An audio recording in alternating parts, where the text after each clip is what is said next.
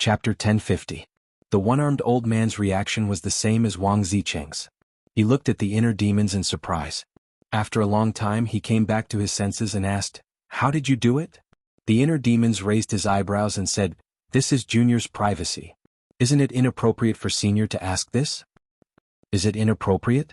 The one-armed old man's eyes flashed with a hint of ridicule. The Emperor's might was like a waterfall, covering the sky and earth, instantly imprisoning Qin Feiyang, Wang Zicheng, and the other 10 people. The one-armed old man looked at the inner demons and said jokingly, "Then is it appropriate now? Senior, are you looking for trouble?" The inner demons also had a trace of hostility between his brows. He was the inner demons, the embodiment of all evil. It was not easy for him to make such a concession. But this one-armed old man did not know how to restrain himself at all. He was becoming more and more presumptuous and was about to infuriate him. The one-armed old man laughed sinisterly. "No, this old man is not here to find trouble. I am here to kill you under orders." "Under orders?" The inner demons was surprised and asked, "Under whose orders?" "That's none of your business. Answer this old man. As long as you tell this old man the truth, this old man will give you a quick death." The one-armed old man laughed arrogantly. The inner demons calmed down and said with a smile, "Okay, I'll tell you. Some time ago I found a ruin and found a few divine pills inside." "What divine pills?" The one-armed old man hurriedly asked, his eyes full of greed. The inner demons grinned and said, "I don't know what divine pill it is. I only know that when I took a divine pill, my cultivation soared like a rocket." The one-armed old man's eyes trembled and said hurriedly, "What about the rest? Hand it over." The inner demons said with grievance, "You're using the Emperor's might to imprison me. How can I hand it over?" The one-armed old man looked at the inner demons for a while and said in a deep voice, "Are you playing with this old man? I'm about to lose my life. How would I dare to play with you? Really, I'm not lying to you." The inner demons said solemnly, "You won't be able to do much anyway." The one-armed old man smiled disdainfully and then withdrew his Emperor's aura. "Just you wait."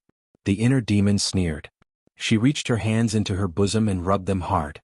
Previously, when he fought with Pei Qin and the other 10 people, there was a lot of dirt on his body. Soon he rubbed out a ball of dirt the size of a pellet. "Here." Then he chuckled, took out a ball of mud and threw it to the one-armed old man. The one-armed old man grabbed it expectantly, but when he looked at it, his expression changed. He put it to his nose and sniffed it. There was also the stench of sweat. "How dare you trick me?" He suddenly raised his head and stared at the inner demons. His ferocious eyes looked as if he wanted to eat someone. The inner demons showed an aggrieved expression and said, "I'm not lying to you. This is a divine pill. Try it if you don't believe me." Wang Zicheng and the others were all amused. Even the Frosty Ice Queen couldn't help but laugh. Treating dirt as a divine pill and bragging as if it was real, this guy was too much of a bastard. The one-armed old man's face was as calm as water. He waved his old hand, and the ball of mud turned into a stream of light and shot toward the inner demons' forehead. And now, this ball of mud was no longer a simple ball of mud. It contained the one-armed old man's battle chi, which was comparable to divine iron. The inner demons sneered, quickly raised his arm and grabbed the ball of mud. Immediately, a huge force came over. He took a few steps back in a sorry state, and a wisp of purple gold dragon blood flowed out from the corner of his mouth. What a strong force. The inner demons was shocked and his arm was numb. Then he laughed and said, "You don't want such a good thing. You really have no taste." But the one-armed old man turned a deaf ear to him. He stared at the purple gold dragon blood on the corner of Qin Feiyang's mouth, his old eyes full of surprise. How can his blood be this color? The Spirit Queen and the others also looked at Qin Feiyang in disbelief. In fact, there had always been purple gold dragon blood on Qin Feiyang's body, which was left when he fought with Pei Qin and the others. It was just that when they first saw it, they didn't take it seriously. They thought it might be some kind of liquid spurted out by some sea beast. However, they never expected that it was the blood that flowed out from Qin Feiyang's body. The inner demons pursed his lips and said lightly, "I'm the reincarnation of the purple gold divine dragon. What's the fuss about?" Purple gold divine dragon. Everyone's eyes trembled. They knew that Qin Feiyang was just joking, but there was indeed a dragon's power in the blood. "You didn't come out. You hid it so well. If I'm not wrong, you should be the descendant of the Qin Emperor," the one-armed old man said in a deep voice. This time it was the inner demons who were shocked. In his inner world, Qin Feiyang also turned pale with fright. He had long thought that the exposure of the purple gold dragon blood might expose his identity, but he didn't expect it to really come true. Oh. How did this old man know about the Qin Emperor? One had to know. Not long ago, Pei Qin and the others also saw the purple gold dragon blood, but none of them recognized it. But now this old man recognized it at a glance. Could it be that this person's status was higher than Pei Qin and the others? Suddenly, he seemed to have thought of something and his eyes were filled with deep disbelief. He thought of the main tower. Because this kind of secret was only known by the people of the main tower. But because of this he found it hard to believe. If his guess was true and the one-armed old man was really from the main tower, then when he said that he was following orders, wasn't he following the orders of the main tower master? He didn't believe that the main tower master wanted to harm him. After all, he was now the personal disciple of the main tower master and had received the inheritance of the first main tower master. He was already the next successor of the main tower master. Moreover, young Master Hao and he were also as close as brothers. The main tower master had no reason to harm him. But besides the main tower master, who else could it be? Suddenly, he thought of another thing. He remembered that Mu Qing had said something to him. The main tower master might not pass the position to him. He also said. He didn't know much about the main tower master, but the Mu family knew everything. However, there were some things that couldn't be said clearly. In the end, Mu Qing also warned him to be careful. The person that Mu Qing told him to be careful of was no one else but the main tower master. Could it really be him? Recalling what Mu Qing had said, Qin Feiyang's heart began to waver. Perhaps this upright chief pagoda master was truly a despicable person. Then if this guess was true, wouldn't it be a conspiracy for the main tower master to let him and young Master Hao come to experience? It was terrifying to think about. Whether it was Qin Feiyang himself or the inner demons, they didn't dare to think about it anymore. Because if it was true, then the main tower master was too shrewd. In the blink of an eye, seeing the inner demons looking at him in shock, the one-armed old man laughed in surprise and said, "It seems that this old man guessed right. The descendant of the Qin Emperor, you are really a big fish." The Qin Emperor? Wang Zicheng and the others looked at each other. Listening to the one-armed old man's tone, the Qin Emperor seemed to be a very great person? What should we do? The inner demons stared at the one-armed old man gloomily and asked secretly. Since he has seen through it, there is no need to hide it. Cripple him and force him to tell us who is behind it. Qin Feiyang said in a deep voice. This matter must be investigated clearly, otherwise, he would not be able to sleep and eat in peace. Understood. The inner demons smiled and looked at the one-armed old man and said, Yes, I am the descendant of the Qin Emperor, and I am Qin Feiyang. Qin Feiyang? The one-armed old man was shocked and took a while to recover. He shook his head and said, Qin Feiyang, Qin Badin, we should have known that you are the descendant of the Qin Emperor. Who is this we? The main tower? Or the main tower master?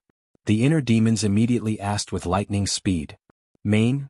The one-armed old man instinctively opened his mouth, but after saying one word, he suddenly came back to his senses. Little bastard, how dare you trick this old man? You are courting death. His face immediately became ferocious and the emperor's aura exploded. The island suddenly broke apart and shook violently. This emperor's aura? He is a 7-star combat emperor. Wang Zicheng and the others suddenly changed color and their eyes were filled with fear. So what if he is a 7-star combat emperor? Break for me. The inner demon's blood-red hair fluttered and the emperor's aura that imprisoned everyone was instantly broken.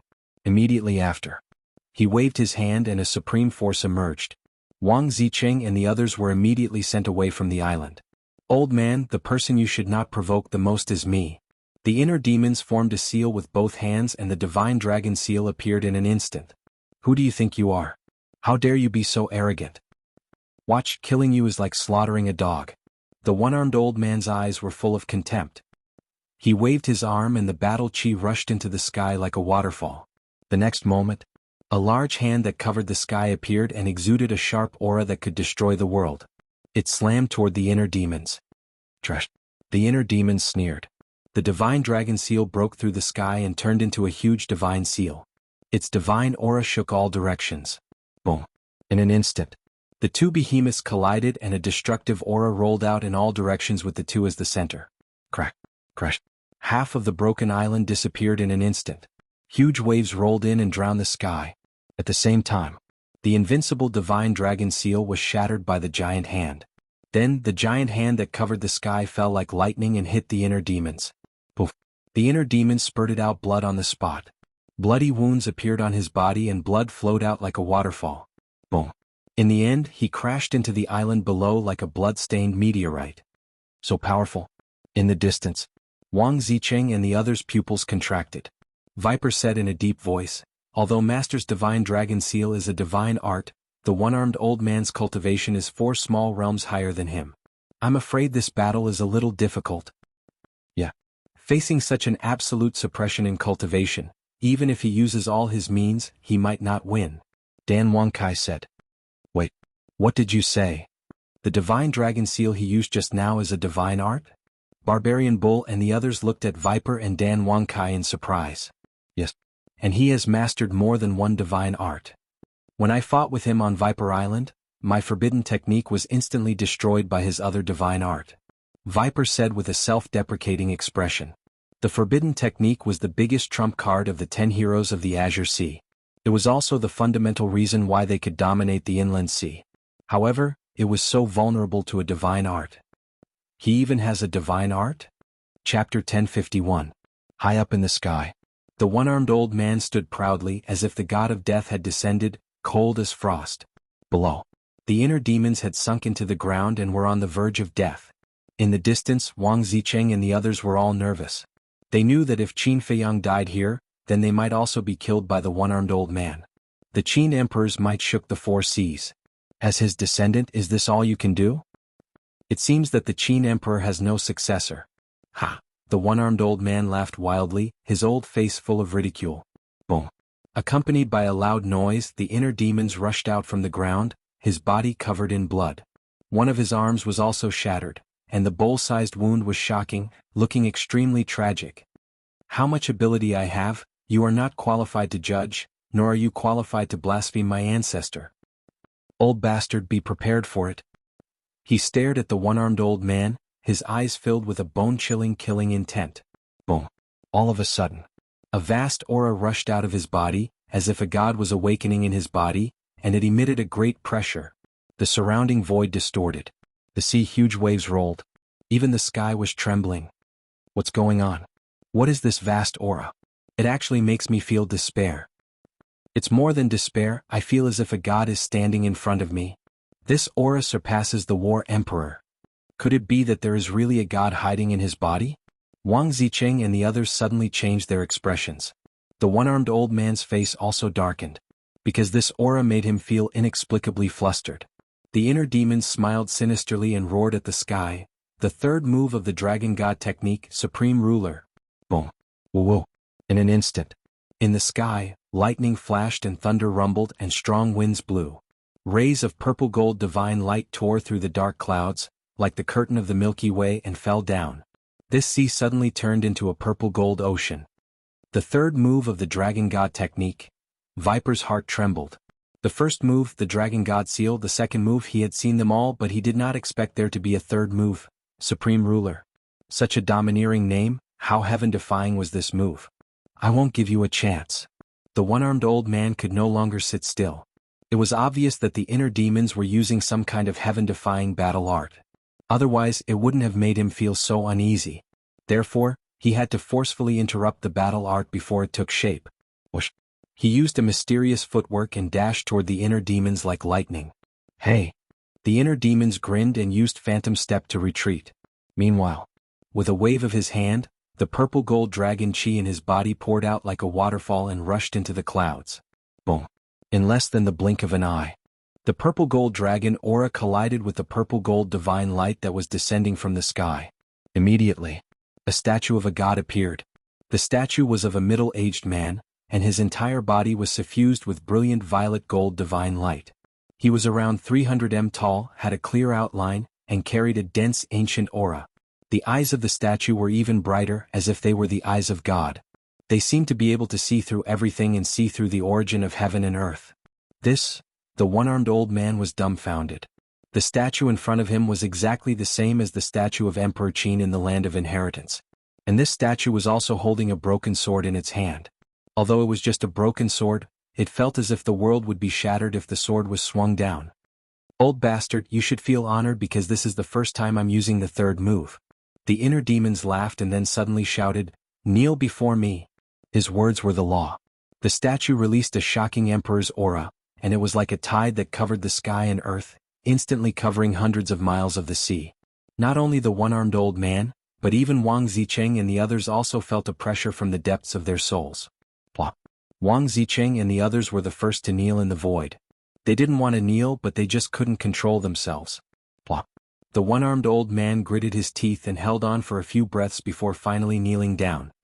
What a terrifying emperor's aura. He was shocked. He felt that the statue was like the return of an ancient emperor, whose aura was inviolable. See, that's the difference between you and me. The inner demons looked down at the one-armed old man with disdain. The one-armed old man flew into a rage out of humiliation. "Little bastard, I swear that I'll tear you to pieces today." He raised his head and roared. Accompanied by a deafening sound, a halberd rose from his back. He didn't dare to hold back and decisively activated his fighting soul. The halberd was more than 100 feet long, and it was shining with a silver light, releasing a destructive aura and a sharp edge. "Bastard, go to hell." The one-armed old man's eyes were filled with hatred. He roared hysterically, and the halberd shook the sky and slashed at the inner demons. "How dare an ant like you try to compete with the sun and the moon?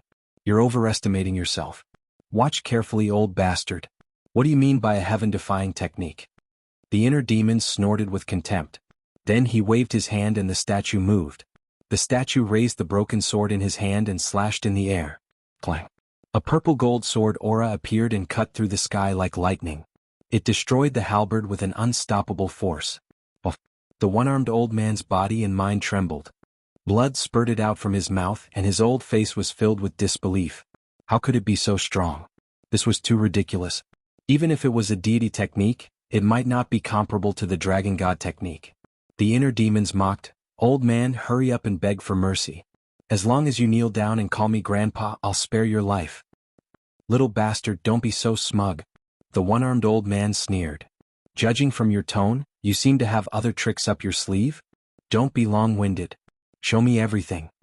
The inner demons crossed his arms in front of his chest. Both his eyes and his posture were filled with contempt. "I don't have any other tricks up my sleeve. But don't forget your current situation." The one-armed old man sneered. "Situation?" The inner demons was slightly taken aback. He asked curiously, "What situation? Tell me." The one-armed old man said, "Not only the main tower but even the trading pavilion is looking for you. If I expose your true identity, what do you think will happen to you?" "So that's what you're talking about. But do you have the chance to expose yourself?" The inner demons looked at him playfully. "Ha!" The one-armed old man couldn't help but laugh and said, "I admit that you're very strong. Even I am not your opponent. But if you want to keep me here or kill me, you'll never be able to do it." "Really?" The playful look on the inner demon's face became even more intense. "What do you think? I'm a 7-star combat emperor, and you're a 3-star combat emperor. We both have perfect supportive skills. If I want to leave, do you think you can stop me?" "Little bastard, just wait for your despair." The one-armed old man laughed and used his perfect supportive skills. He turned around and left. "Sigh. You're too confident. The one who will despair is not me but you. Innate divine ability, Emperor Divine Prison." The inner demon shook his head. The purple gold dragon soul appeared, and an invisible force surged out in all directions like a flood. The one-armed old man was immediately imprisoned in the void. His eyes were wide open in anger. The inner demon stepped on the dragon soul and landed in front of the one-armed old man.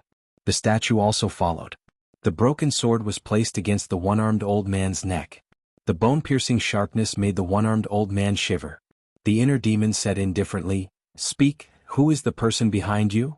"Purple gold dragon soul." When he saw the purple gold dragon soul under the inner demon's feet, the one-armed old man's eyes trembled. The inner demon shouted, "I don't have time to waste with you. Speak quickly." The one-armed old man's heart trembled. He looked at the inner demons and shook his head with a smile. "I have to admit, you're really an amazing young man." The inner demons raised his eyebrows. "Let me finish. With your talent and potential, no one in the entire Forgotten Continent can be compared to you. If you don't die, you'll definitely become the next Qin Emperor. But unfortunately, do you know why? Because you'll definitely die today.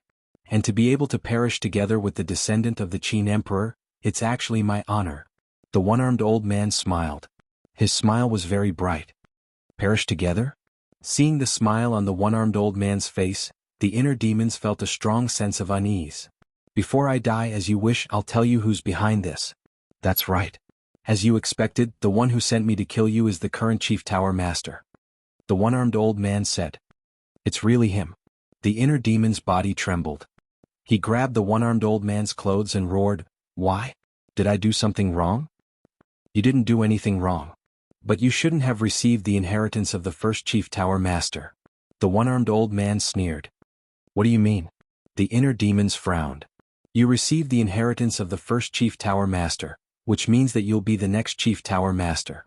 And this is exactly what the current Chief Tower Master doesn't want to see, because he wants to leave this position to young Master Hao. That's why he sent you to Qinghai to get rid of an obstacle like you. The one-armed old man said. I see. The inner demons clenched his hands and said in a deep voice, Why in Qinghai? The one-armed old man said, Because if he gets rid of you in Qinghai, no one will suspect him. I understand. He asked young Master Hao and Wang Yu to go with me to cover it up. The inner demons said. Yes. With young Master Hao and Wang Yu no one will suspect him. Don't you think it's very ironic now? I thought I got a great fortune, but it turned out to be a disaster. The one-armed old man sneered. The inner demons laughed and asked, Do young Master Hao and Wang Yu know about this? No. The one-armed old man shook his head. The inner demon said, Then why didn't you kill me when we met on the beach? Why did you wait until now? It's because of the Chief Tower Master's order. The Chief Tower Master told me not to make a move if I can. It's best if you die in the hands of others, so I told you about the 10 heroes of Qinghai. Because with your character, you'll definitely be interested in the 10 heroes of Qinghai after hearing that. And the 10 heroes of Qinghai are all arrogant people. Conflicts will inevitably occur when you meet. But the only thing I didn't expect was that you've actually subdued them. The one-armed old man said. It turns out that I've fallen into your trap since I entered Qinghai. The inner demons sighed deeply, then grinned and said, Thank you for telling me this. You're welcome. Because even if you know, there's nothing you can do. Chapter 1052. Is that so? The inner demons narrowed his eyes. What is this person trying to do? Of course. You will die and so will I, but the difference is that my death will be a worthy one. And your death will be regretful for the rest of your life. The one-armed old man chuckled as a hint of madness appeared in his eyes and a destructive aura rushed out from his body. The inner demon's pupils shrank and he said, So you're planning to self-destruct and die with me? That's right. It's too late now even if you can fly. Go to hell with me. The one-armed old man laughed as if he had gone mad. The destructive aura became more terrifying. Are you dreaming? Since you know that I am Qin Feiyang, you should know that I have a place to hide. The inner demon sneered. In the next moment he disappeared without a trace. A place to hide. The one-armed old man's eyes trembled. After being reminded by Qin Feiyang, he finally remembered. He quickly stopped self-destructing. If he couldn't die with Qin Feiyang, then his self-destruction was meaningless. But it was too late to stop now. Boom. His fleshly body suddenly exploded in the void, and a destructive wave of air rolled out in all directions with an earth-shattering momentum. Bastard, I won't let you go even if I become a ghost. In an instant, his corpse was nowhere to be found. The shattered island below was also completely shattered and swallowed by the waves. Only his resentful roar remained, echoing in the world for a long time without dissipating. Powerful. Wang Zicheng and the other 8 people kept retreating, their faces full of shock. Even a 7-star combat emperor was forced to death by Qin Feiyang. His means were too terrifying. So this is his true strength. The big bull and Wang Zicheng looked at each other and a self-deprecating smile crept up the corners of their mouths. They knew Qin Feiyang first, but at first they didn't take Qin Feiyang seriously at all. They didn't expect him to be such a terrifying person. Disregarding everything else, just the innate divine ability of the purple gold dragon soul was enough to make anyone despair. What a strong fluctuation. Looks like Big Brother Mu is fighting with someone again. Meanwhile, Wang Yuer and young Master Hao stood in the sky above the island, looking in the direction of the volcanic island, their eyes filled with shock.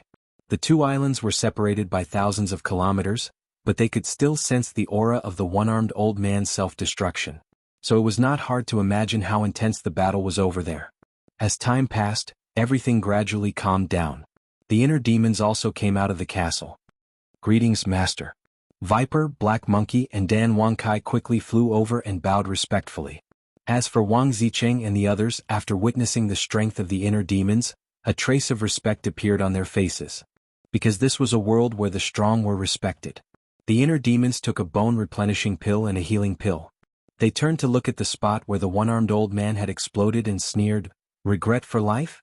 What a joke."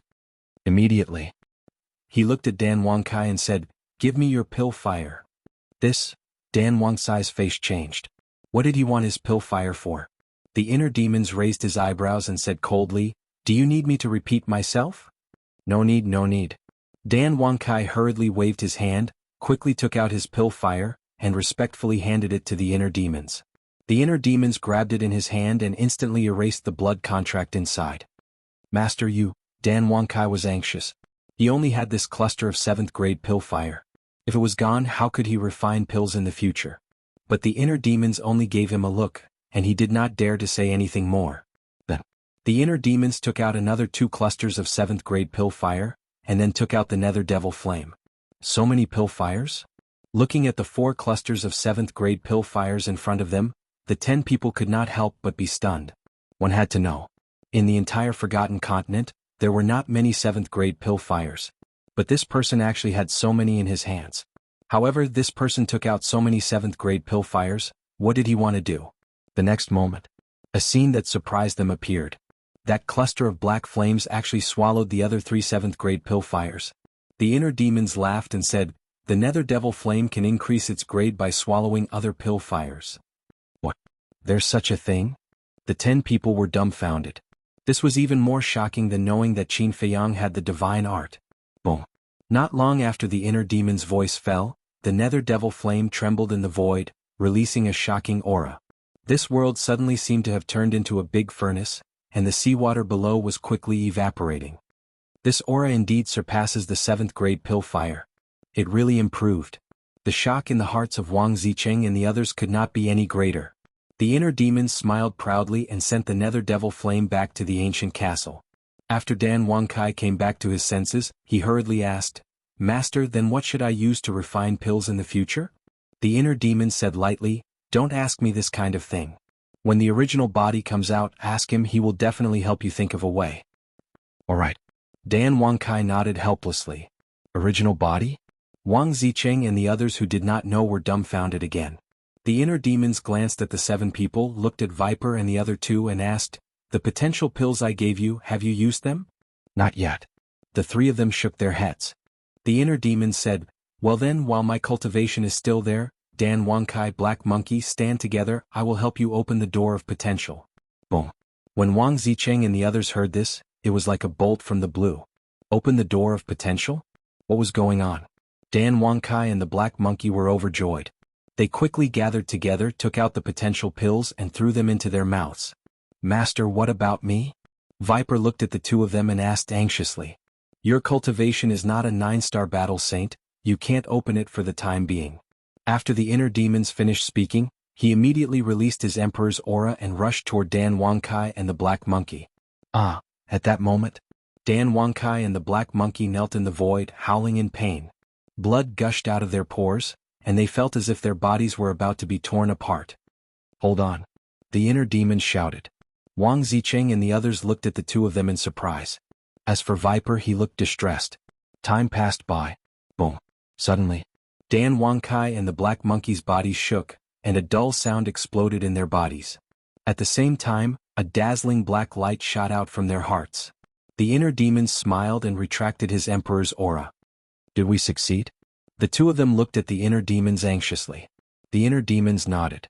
The 2 of them suddenly became spirited. Ignoring the blood all over their bodies, they quickly tore open their clothes and looked down at the potential imprint on their hearts. They saw that the original white potential imprint had now turned black. "We really succeeded." The 2 of them looked at each other, overjoyed. This is absolutely impossible. But at the same time, Wang Zicheng shook his head vigorously, his face full of disbelief. The Spirit Empress and the others were the same. What kind of joke was this, to actually use pills to open the gate of potential? Dan Wangkai stood up, glanced at them and sneered, "The truth is right in front of you. The black monkey also looked at Wang Zicheng and said proudly, "Usually you always show off in front of us that you have opened the second level of the Gate of Potential. Now that we have finally caught up to you, tell us, what do you think?" But Wang Zicheng seemed to have not heard it and kept muttering to himself. It seemed that he would not be able to accept this fact in a short period of time. The black monkey laughed sinisterly. "Also, let me tell you, the second level is really nothing, because Master has already opened the sixth level of the Gate of Potential." The sixth level. Wang Zicheng suddenly raised his head and stared at the inner demons. The Spirit Empress and the others were also shocked. The sixth level of the Gate of Potential, this was something they did not even dare to think about. The inner demons smiled playfully and looked at Viper. "How long will it take for you to break through?" Viper thought for a moment and said, "Should be another half a year." The inner demon shook his head. "Too long, I will help you break through to the 9-star battle saint now, wait for me." After saying that, the inner demons went to the ancient castle. "Help me break through now?" Viper was stunned, looked at Dan Wangkai and the black monkey and said, "Did I hear wrong?" "No. He did say that." The two of them said, "No way. He can refine pills that can help me break through?" Viper was shocked. Dan Wangkai and the black monkey looked at each other, and their faces were also full of shock. Everyone knew that only martial artists, masters and masters could use the red fire-colored glass pill to break through. Warriors above the Battle King level had to rely on their own efforts, and there was no shortcut. But judging from the inner demon's tone and attitude, it did not seem like they were joking. After a while, the inner demons appeared holding 2 pills in his hands. 1 antidote pill. 1 9-turn dragon blood pill. And both of them had 7th grade pill veins. "Take it." The inner demons handed it to Viper. Wang Zicheng and the others were deeply shocked again. He could even refine pills with 7 pill veins? What kind of monster was this person? "Thank you, Master." Viper was grateful. He first took the antidote pill, closed his eyes and sank his mind into his body to observe the poison. The poison hidden in his body was equivalent to a time bomb. If not removed as soon as possible, he would not be able to eat or sleep in peace. A moment later, he opened his eyes, and there was a trace of anger on his face. He looked at the inner demons and said, "There's no way to remove it completely. It seems that I can only go to Pei Qin to get the antidote." The inner demon's eyes darkened slightly and he said, "Pei Qin has been killed." When Pei Qin was killed, Viper was not there, so he did not know. At this moment, when he heard the inner demon's words, he suddenly changed his expression and said, "Have you found the antidote?" "Well, at that time I was having a good time killing and completely forgot about it." The inner demons was stunned, then he scratched his head, and his face was full of embarrassment. "Then what about the poison in my body?" Viper was desperate. Pei was dead and the antidote pill with 7 veins was useless. Didn't that mean there was no hope? "Don't worry, I don't think I destroyed Pei Qin's body at that time. His Heaven-Earth bag should still be there. As long as we find his Heaven-Earth bag, we should be able to find the antidote." The inner demons comforted him, then looked at the island below, embarrassed again. He had forgotten. The island had long been destroyed in the battle between him and the one-armed old man. Since the island was destroyed, how could there be a corpse? It's over, it's completely over. Chapter 1053. Dan Wangkai and the black monkey couldn't help but look at Viper sympathetically. Viper had already told them about being poisoned, so they knew how terrible the poison was. As long as Pei Qin died, Viper was basically waiting for death. From this point, it also showed that although the inner demons were powerful, they weren't very reliable. Because if it was Qin Feiyang himself, he would definitely not forget to get the antidote for Viper. Don't worry, there must be a way." The inner demons comforted him. "What way?" Viper looked at him weakly. The inner demons didn't know how to answer. Swish. At this moment, another Qin Feiyang appeared beside the inner demons. Wang Zicheng and the others were surprised. "Greetings, young lord." Dan Wangkai and the black monkey immediately bowed. That's right. This was Qin Feiyang himself. Seeing Qin Feiyang himself appear, Viper seemed to have grasped at a life-saving straw and cried, "Young lord, you must save me." "Don't worry. This matter hasn't reached the point where it can't be saved," Qin Feiyang said with a smile. Viper was suddenly energized. He stood up and asked, "Young lord, do you have a way?" Qin Feiyang said, "Even the antidote of 7 elixir patterns can't remove the poison. The poison that Pei Qin gave you is undefeatable." Viper's heart sank. Even the young lord couldn't do anything? Qin Feiyang said with a smile, "But because of this, other people in the divine python tribe must have the antidote. Viper was surprised. It's actually very simple. Let's put ourselves in their shoes. If we can make such a poison, will we give some of the antidote to our relatives in case of emergency? Qin Feiyang asked. Viper thought carefully and nodded. If it's a close relative, we will definitely give it to them. Isn't that right? Moreover, Pei Qin's poison is a great threat to anyone. As for the super forces, the most common thing is to scheme against each other, including the Divine Python tribe. Let's not talk about the others. Let's talk about the chief of the Divine Python tribe. Although I've only met him once, this person is extremely vicious and merciless. For the sake of power, he even murdered his own elder brother. It's impossible for such a ruthless character to completely trust the people around him. When he finds out that Pei Qin can concoct this kind of medicine, he will definitely ask Pei Qin for the antidote as soon as possible, just in case. So I concluded that he definitely has the antidote on him. Qin Feiyang said. Hearing this, Viper was ecstatic. The main body was the main body. No matter what difficulties it encountered, it would be able to find a solution at the fastest speed. Although the inner demons are very strong, they're not as smart as me. Qin Feiyang smiled and said, Don't worry. When we return to the Divine City, I will go to the Divine Python tribe and get the antidote. Thank you, young master. Viper hurriedly bowed and thanked him. I can't stay outside for too long. You guys can continue. Qin Feiyang smiled faintly and returned to the inner world. Viper's suspended heart finally relaxed. Then he looked at the other pill in his hand, raised his head to look at the inner demons and asked suspiciously, Master? What kind of pill is this? The inner demons glanced at Wang Zicheng and the others from the corner of his eyes, and said expressionlessly, This is called 9-turn dragon blood pill. It can increase the cultivation of War Emperor and War Saint. What? Viper's gaze trembled. Wang Zicheng and the others also looked at the 9-turn dragon blood pill in shock. In fact, the inner demons had deliberately said it to them. These people were all arrogant and unruly people. It was almost impossible for them to willingly submit. So, the inner demons thought of a way to break down the defenses in Wang Zicheng and the others' hearts step by step. The first step was to display extraordinary strength. For example, the various divine arts and the purple gold dragon soul, to achieve the effect of intimidating Wang Zicheng and the others. Obviously, this step was very successful. The second step.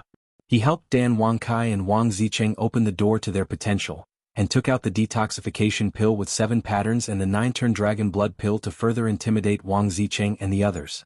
No. To be exact, the second step was to tempt them. This step was also successful. Now the third step was to help Viper become a 9-star war saint. He wanted to completely defeat Wang Zicheng and the others mentally and spiritually. He did not believe that after seeing these miraculous pills, Wang Zicheng and the others would not be tempted. The inner demons said, Take it. Okay. Viper nodded repeatedly, took the 9-turn dragon blood pill, sat cross-legged in the void and closed his eyes. Boom. The pill melted in his mouth and turned into a majestic energy, rolling toward his limbs and bones. Immediate effect. Viper's aura rose crazily. The 9-turn dragon blood pill with 7 patterns had a 70% success rate, which almost meant that it would not fail. Unless he stepped on dog feces outside and was extremely unlucky. And Viper's luck was still good. So, he broke through the shackles of an 8-star war saint and broke through to a 9-star war saint. I really did it. Viper opened his eyes and his face was filled with ecstasy. Although there was still half a year before he could break through to a 9-star war saint with his own efforts, time was very precious to cultivators. Many things could be done in half a year. He looked up at the inner demons and said with admiration, Master, you're too amazing, you're my idol. The inner demon said with a cold face, Stop flattering, quickly take the potential pill, I'll help you open the second door of potential. Okay. Viper nodded and quickly took out the potential pill and took it. After a painful process, the second door of potential was successfully opened. I can't take it anymore. Dead Face roared and knelt in front of the inner demons on one knee, and said respectfully, Master, please give me the potential pill too. Shin Yi and his brothers looked at each other, stepped forward, and knelt in front of the inner demons and said, Master, we're also willing to serve you. Very good. Please believe me, you definitely won't regret the decision you made today. The inner demons laughed heartily and entered the castle, took out 4 potential pills, and opened the second door of potential for the 4 of them. Now only the big bull, Wang Zicheng, the spirit queen, and the ice queen were left. Girls, I won't force you, I can even remove your slave seal, but you have to think carefully. Because if you do that, you won't be able to get the potential pill, and then the gap between you and Viper and the others will become bigger and bigger. One day, Viper and the others will stand at the top of the pyramid of the Forgotten Continent, and be respected and worshipped by the world. And you can only hide at the side and die in silence. There might even be people laughing at you. Weren't you all part of the Blue Sea's 10 heroes? Why is the gap so big? The inner demons joked. The two girls trembled, and a trace of struggle appeared in their eyes. You only have one chance. If you miss it, the next time you want it, even if you kneel down and beg me, I won't bother with you because I don't need it anymore. The inner demon said calmly, with a deep sense of disdain in his tone. The two girls looked at each other and finally gritted their teeth, knelt down on one knee and said respectfully, "Greetings, master." Ah! The inner demons laughed. As long as these two girls submitted, the big bull wouldn't be far away from submitting. However, the two girls felt that the inner demons was laughing at their cowardice, and a trace of anger appeared on their faces. Don't misunderstand, I'm not laughing at you. On the contrary, I admire you because you have a lot of awareness. Do you know why? The inner demons said playfully. The two girls shook their heads. The inner demon's eyes surged with a bloody light, and he laughed sinisterly. If you really believe me and let me remove the slave seal, then it'll be the time of your death. The two girls' eyes trembled. So this was a trap. However, you're very smart and chose to follow me. Of course, I can't favor one and discriminate against the other. The inner demons took out 2 potential pills, and helped the two girls open the second level of the door of potential. The dead man's face rolled his eyes and asked carefully, "Master, I heard you say that the 9-turn dragon blood pill is useful for battle masters and battle saints. Is it useful for us 9-star battle saints?" "Yes. Although it can't let you break through to battle emperor, it can break through the bottleneck. As long as you take the 9-turn dragon blood pill, you can easily step into a 1-star battle emperor in less than an hour." The inner demon said proudly. The group of people suddenly became excited. There was a gap between a 9-star battle saint and a 1-star battle emperor. Although they were extremely talented, it wasn't easy to cross this gap. "Don't worry, before you take the 9-turn dragon blood pill, I'll help you open the first 7 levels of the door of potential," the inner demons said. Everyone's heart trembled. Opening the 7th level of the door of potential, this was something they didn't even dare to think about before. The barbarian bull finally couldn't hold it in, but he couldn't put down his face. He looked at the inner demons and wanted to say something but stopped. Wang Zicheng's expression changed and he shouted, "Barbarian bull, what are you trying to do? Could it be that even you can't resist the temptation? Have some backbone, okay? What's the use of having backbone? Just like now, I'm stronger than you. I can trample on you however I want. Do you dare to fight back? Moreover, you're already like this. Don't you think it's ridiculous to talk about having backbone?" The inner demon's face was full of disdain. The barbarian bull closed his eyes in pain and finally sighed. He opened his eyes and bowed, "Greetings, master. At least you know what's good for you." The inner demons sneered, and helped the barbarian bull open the 2nd level of the door of potential. "You guys are really despicable." Wang Zicheng looked at the 9 people with disdain, and his face was full of disappointment. But the 9 people turned a deaf ear. The inner demons also ignored him and looked at Viper and the others with a smile. "Quickly rest, I'll help you open the 3rd level later." "Okay." Viper, Dan Wankai and the black monkey were overjoyed. They quickly sat cross-legged in the void, took healing pills and closed their eyes to meditate. As for the barbarian bull and the others, after tasting the sweetness, they simply let go. After all, no one could change the situation at this point. Rather than continue to resist and suffer, they might as well accept it. Hey, are you ignoring me?" Seeing that the inner demons ignored him, Wang Zicheng was very unhappy. Even if he didn't want to submit, shouldn't he at least put on an act and ask him? Now they just left him here and didn't ask him what was going on. The inner demons still ignored him. They didn't even look at him and directly went to the ancient castle. They did it on purpose. Chapter 1054. Bastard. Wang Zicheng was furious.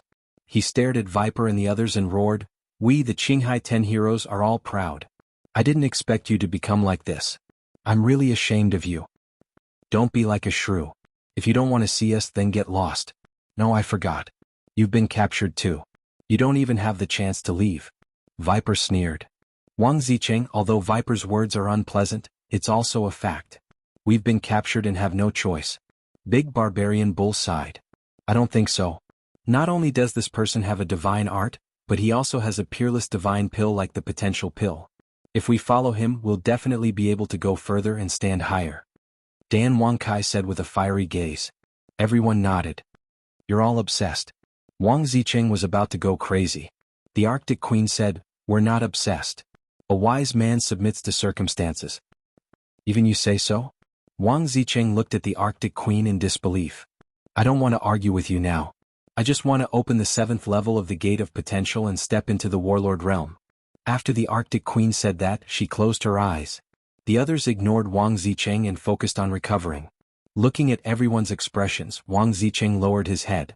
His conviction could not help but waver. About an hour later, the inner demons finally came out of the ancient castle. However, there was a hint of irritation between his brows. During this time he was refining the Small Creation Pill and 9-turn Dragon Blood Pill. Small Creation Pill, 20 pills. 9-turn Dragon Blood Pill, 9 pills. Originally, refining these medicinal pills would not take such a long time. After all, there were only 29 pills in total. But the problem was that the Netherworld Devil Flame needed more mental strength than before to reach the 8th grade. Now he could only refine 10 pills at a time before his mental strength was exhausted. He had a headache. The soul refining technique was also strengthening his mental strength at any time, but he could not keep up. If only there were other ways to increase his mental strength. The inner demon sighed. He looked at Viper and the others and asked, have you recovered? Yes. The 9 nodded. The inner demons immediately took out 9 potential pills and threw them to everyone. Then he helped them successfully open the 3rd level. Next, the 9 of them began to cultivate again.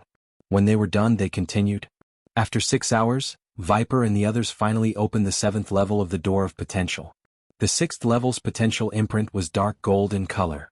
As for the 7th level's potential imprint, it was reddish gold in color and was extremely eye-catching. Next, the inner demons then gave the 9 transformation dragon blood pills to Dan Wangkai and the others. Finally, the 8 of them all stepped into the 1-star combat emperor realm.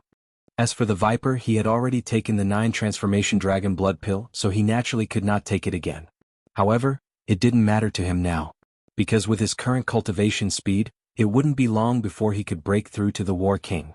However, Wang Zicheng's heart was in a complete mess as he watched the 9 of them undergo a complete transformation in front of him. Submit? Not submitting? These two thoughts had been alternating in his mind all this time. The inner demons glanced at Qin Feiyang from the corner of his eyes, turned off the kill symbol tactic, and did not stay any longer. He entered the inner world and looked at the original body of Qin Feiyang and laughed. My mission has been completed, I'll leave the rest to you, especially that Wang Zicheng, torture him well.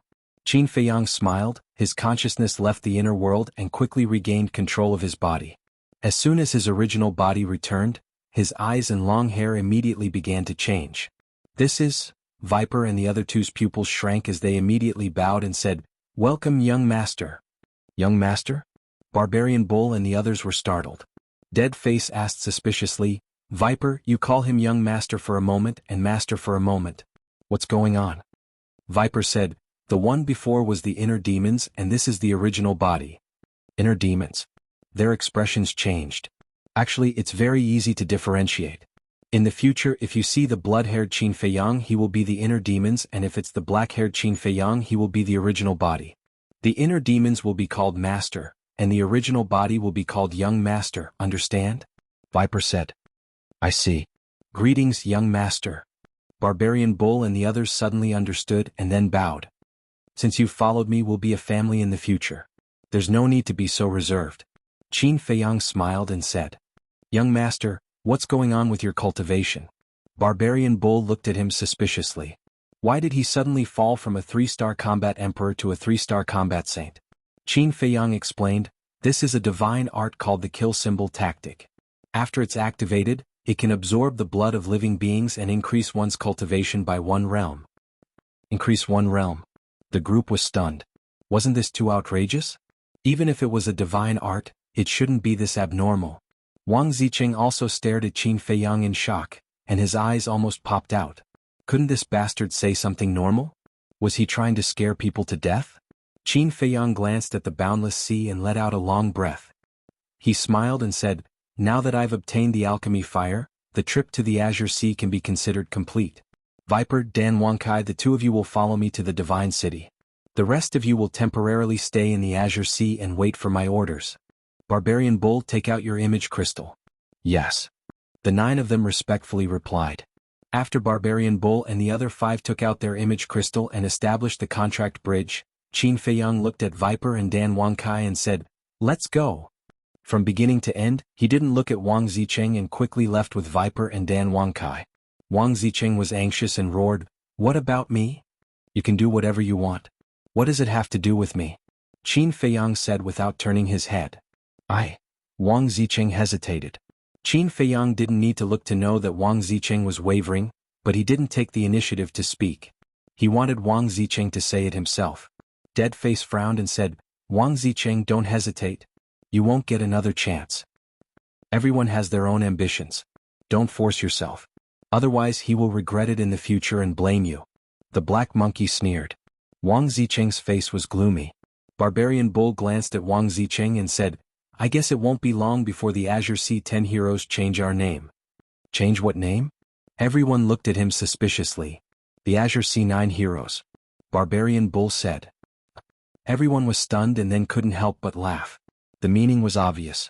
Soon they would surpass Wang Zicheng, and by then Wang Zicheng wouldn't be worthy of being on the same level as them. "What do you mean?" Wang Zicheng glared at the 9 people angrily. Barbarian Bull said indifferently, "I don't know if it's interesting or not. I only know that it will be too late if you don't speak now." Wang Zicheng's eyes trembled.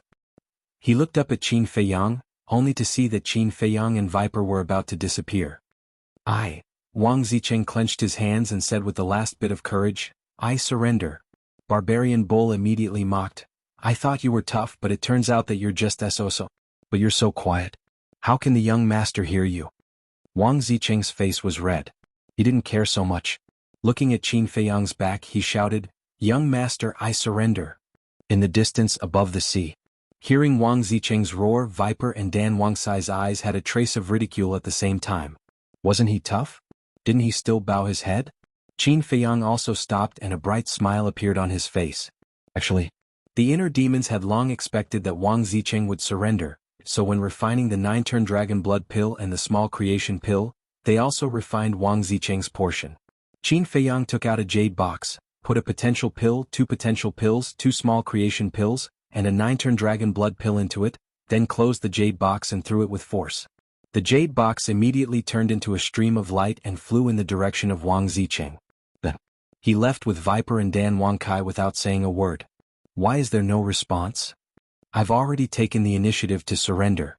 What else do you want? Not waiting for Qin Feiyang's response for a long time, Wang Zicheng couldn't help but fly into a rage out of humiliation. Look, something is flying over.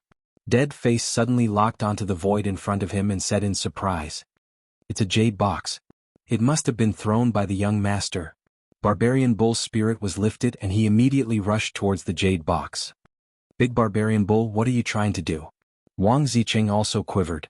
With a roar, he actually activated the forbidden technique and shot towards the jade box. Barbarian Bull stopped in his tracks, looked at Black Monkey and the others and mocked, "I was just joking. Look at how anxious he is." Dead Face chuckled, "Seeing that we have all opened the gate of potential, how can he not be anxious?" Finally, Wang Zicheng grabbed the jade box and opened it without saying a word.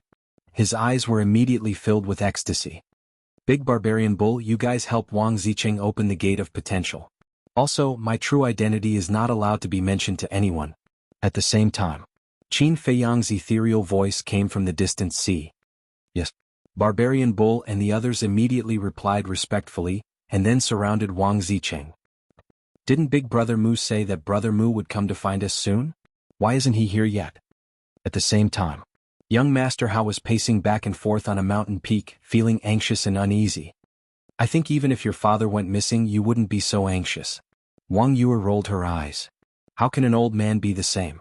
With his strength, who can hurt him? But Brother Mu is different. This inland sea is extremely dangerous. What if something unexpected happens? Young Master Hao was worried. He has such a powerful big brother, what can happen to him? Can you stop pacing around? I'm getting dizzy because of you. Wang Yue said angrily. Young Master Hao smiled embarrassedly, but he stopped beside Wang Yue and looked in the direction of the volcanic island, frowning. Whoosh. No one knew how long had passed. The sound of something piercing through the air was heard. Young Master Hao hurriedly looked over and was instantly overjoyed. Above the distant sea, a white-robed young man came at lightning speed. Who else could it be but Qin Feiyang? However, Viper and Dan Wangkai were gone. They were sent to the castle by him. The bloodstains on his body were washed away on the way, and he changed into a new set of clothes. He looked energetic. Chapter 1055. Brother Mu, we're here. Young Master Hao ran to the edge of the cliff, waving his hand and shouting. Oh? Qin Feiyang was slightly stunned. He stopped in the air and looked in the direction of the voice. When he saw young Master Hao on the top of the mountain, an inexplicable emotion rose in his heart. The chief pagoda sent the one-armed old man to assassinate him. Frankly speaking, he was already angry. But young Master Hao's affection for him was extremely sincere. This made it difficult for him to get along with him. Alas. I'll take it one step at a time. After a while, Qin Feiyang sighed inwardly. He restrained his emotions and greeted young Master Hao with a smile on his face. Where have you been? Why didn't you contact us for so long? You didn't respond to our messages. When Qin Feiyang landed on the top of the mountain, young Master Hao immediately scolded him. Qin Feiyang glanced at Wang Yuer and smiled. I have something urgent to deal with. Sorry to make you worry. Who's worried about you? Wang Yuer rolled her eyes and stood up. Why is your brother in Qinghai? Qin Feiyang shook his head. I don't know. He sent me a message a few days ago. I was quite surprised. Has the alchemy fire appeared? Wang Yuer asked. Qin Feiyang nodded and said, It's in my brother's hands now. Wang Yuer said, Then why don't you bring it here? How can we go back without the alchemy fire? I don't have the guts.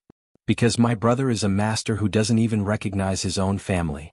If I provoke him, I won't have a good time. Qin Feiyang smiled bitterly. Young Master Hao said, It doesn't matter. Anyway, the biggest purpose of my father's sending us to Qinghai is to train me. Wang Yuer raised her eyebrows and nodded. That's true. You've grown a lot in these months. We can go back and report to our superiors. So, shall we go back now or? Young Master Hao looked at Qin Feiyang. Qin Feiyang thought for a moment and said with a smile, Let's go back now. Now that the matter in Qinghai had been dealt with, there was no point in staying any longer. It was better to return as soon as possible and find a way to obtain the 5-colored crystal. Wang Yuer took out the Saint King ship, and the three of them landed on the deck. The Saint King ship immediately broke through the waves and sailed away. Suddenly, Qin Feiyang looked at young Master Hao and asked calmly, Oh right, did your father send a message to ask about our situation? No. That old man won't worry about us. Young Master Hao snorted coldly. I don't think so. Qin Feiyang shook his head. Then what do you think? Young Master Hao looked at him suspiciously. Qin Feiyang smiled faintly and didn't answer. He sat cross-legged on the bow and closed his eyes to meditate. Although the Chief Pagoda Master wanted to harm him, he had to admit that the Chief Pagoda Master treated young Master Hao well.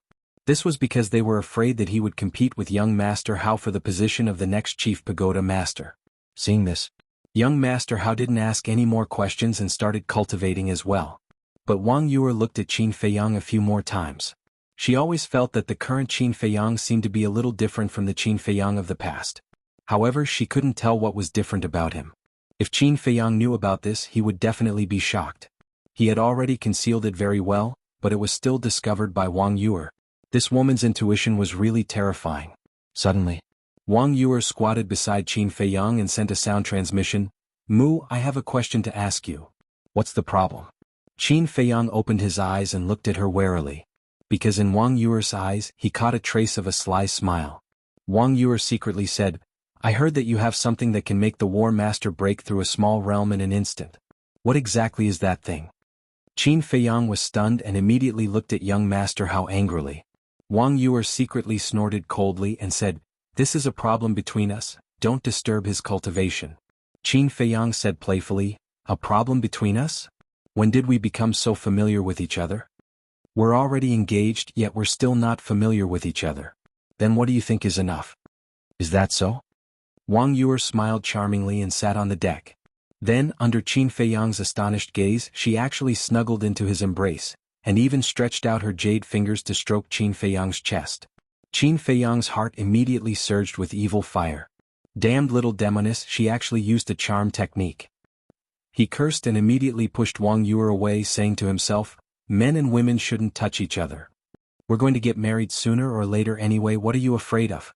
Wang Yuer continued to tease. Qin Feiyang couldn't help but be annoyed. Suddenly his eyes rolled and he hugged Wang Yuer in his arms and said with an evil smile, "Since you can't wait, I might as well fulfill your wish." Wang Yuer's tender body stiffened, and she immediately became obedient. She broke free from Qin Feiyang's evil clutches and snorted coldly, "Don't be complacent, sooner or later I'll make you take the initiative to say it." "I'm afraid you don't have the ability." Qin Feiyang smiled proudly. "Bastard." Wang Yuer cursed silently and then turned around, her face flushed with anger. Qin Feiyang shook his head and laughed.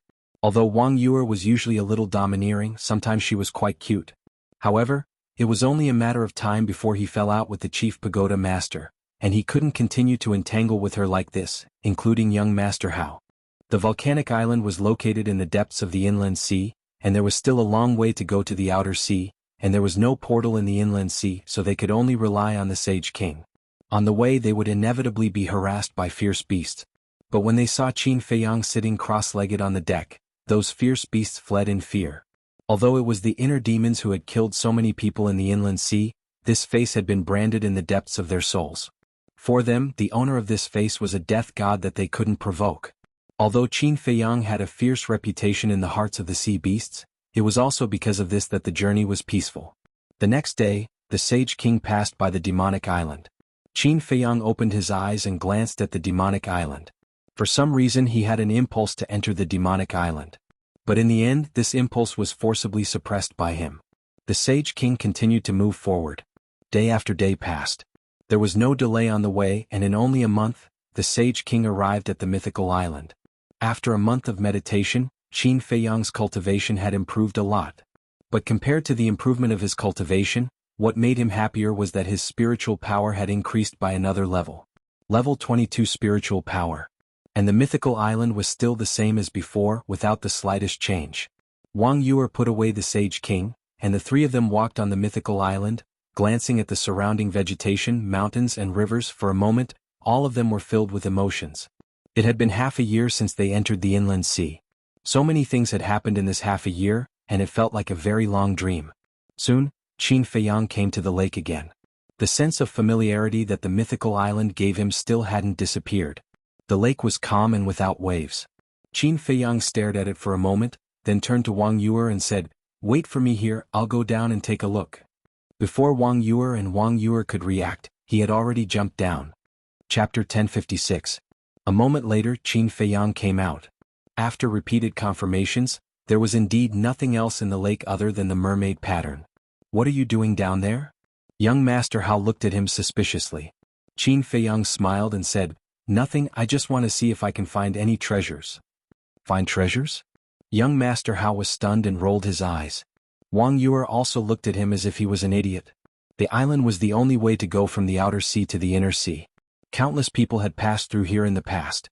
Even if there were treasures, they would have been looted long ago. Qin Feiyang smiled faintly and said, "We can teleport from the outer sea. Let's teleport back directly." "Okay." Young Master Hao nodded. The three of them did not delay any longer and quickly left the island. Then young Master Hao opened a teleportation door and walked in one after another. At the same time, in a courtyard of the main tower's holy land, a middle-aged man stood in a pavilion and was writing a word with a brush. This middle-aged man was wearing a pure white robe. His long hair was draped behind his back, and his whole body exuded an unfathomable aura. It was young Master Hao's father, the main tower master.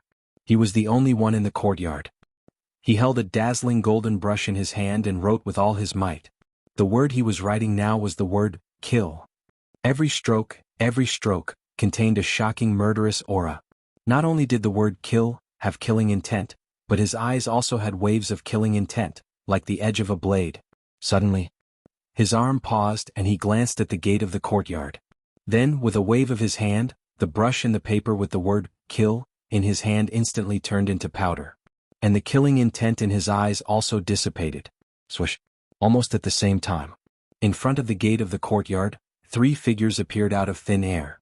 It was Qin Feiyang, young Master Hao, and Wang Yuer.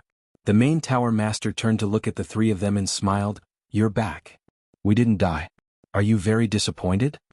Young Master Hao snorted coldly, kicked open the gate of the courtyard and swaggered in. Qin Feiyang and Wang Yuer looked at each other and could not help but shake their heads with a bitter smile. In the entire Forgotten Continent, Only this young Master How dared to kick the gate of the main tower master. Greetings, Master. Greetings, Uncle. The two of them walked in one after the other. They stood in front of the pavilion and bowed. Chief Pagoda Master nodded with gratification and asked, "Did your trip to Azure Sea go smoothly?" "It went well," Wang Yue replied respectfully. But at the same time, looking at the Chief Tower Master's smile, Qin Feiyang no longer had that kind of amiable feeling. This was a person who was very good at disguising himself. It was impossible to find any flaws in his disguise. If he didn't already know the true face of this person, he would definitely continue to be confused by these illusions. Chief Pagoda Master smiled and asked, "Did you bring back the pill fire?" Wang Yue was at a loss for words for a moment. She glanced at Qin Feiyang from the corner of her eyes. Qin Feiyang bowed and said, "Shizhuan, this has nothing to do with them. It's my fault for not being able to snatch the alchemy fire." "What happened?" The Chief Tower Master revealed a hint of suspicion in his eyes. "It's my big brother. He also went to the inland sea. The moment the alchemy fire appeared, it was snatched by him." After Qin Feiyang finished speaking, he hurriedly added, "But Shizhuan, I swear that I didn't leak the news of the alchemy fire appearing in Azure Sea to him." "So that's how it is." Chief Pagoda Master suddenly understood and asked, "Is he your big brother?" "Yes." Qin Feiyang nodded. Chief Pagoda Master said, "Then your big brother is quite powerful. He dares to snatch something that our Chief Pagoda wants?" Qin Feiyang's expression changed. He hurriedly said with fear, "Shizhuan, please calm down. I'll send a message to him later and persuade him to hand over the alchemy fire." "There's no need for that." Chief Pagoda Master waved his hand. Qin Feiyang looked at him suspiciously. Chief Pagoda Master said, "I believe Gongsun Bei has already told you the real reason why I asked you to go to Azure Sea." Qin Feiyang nodded. "That's why I don't care about the alchemy fire. What I want is for Hao to grow in this experience. As for the news of the alchemy fire being leaked, I never doubted you. Because I know that there are many spies in my Chief Pagoda." Chief Pagoda Master smiled. So this person knew and just pretended not to know. As expected of a sly old fox. Qin Feiyang muttered inwardly and pretended to be relieved. Chief Pagoda Master smiled again, "But I'm very interested in your big brother. When he has time, ask him to come to the Chief Pagoda as a guest." Qin Feiyang said, "It's my big brother's honor. I'll definitely tell him." Chief Pagoda Master smiled and looked at young Master Hao. "How was it? Did you get anything from this trip?" Young Master Hao said, "A little." Chief Pagoda Master said with interest, "Then you summarize it for me." Young Master Hao lowered his head and pondered for a while before sighing. "In short, I was a frog at the bottom of a well." Hee hee. Although it was only one sentence, Chief Pagoda Master was extremely gratified. Chief Pagoda Master looked at Qin Feiyang and Wang Yue and said sincerely, "Thank you for taking care of him along the way, and even more thank you for bringing him back alive, not letting me send him off." Wang Yue laughed, "Uncle, you're being too polite. I've always treated him as my younger brother, so it's only right for me to take care of him." "Ha!" Chief Pagoda Master laughed heartily. But suddenly, he frowned and looked at Qin Feiyang. "Do you know? Although you're not in the Divine City during this period of time, the Divine City has been in an uproar because of you." Qin Feiyang was suspicious. Chief Pagoda Master said, "Someone spread the news that you were killed in the Internal Sea." "Bastard. Who is spreading rumors?" Before Qin Feiyang could say anything, young Master Hao had already lost his temper. Chief Pagoda Master shook his head. "I don't know who is spreading rumors, but everyone in the Divine City is talking about it." Wang Yue was also puzzled. Only Qin Feiyang knew in his heart that it must have been spread by the people of the 9 great tribes. He began to look forward to it. When he appeared in front of these people, what kind of reaction would they have? Suddenly, he had an idea and looked at Chief Pagoda Master. "Then Master, did you believe it before?" "Of course I didn't. Because if you were really in trouble, you and Hao would definitely report to me immediately." Chief Pagoda Master laughed. "That's true." Qin Feiyang smiled embarrassedly. Chief Pagoda Master frowned, "But this matter can't be groundless. What exactly happened to you in Qinghai? Speaking of which, I'm angry." Young Master Hao took the lead to speak again, his face full of indignation. "What's wrong?" Chief Pagoda Master turned to look at him. "Old man, do you know? As soon as we left the Divine City, someone came to assassinate Brother Mu." Young Master Hao said angrily, "Who has the guts to touch my direct disciple?" Chief Pagoda Master's eyes were slightly gloomy. Fuanshan and the Qilin tribe. Fortunately, Brother Mu was vigilant, otherwise he would have died long ago. Even the person called Fu Han sent by Fuanshan planned to kill me and my sister. Young Master Hao said. Is that true? Chief Pagoda Master was no longer calm. Young Master Hao said, of course we caught that Fu Han on the Divine Island, and he admitted it himself. Fuanshan told him not to leave any of us alive, that is to say to kill all three of us. This is true. Wang Yu also nodded. Fuanshan. Chief Pagoda Master's eyes were filled with killing intent. Qin Feiyang's eyes flashed and he bowed. Master, you don't have to worry about this matter, leave it to us. After saying that he gave young Master Hao a look. Young Master Hao nodded and said, yes, we will take care of it. Really? Chief Pagoda Master looked at him doubtfully. Young Master Hao said solemnly, believe me this time, I guarantee that this time, you will have a whole new level of respect for me, and I will also investigate the cause of Li He and Shen Feiyun's death. Chief Pagoda Master looked at him in surprise and said with a smile, it seems that this experience has really made you grow a lot. Well, I will give you this opportunity, go ahead and do it. The meaning was obvious. No matter what young Master Hao did, he would unconditionally support him. Thank you, Dad. Young Master Hao was overjoyed. Qin Feiyang was stunned.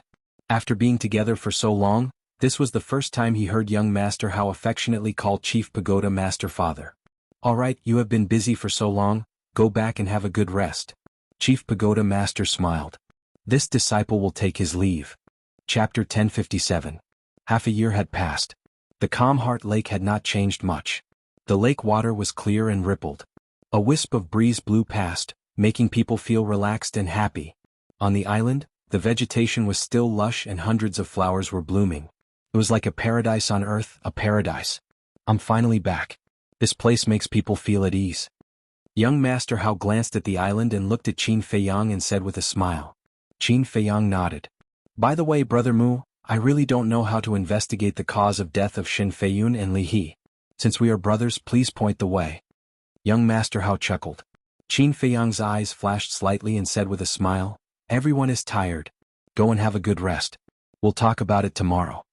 Young Master Hao nodded and said, alright, I'm not in a hurry anyway.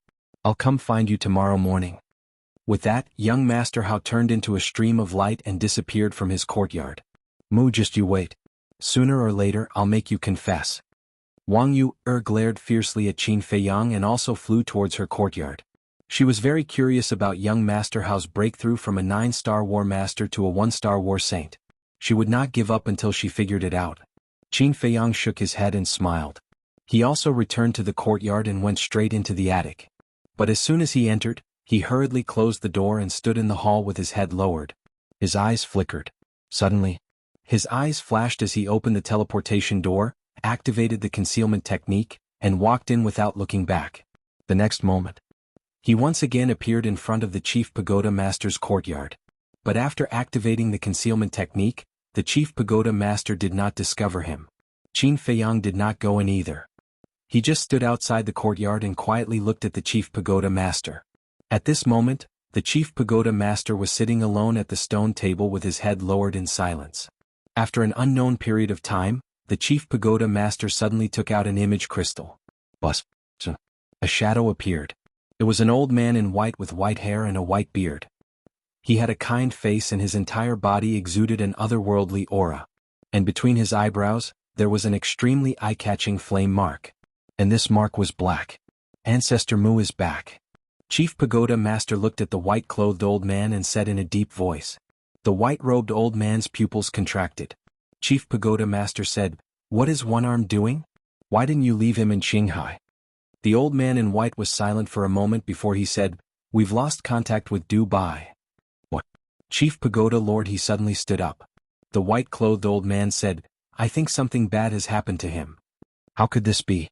Although the inner sea is dangerous with the one-armed 7-star combat emperor's cultivation, there shouldn't be any accidents. The Chief Tower Master said in disbelief. I'm also thinking about this. Should I send someone to Qinghai to investigate the cause of his death? The white-robed old man asked. We must investigate. Because I'm worried that One-Arm's death might be related to Ancestor Mu. The Chief Tower Master said in a deep voice. The white-clothed old man was shocked. Ancestor Mu was only a battle saint, How could she be related to Du Bai's death? Chief Pagoda Master said, Ancestor Mu definitely doesn't have this ability, but we can't rule out his family and friends such as his elder brother. Big brother? The white-clothed old man frowned. Yes. I just heard from Ancestor Mu that the 7th grade pill fire was snatched away by his elder brother. Since he dared to snatch something from our Chief Pagoda, this person's ability must not be small, so we must investigate carefully. Chief Pagoda Master said. Okay, I will arrange it immediately. The white-clothed old man nodded and turned off the image crystal. As I expected, seeing that I came back alive, he must be suspicious of me. Qin Feiyang muttered and was about to leave, but the Chief Pagoda Master activated the image crystal again. A trace of doubt appeared in his eyes as he continued to peek. But not long after, Gong Sun Bei's image appeared. Seeing that it was the Chief Pagoda Master, Gong Sun Bei immediately bowed and said, Greetings, Lord. The Chief Pagoda Master nodded and said, Remember last time I asked you to investigate Ancestor Mu's parents? Yes. Gong Sun Bei nodded. The Chief Pagoda Master said, At that time, did you ask if Ancestor Mu has any brothers? No, I didn't. Gong Sun Bei shook his head and then asked suspiciously, Why did Lord suddenly ask this? It's nothing. Now I will give you a task. Immediately go and bring Ancestor Mu's parents to the Chief Pagoda. The Chief Pagoda Master said. Gong Sun Bei was stunned and puzzled. Why do you want to bring them to the Chief Pagoda? The Chief Pagoda Master said, Don't ask too much, just do as I say. I hope to see them in half an hour. Yes, I will do it right away. Gong Sun Bei respectfully responded, and the image disappeared. The Chief Pagoda Master also put away the image crystal and returned to the stone bench and fell into deep thought again. Amazing. Not only did he start to suspect me, but he also immediately arranged the next step. Qin Feiyang secretly sneered. If he guessed correctly, the Chief Pagoda Master asked Gong Sun Bei to bring his parents to the Chief Pagoda to threaten him. However, the Chief Pagoda Master is destined to miscalculate. Because those two people are not Qin Feiyang's parents at all, but two imposters arranged by the Mujia. Wait and see, let's see who will have the last laugh. Qin Feiyang secretly sneered and was ready to leave again. But as soon as he turned around, he suddenly felt a mysterious force emerging. He quickly looked at the Chief Pagoda Master again. The reason for that was because the mysterious power was coming from the pavilion. When he saw the Chief Pagoda Master again, his eyes suddenly lit up. At this moment, the Chief Pagoda Master was holding a crystal in his hand. This crystal was triangular in shape, as big as a baby's fist. It was colorful and had sharp edges, shining with a hazy brilliance. Yes, this crystal is the 5-colored crystal that the mysterious madam asked him to snatch. It appeared. Qin Feiyang was quite excited. As long as he got the 5-colored crystal, there was no need for him to continue to stay in the Chief Pagoda. The opportunity can't be missed. He made up his mind and was ready to snatch it from the Chief Pagoda Master's hands now. Because now is a good opportunity. The Chief Pagoda Master didn't find him. As long as he can approach the Chief Pagoda Master without being noticed, he will succeed. Let's do it. He rose into the air and quietly flew towards the pavilion. In fact, at this moment he was very nervous. Because the Chief Pagoda Master's strength was too strong. He was worried that if he got close and was discovered by the Chief Pagoda Master, it would be troublesome. However, what he was worried about didn't happen. He got closer little by little, but the Chief Pagoda Master didn't notice. He lowered his head and looked at the 5-colored crystal, his eyes full of greed. Seeing this, Qin Feiyang was quite surprised. What exactly is this 5-colored crystal? Not only did the mysterious madam covet it, but the Chief Pagoda Master also loved it? 1 meter. 2 meters. He was only a dozen meters away from the pavilion. Qin Feiyang also became more careful. But at this moment, staring at the 5-colored crystal, the Chief Pagoda Master's eyes suddenly flashed with a cold light. He said coldly, No one can take the position of the Chief Pagoda Master from me. After saying that, he clenched his big hand and the 5-colored crystal disappeared. Damn it. Qin Feiyang cursed and decisively retreated. 1 step, just 1 step. After returning to the attic, he lay weakly on the chair, his face full of unwillingness. If he didn't get it this time, he didn't know when the next time would come. He felt that God seemed to have played a big joke on him. Alas. After a while, he sighed and took out the image crystal. But, not long after, Mu Qing's shadow appeared. Looking at the hall where Qin Feiyang was, Mu Qing said in surprise, You're back from Qinghai? What? You don't want to see me back? Qin Feiyang sneered. Mu Qing grinned and said, "Aren't you joking? I just want you to live a long life." Hypocrite. Qin Feiyang sneered and said, "Let's get down to business. Are the two people you arranged to pretend to be my parents still in the 9th area?" "Yes. We were worried that the chief pagoda master would investigate, so we arranged for them to stay there." "Is there a problem?" Mu Qing asked. "Yes. Gongsun Bei went to find them. Ask them to leave immediately," Qin Feiyang said in a deep voice. "What?" Mu Qing was surprised. "You're right. The chief pagoda master is not a simple person. This time he asked me to go to Qinghai to kill me." Qin Feiyang briefly explained the situation. After listening, Mu Qing was full of hope. He shook his head and sighed. "I expected that he would attack you, but I didn't expect it to be so fast. Fortunately it's you. If it were someone else, even if they had 9 lives, they would have died in Qinghai." Qin Feiyang raised his eyebrows and said, "Since you expected it, why didn't you tell me? Didn't I remind you? I told you to be careful of him." Mu Qing joked. "What kind of reminder is that?" Qin Feiyang rolled his eyes at him and said, "Don't talk nonsense. Ask them to leave quickly. Don't let them be caught by Gongsun Bei." Mu Qing said, "What if Gongsun Bei didn't find them and came to question you? How will you answer?" Qin Feiyang said, "There's no need to think about it.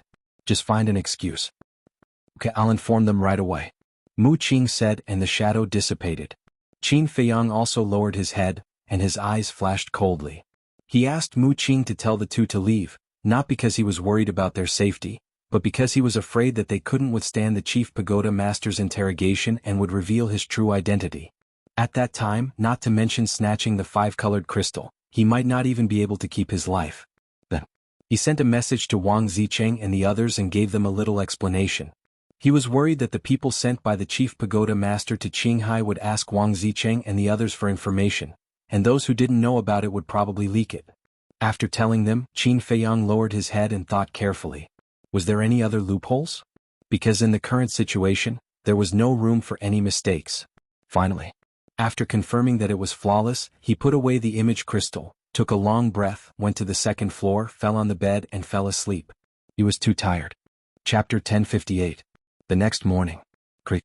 Young Master Hao opened the door and walked out of the attic. He stood in front of a flower bed and sniffed the fragrance of the flowers. He stretched and said, "I feel much better after a good sleep." Then he turned around and looked at Qin Feiyang's attic. Seeing that the attic door was closed and Qin Feiyang was not on the balcony, he was a little surprised. "Is this guy sleeping too?" Swish. He stepped out and landed in front of Qin Feiyang's attic. He knocked hard on the door. "Why are you knocking so early in the morning?" After a while, Qin Feiyang's angry roar was suddenly heard in the room. "Still angry when you wake up?" Young Master Hao was surprised and joked, "Why don't you come out and see? The sun is almost on your butt." Tap tap. With a series of footsteps, the attic door opened. Qin Feiyang stood behind the door with sleepy eyes and looked at the sky outside. The sun had not risen from the horizon yet. "Are you sick?" He looked at young Master Hao angrily. He finally wanted to have a good sleep, but he was woken up so early. "Are you really sleeping?" Young Master Hao looked at him curiously as if he had discovered a new continent. "I am also a human being. There are times when I am tired. Why can't I sleep?" Qin Feiyang glared at him, turned around and walked towards the bathroom. "Are you a human being? You are obviously a monster." Young Master Hao followed him and laughed. Qin Feiyang rolled his eyes and said, "Okay, cut the crap. Why are you here so early in the morning?" Young Master Hao said unhappily, "Didn't you say you would help me investigate the cause of Shen Feiyun and Li He's death? Have you forgotten?" Qin Feiyang said, "I didn't say I would help you investigate. I just said I would give you some advice. Don't be like this. I don't have much confidence on my own." Young Master Hao smiled embarrassedly and pretended to be a follower. He looked at Qin Feiyang with admiration. Qin Feiyang shook his head helplessly and said, "Wait for me." After saying that, he went into the bathroom. Not long after, he came out looking energetic. Qin Feiyang entered the hall and took out the pampered tea of Qinghai. While making tea, he said, "Based on your personality, shouldn't you go to the Dragon Phoenix Pavilion first after returning from Qinghai?" Young Master Hao chuckled and said, "That's why I came to you. Don't make tea. Let's go together." Qin Feiyang quickly stretched out his hand and said, "Don't. If it's nothing important, I usually don't go to that kind of place." "Boring." Young Master Hao pursed his lips and had no choice but to sit in front of Qin Feiyang. A moment later, the tea was ready. Qin Feiyang poured 2 cups. He handed 1 cup to young Master Hao and slowly tasted the other cup himself. Young Master Hao wasn't in the mood to talk now. He urged, "Tell me quickly. What do you think of this matter?" Qin Feiyang said, "What I know you know too. Why are you asking me?" "Yes. I do know. But I really can't figure it out. What exactly does Fu Anshan have on the leader of the Divine Python tribe?" Young Master Hao frowned. "I don't know either. It's hard to investigate this matter in a short period of time." Qin Feiyang shook his head. "There's something you can't do? How strange." Before he finished speaking, a cold snort came from outside the door. Wang Yuer, dressed in a snow-white dress, with her hair like a waterfall and her sparkling skin like a fairy, floated in. Qin Feiyang glanced at her and said, "Who provoked you this time? Why is there such a strong smell of gunpowder so early in the morning?" "What do you think?" Wang Yuer looked at him coldly and sat down beside the 2 of them. She washed a teacup and poured tea for herself. "You really don't think of yourself as an outsider," Qin Feiyang said. Wang Yuer was unmoved and said indifferently, "No matter what, I'm your fiancé now. Can I be considered an outsider?" Qin Feiyang sighed helplessly, got up, looked at young Master Hao and said, "Let's go. I'll take you to a place." "Where?" Young Master Hao was suspicious. Qin Feiyang said with a faint smile, "A place where you can solve the puzzle." As he spoke, he opened a portal and walked in without looking back. Young Master Hao's eyes lit up and he hurriedly followed. "Bastard. He left as soon as I came. He did it on purpose." Wang Yuer stomped her feet angrily and hurriedly got up and chased in. Not long after the 3 of them left, a young man in purple appeared in the sky above the courtyard. It was Gong Sun Bei. As soon as he appeared, he sensed Qin Feiyang's aura. But in the end, not only did he not sense Qin Feiyang's aura, but even the auras of young Master Hao and Wang Yuer disappeared. "Where did all of you go so early in the morning?" Gong Sun Bei frowned and opened a portal to leave. At the same time, North City. In a rather luxurious study, an old man in black was half lying on the chair in front of the desk, resting with his eyes closed. He was Fu Anshan. "My lord, this lowly one has seen you smiling all this time. Did something good happen?" There was a short man standing next to him. He had long yellow hair and 2 hideous scars on his neck. He was flattering Fu Anshan. "Of course. Would I be so happy if I didn't encounter something good?" Fu Anshan said. "What good news? Tell me and I'll be happy for you." The short man smiled obsequiously. "There's no harm in telling you. Didn't my useless son, Fu Xiong, get killed by Ancestor Mu and the others? Now that Shin Feiyun and Ancestor Mu are dead, I can be considered avenged. So now, I want to find another woman and have a few more children, in case something happens in the future and there's no one to take care of me." Fu Anshan smiled. "So that's how it is." The short man nodded in realization and said obsequiously, "This is a good thing. It means that you're old but strong. I wonder if you've found a woman you like now?" "Of course." Fu Anshan nodded. "Who is it? So lucky to be chosen by you?" The short man asked. "Well, let's keep you in suspense first. When I get married to her, you'll definitely be shocked," Fu Anshan said with a smile. The short man chuckled and cupped his hands. "Then I'll congratulate you first, my lord." "Ha!" Fu Anshan laughed heartily and his old face was flushed red. "Hee hee. What's making you so happy? Can you tell us so that we can have some fun too?" Suddenly, a teasing voice echoed in the study. Following that, a certain part of the void fluctuated, and 2 men and a woman appeared out of thin air. Fu Anshan was stunned. He looked at the 3 of them and shouted arrogantly, "You guys are quite bold. Without this old man's permission, you dare to barge into this old man's study." However, before he finished speaking, his old face immediately turned green. He stood up abruptly and looked at the 3 of them, his eyes filled with disbelief. "That's right. The people who came were Qin Feiyang, young Master Hao, and Wang Yuhe. Are you disappointed to see me come back alive?" Qin Feiyang sat casually beside the tea table and looked up at Fu Anshan, his eyes full of ridicule. "Impossible. Ancestor Mu is already dead. Who exactly are you? How dare you impersonate him?" Fu Anshan shouted. "Impersonate?" Qin Feiyang laughed. Such a living person standing in front of him, and he actually said that he was impersonating?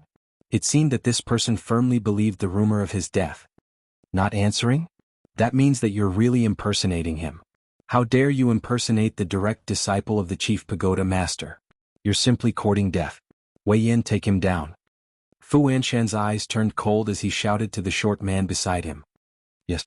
The short man responded respectfully, and with a terrifying sneer, he pounced towards Qin Feiyang fiercely. Wei Yin? Qin Feiyang looked at the short man in surprise. Why did this name sound so familiar? That's right. Yanwei Wei Yin. Could this person be Yanwei? Swish. Just as Qin Feiyang was about to secretly ask, young Master Hao stepped in front of Qin Feiyang, looked at the person called Wei Yin and shouted, Fu Anshan, are you courting death? Fu Anshan's pupils constricted and he suddenly sneered, you must be someone else impersonating you. Wei Yin, take him down. Understood. Wei Yin laughed sinisterly. Young Master Hao was completely furious and he shouted, how dare you? Just you wait, I'll immediately call Gong Sun Bei over and flatten your trading pavilion. Then he took out the image crystal. Fu Anshan was shocked. Could it be that Ancestor Mu was really not dead? But that was impossible. Because this news was personally reported by Pei Qin and the others. Moreover, Tanjing was a member of his trading pavilion, so he would definitely not lie. Bus. Gong Sun Bei's figure appeared. Oh no. Fu Anshan's face instantly changed when he saw Gong Sun Bei appear. Wei Yan's body stiffened, and he did not dare to step forward again. His face was full of fear. At the same time, Gong Sun Bei was also looking for Qin Feiyang. When he saw Qin Feiyang and the other two, he immediately said, you just came back, why don't you have a good rest? Young Master Hao said, one night's rest is enough. Now we're in the trading pavilion in the North City. Someone suspects that we're impersonators and even wants to harm us, so we need you to help us verify it. Who's so bold? Gong Sun Bei raised his eyebrows. Young Master Hao turned the image crystal and pointed it at Fu Anshan and Wei Yin. Greetings, Lord Gong Sun. The two of them hurriedly bowed. Gong Sun Bei said, you dare to attack them? You're quite bold. Fu Anshan's old body suddenly trembled and he hurriedly said, Lord Gong Sun, this is a misunderstanding. Let me explain. Okay, I'd like to see how you explain. Gong Sun Bei said, his eyes flashing coldly. Because of the rumors. Rumor has it that Ancestor Mu has died in Qinghai. Now that he suddenly appears in front of me, I'll definitely be suspicious. Fu Anshan said. That's true. Gong Sun Bei nodded and then snorted coldly. Fortunately, you didn't make a big mistake. Otherwise, even if you had 10 heads, they wouldn't be enough to kill you. Yes, yes, yes. Fu Anshan nodded repeatedly, his forehead already drenched in cold sweat. Young Master Hao sneered, turned the image crystal, looked at Gong Sun Bei and said with a smile, thank you. Gong Sun Bei rolled his eyes at him, looked at Qin Feiyang and said, when you're done, come to the Oracle Hall to find me. The Oracle Hall? Qin Feiyang was slightly stunned, and a light flashed in the depths of his eyes. He nodded and said, okay. Chapter 1059. After turning off the image crystal, Qin Feiyang and the other two were silent as they looked at Fu Anshan quietly. Fu Anshan became more and more guilty and nervous. The atmosphere in the study room was also extremely solemn. Plop. Finally. Fu Anshan could not withstand the pressure and knelt on the ground and begged, young Master Hao, young Master Mu, I was blind before. I hope the three of you can be magnanimous and not bicker with me. Young Master Hao sneered, you are the manager of the transaction pavilion. I even heard that you are about to inherit the position of deputy pavilion master. How can we dare to bicker with you? Fu Anshan's gaze trembled as he hurriedly smiled obsequiously, young Master Hao, aren't you flattering me? Young Master Hao snorted coldly and said, it's good that you know. Not to mention a small manager, even if you have inherited the position of deputy pavilion master, you have to obediently lie down in front of me. Yes, yes, yes. Fu Anshan nodded repeatedly. Young Master Hao smiled disdainfully and turned to look at Qin Feiyang as if asking, what should I do next? I've already brought you here but you still don't know what to do. You're really something. Qin Feiyang rolled his eyes. I don't know how to start. Young Master Hao smiled embarrassedly. Qin Feiyang was speechless and sent a voice transmission, bring up Fu Han. Fu Han? Young Master Hao was stunned for a moment before a look of realization appeared in his eyes. He laughed secretly and said, understood. Then he looked at Fu Anshan and said indifferently, I heard that you have a person called Fu Han under you. Fu Anshan panicked and nodded. Indeed. Young Master Hao said, then where is he now? Let him come and see me. Fu Anshan's heart skipped a beat as he shook his head and said, young master, I don't know where he is now. Isn't he your subordinate? Young Master Hao sneered. He is my subordinate, but I have never restricted his freedom, so he usually roams outside. Fu Anshan hurriedly explained. Is that so? Young Master Hao smiled playfully. Absolutely. Fu Anshan nodded and swore.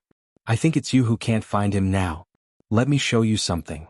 Young Master Hao took out an image crystal. Light flickered, and an image appeared in the void. The screen showed the scene of Fu Han's confession. Damned bastard, you actually betrayed me. Looking at the scene and listening to Fu Han's confession, Fu Anshan's face was gloomy, and his heart went crazy.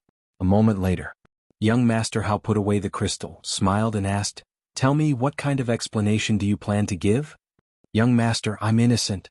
Fu Anshan immediately exclaimed. The evidence is irrefutable and you're still claiming innocence? Young Master Hao couldn't help but feel angry. Qin Feiyang secretly said, Don't be hasty, let's hear how he's going to argue first. Young Master Hao looked at him suspiciously. Then he looked at Fu Anshan and sneered, Then tell me, how did I wrongly accuse you? I swear that I have never asked Fu Han to harm you. I don't have the guts to do so. In my opinion, it must be Fu Han who went behind my back and was caught by you. In order to survive, he framed me. Please investigate clearly, young master. Fu Anshan's face was innocent and sorrowful. Needless to say, he really acted like a victim. How shameless. Young Master Hao cursed secretly. A villain like him has long lost his face. Why would he care about it? Qin Feiyang sneered. Young Master Hao raised his eyebrows and said via voice transmission, Then if he refuses to admit it, won't we be unable to do anything to him? You can say that. However, even if he refuses to admit it when this matter is exposed, he will be doomed eternally.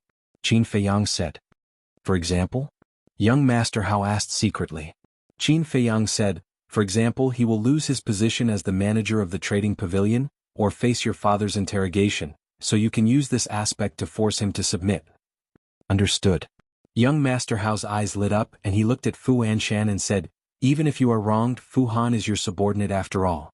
What do you think my father will do to you if I report this matter to him? Fu Anshan's body trembled, and his old face was full of panic. But he was pondering in his heart. According to young Master Hao's words, it seemed that he had not told the chief pagoda master. Did this mean that there was still room for negotiation? Thinking of this, his heart skipped a beat. He looked up at young Master Hao suspiciously and said with a flattering smile, What does young master want me to do? You are quite aware. Young Master Hao laughed. Although I am not strong, I am not stupid. After such a big thing happened, young master did not report it to the chief pagoda master immediately. You must want me to do something for you. Young master, please feel free to tell me. As long as it is within my ability, I will do anything. Fu Anshan vowed solemnly, his face full of flattery. That's what you said. I want to know, what is your relationship with the divine Python tribe? Young Master Hao said. Fu Anshan was secretly shocked and asked calmly, Why do you ask, young master? Young Master Hao said, Fu Han told me that you are colluding with the divine Python tribe. He is also slandering me. Maybe he is colluding with the divine Python tribe. Young master, don't be deceived by his lies. Fu Anshan cried out. Young Master Hao could not help but be angry. In short, this old man would not admit it even if he was beaten to death. Qin Feiyang's eyes flashed, he stood up and said with a smile, All right, let's go. Go. Young Master Hao looked at him suspiciously. If he left just like that, wouldn't this trip be in vain? I thought you were very capable, but it turns out that you are just SOSO. Wang Yu could not help but mock him secretly. Qin Feiyang smiled faintly, opened a teleportation door without saying a word, and left without looking back. Wang Yu and young Master Hao could only follow helplessly. The next moment, the three of them appeared in the sky above the calm Heart Lake. Young Master Hao frowned and said, Brother, what are you thinking? Don't worry. The real show has only just begun. The corner of Qin Feiyang's mouth raised, he opened another teleportation door and laughed, Grab me. Young Master Hao and Wang Yu looked at each other, their eyes filled with confusion, but they also raised their arms and grabbed Qin Feiyang's shoulders. Qin Feiyang immediately activated the concealment art and brought the two of them into the teleportation door. In the next moment, they once again descended into Fu Anshan's study. Young Master Hao and Wang Yu looked at each other. What was this person doing? Qin Feiyang sent a sound transmission. Don't make a sound, just watch quietly. The two of them nodded and looked at Fu Anshan silently. Fu Anshan had already stood up, and was sitting beside the desk, his eyes filled with anger and killing intent. Wei Yin, who was at the side, pondered for a moment, then walked behind Fu Anshan. His eyes shone with a cold light as he whispered, "Sir, do you want me to help you silence them?" "Shut up." Fu Anshan's expression changed as he hurriedly shouted. Wei Yin shrunk his neck in fear. Sigh. Fu Anshan looked at Wei Yin and sighed. "Wei Yin, I know you are doing this for my own good, but they all have extraordinary statuses and are not people you can touch." Wei Yin said, "Then are we just going to be threatened by them like this? What else? If they weren't in the Divine City, I would still dare to take a gamble. After all, the Emperor is far away. But now they are right under the nose of the Chief Pagoda Master. Do I dare to do that? So, you must remember not to act recklessly, lest you go for wool and come back shorn. At that time, the only ones who will be unlucky will be you and me." Fu Anshan said. "For Master, I am not afraid of death. I will definitely not be like Fu Han and betray you, Master. Master, let this lowly one do it." Wei Yin knelt down in front of Fu Anshan, swearing to die. Looking at the loyal person in front of him, Fu Anshan felt gratified and waved his hand. "Don't mention this matter anymore, I won't let you do it, get up." Hearing that, Wei Yin lowered his head dejectedly and said dejectedly, "Does Master think that I'm not strong enough? You've misunderstood. This old man doesn't want you to throw your life away. After all, it's too difficult to find a loyal subordinate now." Fu Anshan laughed. Wei Yin was moved to tears. He lowered his head and said, "Thank you for your appreciation, Master. This lowly one will definitely be at your beck and call in the future, until my death." Good. Get up quickly." Fu Anshan nodded his head and laughed, and even personally helped Wei Yin up. Next, Wei Yin stood respectfully behind Fu Anshan. Fu Anshan leaned on his chair, rubbing his forehead with a distressed expression. After an unknown period of time, Wei Yin said in a low voice, "Master, I have something to ask, but I don't know if it's appropriate." "Ask away." Fu Anshan said powerlessly. Wei Yin said, "Just now, young noble Hao said that you are colluding with the Divine Python tribe, is that true?" Fu Anshan immediately frowned and turned to look at Wei Yin, his eyes cold to the extreme. Wei Yan's body trembled, he anxiously knelt on the ground and begged. This lowly one spoke out of turn, "Please spare my life." Fu Anshan lowered his head and stared at him, his expression uncertain. Sigh. Suddenly, he let out a low sigh and laughed. "Wei Yin, although you haven't been with this old man for long, this old man has seen your loyalty to this old man." Wei Yin did not dare to make a sound, he was extremely afraid. Fu Anshan pondered for a moment and said, "Actually, this matter has been bottled up in this old man's heart for too long. This old man also wanted to find someone to talk to, but I couldn't find anyone I could truly trust. However, you must promise this old man that you will never let a third person know." Wei Yin was overjoyed and immediately patted his chest, saying, "Don't worry, Master, this lowly one will definitely keep my mouth shut." Fu Anshan nodded. At the same time, Qin Feiyang's eyes lit up and said to young noble Hao, "Quickly take out the image crystal and record it." Young noble Hao was startled and hurriedly took out the image crystal. The study room door was dead silent. Fu Anshan seemed to be lost in his memories and did not speak for a long time. About 100 breaths passed. He glanced at Wei Yin and finally opened his mouth, saying, "As young noble Hao said, this old man is indeed related to the leader of the Divine Python tribe, but it's not collusion, it's blackmail." "Blackmail?" Wei Yin said in surprise. "Are you blackmailing them or are they blackmailing you?" "Of course it's this old man who blackmailed him." Chapter 1060. You blackmailed him? Wei Yin was shocked. "I'm just a small steward of the trading pavilion. I can blackmail the leader of a super tribe. You must be surprised." Fu Anshan laughed. Wei Yin nodded. "But that's the truth because I have a fatal weakness of the leader of the Divine Python tribe." Fu Anshan said. "What weakness?" Wei Yin was surprised. Fu Anshan said with a sinister smile. "He killed his own brother, Pei Changfeng." What? Hearing this, Wei Yin was shocked. Young Master Hao and Wang Yu were also shocked. They didn't expect to hear this secret. At the same time, Qin Feiyang was also surprised. He had thought of all kinds of possibilities, but he had never thought of this. In this way, Fu Anshan must know the cause of Pei Changfeng's death. Back then, in order to snatch the position of the leader of the Divine Python tribe, the current leader tricked Pei Changfeng to the 9 regions, set up a trap and killed Pei Changfeng. At the time of the incident, I happened to be looking for a few rare medicinal herbs in the 9 regions. I witnessed the whole process with my own eyes and recorded it. Since then, I have been blackmailing him with this video and got a lot of benefits. As for that leader, he had sent people to assassinate me several times in order to destroy this video. However, he had underestimated this old man too much. Every single time the people he sent were all killed by this old man. Fu Anshan said with a sinister smile. I see. Wei Yin suddenly understood and shook his head with a sigh. I have been lucky enough to meet this leader a few times, but I really didn't expect him to be such a person. Fu Anshan said, this is called sanctimonious. Wei Yin nodded and asked, does he have any accomplices? Yes.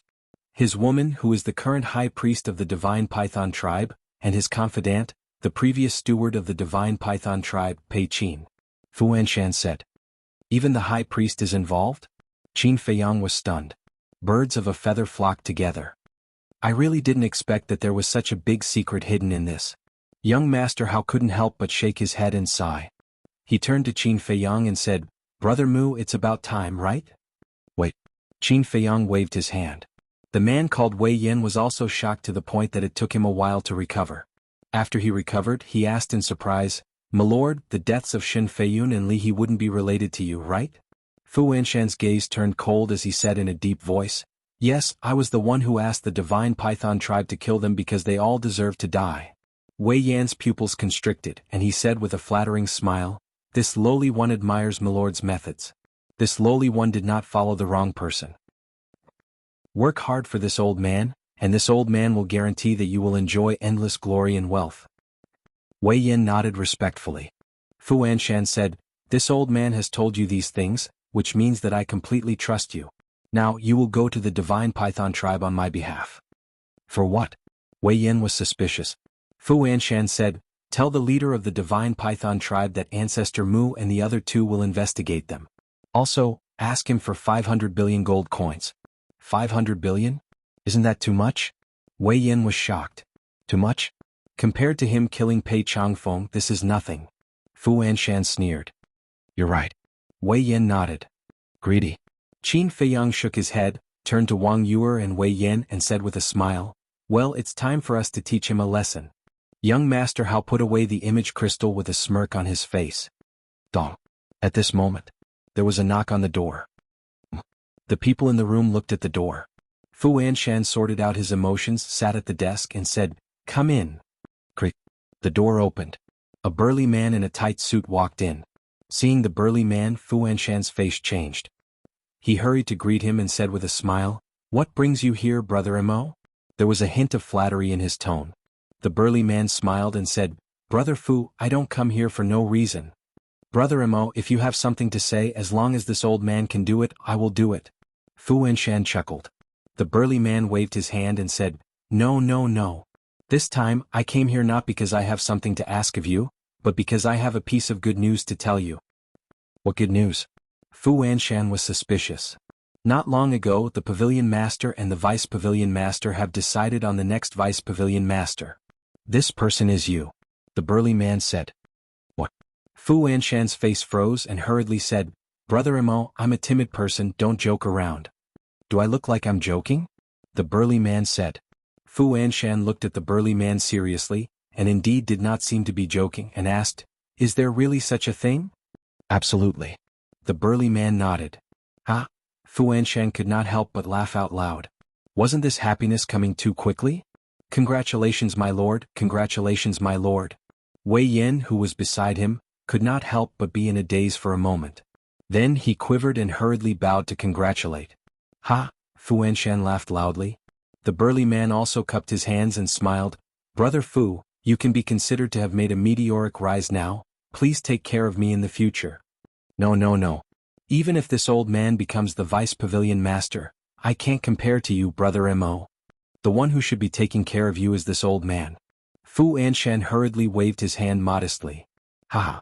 Then let's take care of each other. The burly man laughed. Yes, yes, yes, take care of each other. Brother Mo, come, please sit. Wei Yin, go prepare a pot of the best tea, this old man wants to entertain Brother Mo well. Fu Anshan said. No need, I still have to go back and report. If I have time in the future, I will slowly accompany Brother Fu for a few drinks. In addition, your succession ceremony is set for 2 months later. I will inform you at that time. the burly man said. All right, thank you, Brother Mo. Fu Anshan nodded. Then I will take my leave first, the burly man said. Fu Anshan cupped his hands and smiled. Take care, I won't send you off. After the burly man left, Fu Anshan laughed again, grabbed Wei Yan's shoulder and said excitedly, Did you hear that? This old man is already the next vice pavilion master. This old man is about to make a comeback. This sudden happiness almost caused him to speak incoherently. I heard, I am really happy for you, Lord, and it is also as the saying goes, the heavens do not disappoint those who work hard. Wei Yan said. Yes, the heavens do not disappoint those who work hard. As long as you are willing to work hard, you will be rewarded sooner or later. Fu Anshan laughed. By the way, Lord, who was that person just now? Even you are so polite to him? Wei Yan was suspicious. Fu Anshan said, His name is Mo Yijin, one of the pavilion master's confidants. How can this old man not be polite? So his status is so high. Wei Yan was shocked. After Fu Anshan calmed down, he said with a smile, Well, quickly go to the Divine Python tribe and tell this news to the Divine Python tribe's leader, then he will be even more afraid of me. Okay. Wei Yan nodded and turned to walk out. Let's go too. Qin Feiyang's eyes flashed, and he quietly left the room with young Master Hao and the other two, following behind Wei Yan. You are Yan Wei? Looking at Wei Yan's back, Qin Feiyang asked with a secret voice transmission without batting an eyelid. Qin Feiyang. Wei Yan's spirit was lifted and he quickly scanned the surroundings. Obviously it was Yan Wei. After confirming Yan Wei's identity, Qin Feiyang said, Don't look, go straight ahead. Yan Wei quivered, withdrew his gaze and walked down the corridor thinking, Where are you now? Why can't I see you? I activated the concealment art, only I can see you. Qin Feiyang said. Yan Wei said, Then you've been in the study all this time? That's right. I heard your conversation with Fu Anshan, and I also recorded it. This time you did a good job and got all the secrets out of his heart. Qin Feiyang laughed secretly. This is all thanks to you. If you and young Master Hao didn't suddenly come to interrogate Fu Anshan, I wouldn't have the chance to speak. Yan Wei laughed. Qin Feiyang smiled faintly and said, Don't make this matter public first, let Fu Anshan be happy for a while, you continue to follow him. Okay. That's not right, how do you know I'm Yan Wei? I remember when I sent you a message last time, I didn't use this face? Yan Wei was suspicious. Wei Yan Wei, such an easy name, if I still can't guess, wouldn't I be a fool? Qin Feiyang said with a smile. Haha, actually, I did it on purpose just to make it easier for you to confirm my identity. Yan Wei laughed secretly. Qin Feiyang sent a voice transmission. All right then. You go to the Divine Python tribe first. I might go there later. Okay. After Yan Wei finished speaking, he quickly left. During the whole process, young Master Hao and Wang Yu, next to them, didn't notice that Qin Feiyang and Yan Wei were talking secretly. Qin Feiyang also found a deserted place, opened a portal, and took young Master Hao and Wang Yu back to the soothing lake. Brother Mu, what do you mean by this? Since you've found out everything, why don't you do something to him? Young Master Hao immediately asked suspiciously. Qin Feiyang laughed and said, Haven't you heard of this saying? The higher you climb, the more painful it is to fall. I want to make him sad. Young Master Hao became more and more confused. Wang Yu looked at Qin Feiyang and said with a frown, Are you going to expose Fu Anshan at the ceremony of inheriting the position of Deputy Pavilion Master? Qin Feiyang was stunned and said jokingly, You can even guess what I'm thinking, it seems that we are getting more and more tacit. Get lost. The veins on Wang Yu's forehead suddenly bulged. Who has a tacit understanding with you? Don't flatter yourself. Hearing Wang Yu's words, young Master Hao's eyes lit up and he said with a smile, You two are so bad. Exposing him at the ceremony is more painful than killing him directly. It seems that you are the one who is laughing the most, right? Qin Feiyang rolled his eyes at young Master Hao and said, Since I've helped you, I should go do my own thing. Chapter 1061. All right. I'm going to the Dragon Phoenix house too. I haven't seen her for so long, I really miss her. Young Master Hao chuckled, opened the teleportation gate and ran in impatiently. You really won't change. Wang Yu's forehead was full of black lines. Qin Feiyang looked at the dissipating teleportation gate and laughed. Compared to before, he is much better now, but you? He turned to look at Wang Yu and said playfully, Who was the one who said that I only had this much ability? Wang Yu was rather embarrassed. If it were you, would you be able to let young Master Hao get the evidence so quickly? Qin Feiyang continued to tease. I didn't say I could. Wang Yu pouted. Qin Feiyang mocked. Then why are you still talking about me? Learn your lesson. Don't jump to conclusions before you see the results. You're a man, why are you so calculative? Isn't it just a piece of evidence, what's the big deal? Wang Yue said angrily. Bigger? I don't dare to compare with you. Qin Feiyang glanced at Wang Yue's chest and teased. What are you looking at? Be careful, I'll dig out your dog eyes. Wang Yue crossed her arms in front of her chest and glared at him. Actually, there's nothing to see. Goodbye. Qin Feiyang pursed his lips and turned into a stream of light, entering the pavilion like lightning, and then with a bang he closed the door. Bastard. Despicable. Wang Yue gritted her teeth in anger. Suddenly, she lowered her head and looked at her chest, frowning. Was there really nothing to see? What am I thinking? Why do I care about his judgment? He's really crazy. She shook her head, glared angrily at Qin Feiyang's pavilion, and flew towards her own. At the same time, Qin Feiyang stood in front of the window watching Wang Yue leave, and finally heaved a sigh of relief. He couldn't bring this woman to the divine python tribe, or else the matter of Viper following him would be exposed. As for Viper's exposure, it was very likely that the chief tower master would think of something. Qin Feiyang closed the window and took out the image crystal. A short while later, Fatso appeared. What are you doing? Fatso looked helplessly at Qin Feiyang, his face full of worry. Qin Feiyang frowned and said, What are you doing? Why do you look so half-dead? Alas, it's a long story. What's the matter? Fatso sighed deeply and asked. Qin Feiyang said, I'm back from Qinghai. Fatso stared blankly for a moment, then immediately became spirited. He asked, Did you get the alchemy fire? Yes, the netherworld demonic flame has already reached the 8th stage. He also subdued the Azure Sea's 10 heroes. Qin Feiyang smiled. Where are you now? Fatso asked. Calm Heart Lake. Qin Feiyang said. Fatso said, Give the coordinates to Fat Lord. Fat Lord will go to you right away. Qin Feiyang looked at him suspiciously and gave the coordinates to Fatso. Swish. In less than 3 breaths, Fatso appeared beside Qin Feiyang, looking much more dispirited than before. Qin Feiyang put away the image crystal and asked suspiciously, What happened? It's all because of Chu Xian. Fatso sat by the tea table rubbing his head. Chu Xian? Hearing Fatso's words, Qin Feiyang remembered what Yen Wei said to him last time. Qin Feiyang said, I heard from Yen Wei that Chu Xian's parents are making things difficult for you. Is it because of this? Didn't Fat Lord ask him not to say it? What a blabbermouth. Fatso snorted coldly. Let me tell you, don't be ungrateful. He told me because he cares about you. If it were someone else, he wouldn't have bothered to talk to you. Qin Feiyang glared at him. Fat Lord didn't really blame him. Why are you so agitated? Fatso rolled his eyes at Qin Feiyang helplessly and nodded. Well, Fat Lord will accept it. It's indeed Chu Xian's parents who have stumped me, Fat Lord. What do you mean? Qin Feiyang frowned. Her parents are 2 stubborn old men. No matter what Fat Lord says or does, even if he kneels in front of them, they won't change their mind and insist that Fat Lord leave Chu Xian. Fatso said angrily. Qin Feiyang said, What's the reason?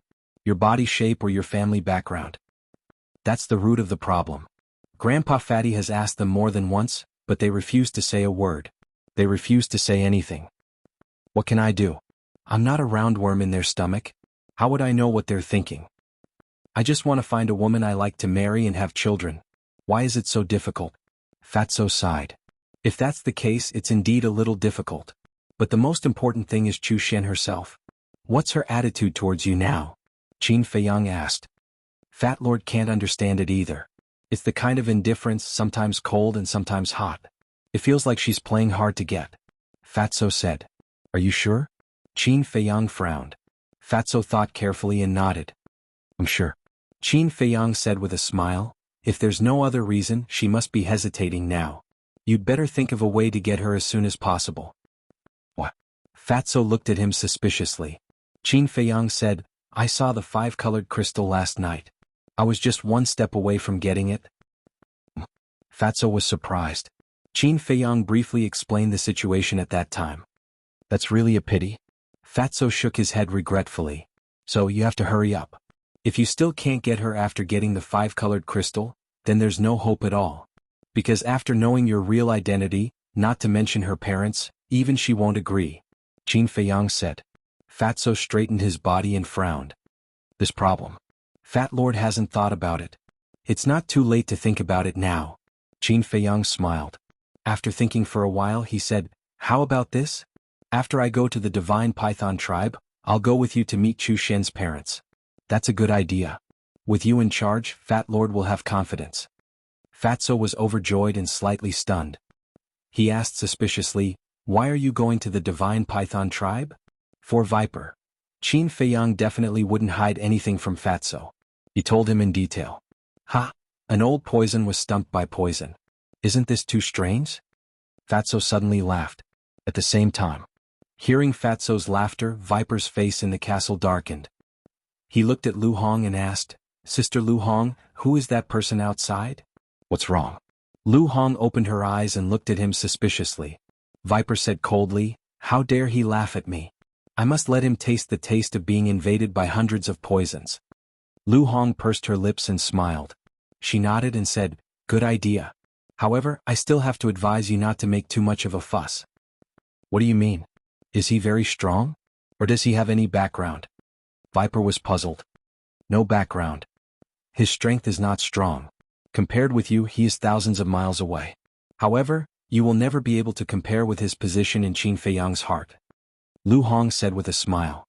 So high. Viper was surprised. Yes. They are fellow sufferers who have been through a lot.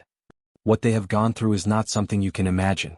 As for their previous trust and friendship, the current you shouldn't be able to experience it. After Lu Hong finished speaking, she closed her eyes. Trust, friendship, Viper also fell silent.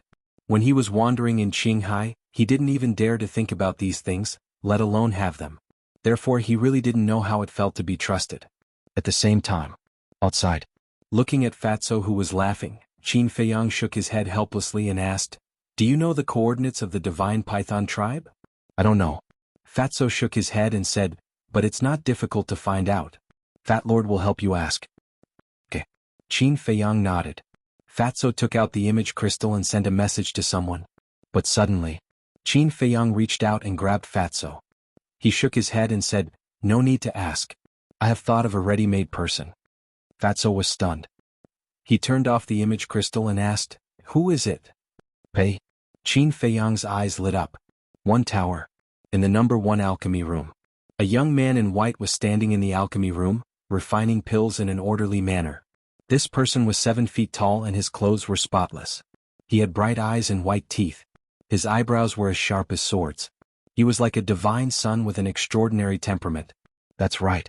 He was the king of one tower, Pei. Whoosh. Suddenly, in the lounge, a white figure appeared. It was Qin Feiyang. Pei immediately sensed that someone had entered the lounge. He raised his eyebrows slightly and glanced at the lounge. I was wondering who had the guts to enter my alchemy room without my permission. It turns out that it's you. Afterward, Pei looked away and said with a smile as he refined pills. Qin Feiyang couldn't help but burst into laughter. He cupped his hands and said, Brother Pei, please forgive me for my sudden visit. Pei shook his head and said with a smile, okay, let's cut the pleasantries. Sit for a while, I'll refine this pill first. Okay. Qin Feiyang nodded and glanced around. He then sat down by the coffee table and quietly looked at Pei Yi's back. Whether it was his temper or his character, he was quite good. Unfortunately, he was born in a super tribe that was full of deceit. He wondered how painful it would be when he found out the truth. A ray of light darted out of the furnace. Pei Yi grabbed it and placed it into a jade bottle at the side. He then turned around and walked out of the alchemy room. He entered the lounge and sat opposite Qin Feiyang. He asked, when did you come back? Yesterday. Qin Feiyang said with a smile. Pei Yi teased. You just came back yesterday and you're already here to see me today. Do you miss me that much? But I'm not interested in you. Don't covet my beauty. Qin Feiyang's lips twitched and he shook his head with a wry smile. It's only been a while since we last met and you've already learned to make such jokes. I'm a young man too. I have to keep up with the trends. Pei Yi chuckled. What kind of trend is this? Qin Feiyang was a little dumbfounded. He then asked in puzzlement, Brother Pei, why aren't you surprised to see me? Chapter 1062. Isn't that so? Now, everyone is talking about my accident in Qinghai. Qin Feiyang said. Rumors stop with the wise. Besides, I don't believe that you will die so easily. The most important thing is that there is no movement from the higher-ups of the chief tower. If you really met with an accident, they would definitely send people to Qinghai to bring Mr. Hao and Wang Yu back, not to mention taking revenge for you. Pei Yi said with a smile. Impressive. Qin Feiyang gave him a thumbs up. This person was indeed wise. Pei Yi said, tell me, why are you looking for me? Don't tell me you're really here to visit me. Qin Feiyang shook his head and said with a smile, I want to take a look at the divine python tribe. Brother Pei, can you be my guide? Of course. It's the honor of the divine python tribe. When are we going? Pei Yi asked. Qin Feiyang said, if you're not busy, we can go now. The Chief Tower Master's personal disciple is going to visit the divine python tribe. No matter how busy I am, I have to make time, right? Pei Yi chuckled and got up to open a portal. He stepped aside and reached out his hand. Please. Qin Feiyang smiled and walked into the portal. Pei Yi followed closely behind. Soon, the two of them landed in the sky above a plain. The plain was extremely vast and boundless. There were no towering trees, but there was a layer of lush green grass that exuded endless vitality. Beyond the plain were endless mountains and rivers. There were mountains that towered into the clouds like giant swords. There were mountain ridges that rose and fell like giant pythons. The mountain streams, the grass and trees were vigorous, the rivers were surging, and the beasts were rampant. It was a place full of danger. However, those beasts did not dare to set foot on the plain at all, because this was the territory of the divine python tribe. In the middle of the plain there was a behemoth. It was a city. Although it was not as large and grand as the divine city, it covered an area of dozens of miles. The dark city walls were like giant dragons, emitting a cold aura. The ancient buildings were scattered all over the place like stars in the sky, and every brick and tile had traces of the passage of time. That's my divine python tribe. Pei Yi pointed at the city proudly. In front of the city, there was a huge black stone tablet with a lifelike divine python carved on it. The words divine python tribe were like iron hooks and silver strokes, exuding an extraordinary aura. Qin Feiyang glanced at the city and said meaningfully, it might not be a good thing to be born here. Greatly taken aback, Pei Yi asked in puzzlement, why do you say that, Brother Mu? Qin Feiyang smiled faintly and said, nothing, I just suddenly thought of some past events. Pei Yi smiled and said, seems like you were born into a wealthy family, Brother Mu. Otherwise you wouldn't be so upset. Qin Feiyang smiled but said nothing. It was true that she was born into a wealthy family. However, Pei Yi's wishful thinking was merely wishful thinking on his part. Brother Mu, come with me. Pei Yi did not probe further and instead dove downward. How should I tell you the truth? Qin Feiyang stared at Pei Yi's back and sighed deeply before hurriedly catching up with him. Guys, hurry and look, it's Brother Yi. Brother Yi is back, everyone hurry and welcome him. In front of the city gate, there was a group of innocent children running and playing on the grass. The moment they saw Pei Yi, they began grinning from ear to ear. It was obvious that Pei Yi was very popular among the children. Whoosh! Pei Yi and Qin Feiyang landed on the plains one after another. Brother Yi, why are you back? Did you miss us? The group of children surrounded Pei Yi and hung their heads around his neck affectionately. Some grabbed Pei Yi's hands tightly while some hugged his legs tightly. They were extremely excited and chattered incessantly. Yeah, Brother Yi missed you guys, so I came back to see you guys. How was it? Were you guys obedient at home? Pei Yi smiled and looked at the children affectionately. Yes. We're all good children, of course we had to be obedient. Brother Yi, didn't you tell us that you would bring a wife back when you left previously? Why did you bring a man back? Yeah, who is he? Brother Yi, is he your friend? Why haven't we seen him before? The group of children noticed Qin Feiyang, who was standing behind Pei Yi, and their faces were full of curiosity. Qin Feiyang chuckled and asked, how about I become your Brother Yi's wife? Pei Yi's face twitched. No. Brother Yi's wife has to be a girl. Yes. You're a grown man. If you become Brother Yi's wife, he'll be laughed at. Besides, you can't give birth to children. That's right. If you can give birth to children, we won't object. The group of children shook their heads and answered Qin Feiyang seriously. With a sullen expression, Pei Yi pretended to be angry and said, what are you talking about? You're all so mischievous. Qin Feiyang burst into laughter. These little ones are really adorable.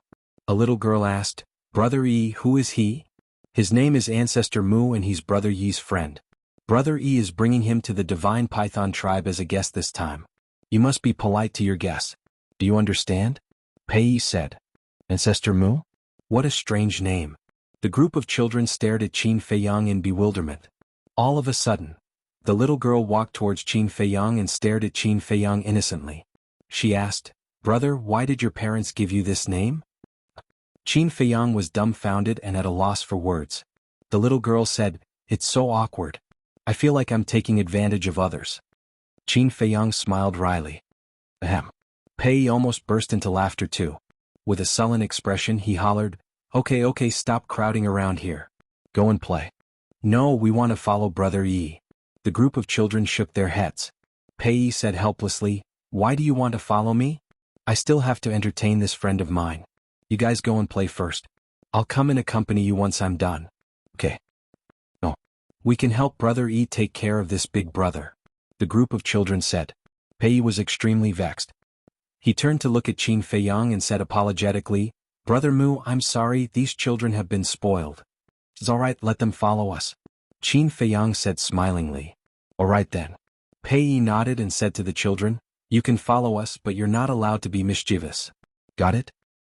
"I promise I won't be mischievous," the group of children yelled with reddened faces. "Let's go then. Brother Mu, please." Pei gestured to Qin Feiyang and turned around to stride towards the city gate. Qin Feiyang followed beside him. The group of children immediately swarmed forward too. Qin Feiyang said smilingly, "These children really adore you. I'm an orphan, so I really like children. Every time I come back I'll play with them. Children tend to be more innocent and they'll like whoever plays with them." Pei said. Qin Feiyang sighed and said, "I'm sorry to have reminded you of your sad past. There's nothing to be sad about. It's all in the past. I've long gotten over it." Pei said smilingly, "You've never enjoyed the love of a father or mother since you were a child. Can you really get over it?" Qin Feiyang muttered and looked up at the city gate, only to be stunned. There was not a single person at the huge city gate. There was no one on the city wall either. Qin Feiyang looked at Pei and asked, "Brother Pei, there's no one guarding this place. Won't the children be in danger if they play here?" "No, they won't. The beasts within 100-kilometer radius have all been educated by the divine python tribe. They won't harm the children." Pei said smilingly. "Educated?" Qin Feiyang was shocked. He could educate one or two beasts too. However, educating thousands of ferocious beasts wasn't an easy task. The people of the divine python tribe were rather capable. Soon, the two of them entered the city gate with the group of children. The city was well connected and there were all kinds of shops as well as plenty of people. There were also many elderly people sitting under the trees on both sides of the street, playing chess and drinking tea. They seemed rather relaxed. "Pei, why are you back?" The elderly soon noticed Pei, and a benevolent smile formed on their faces. "I just came back." Pei also began to greet them from afar, unable to hide his sense of belonging to this place. However, when they noticed Qin Feiyang beside Pei, the elderly people began to lose their composure. "Isn't he Ancestor Mu? I heard that he died in Qinghai. Why is he here in the divine python tribe?" The elderly people put down the chess pieces and teacups in their hands and looked at Qin Feiyang in bewilderment. "Ancestor Mu?" The people in the shops heard the commotion outside and scurried out one after another. "It's really him. What's going on? Did I see a ghost?" Their faces were full of disbelief. Pei hurriedly explained, "Uncles, aunts, grandpa, grandma, those are all rumors. Don't believe them." "Rumors? That's not right. Didn't Pei Qin also send news back?" The people were bewildered. Pei smiled and said, "Maybe Elder Qin's news is wrong." "I see. Then why did you bring him to the divine python tribe now?" someone asked. "Brother Mu is my benefactor. He was the one who found my father's body, so I naturally have to invite him to the divine python tribe to express my gratitude," Pei said. "Oh, I see. Mr. Mu, welcome to the divine python tribe. As long as you don't mind, you can play for a few days." The people laughed. Qin Feiyang liked this feeling very much. It seemed that the divine python tribe was not full of villains. Similarly, looking at the smiles on their faces, he was even more determined to get rid of the leader of the divine python tribe, who was a malignant tumor. Because this person was not fit to be the leader of the people in front of him. The two of them walked down the main street while chatting amiably with the crowd. The deeper they went, the more people they met. It was even comparable to a bustling city with all kinds of shops. Pei smiled and said, "Brother Mu, what do you think of the divine python tribe?" "Okay." Qin Feiyang nodded. Chapter 1063. At the same time, there was a huge park in the middle of the city. The park was filled with lush greenery and wild flowers. Magnificent palaces stood among the flowers and plants. They were arranged in a picturesque manner and exuded a majestic aura. Clear streams meandered around. Fish swam and the sound of flowing water was pleasant to the ears.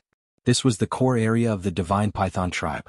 Only those who had reached the combat emperor level were qualified to live here. The millions of tribesmen of the divine python tribe also regarded this place as a sacred place. Of course, there was also a special group of people who could live here. They were direct descendants like Pei. At this moment, in one of the palaces, a middle-aged man sat on a throne. He was the leader of the divine python tribe. But at this moment, he was staring at the opposite side with a gloomy expression. He clenched his fists and his eyebrows were filled with hostility. In front of him stood a short man with a repulsive face and a rat's eyes. That's right. This man was Yen Wei in disguise. He looked at the leader of the divine python tribe impatiently and said, "Leader, I still have a lot of things to do. Please prepare 500 billion gold coins quickly." Smack. Hearing this, the leader of the divine python tribe slammed the table and stood up. He shouted, "Fu Anshan already promised me that he would not harass me again after I helped him get rid of Shin Feiyun and Li He. Now he wants me to give him 500 billion gold coins. What does he mean?" Yen Wei said calmly, "I don't know. I'm just following orders. I won't give you any gold coins. Get lost now. By the way, tell Fu Anshan that he'd better be content with what he has. Don't be too greedy." The leader of the divine python tribe laughed sinisterly. I'm afraid I won't be able to report back." Yen Wei was in a dilemma. "Then don't go back. Although the divine python tribe is just a small temple, we can still make a place for you to be buried." The leader of the divine python tribe laughed and his eyes were filled with murderous intent. Yen Wei's pupils constricted. In order to snatch the position of leader, this man even dared to murder his own brother, let alone an outsider like him. Dong. At this moment, there was a hurried knock on the door. "Come in." The chief of the divine python tribe raised his eyebrows and returned to his seat. He looked up at the door and said expressionlessly. A burly man pushed the door open and entered. He glanced at Yen Wei and ran to the leader of the divine python tribe. He whispered, "Leader, Ancestor Mu is here." "What?" The chief of the divine python tribe stood up abruptly, his face full of disbelief. "You're here so soon?" Yen Wei mumbled, his eyes flashing.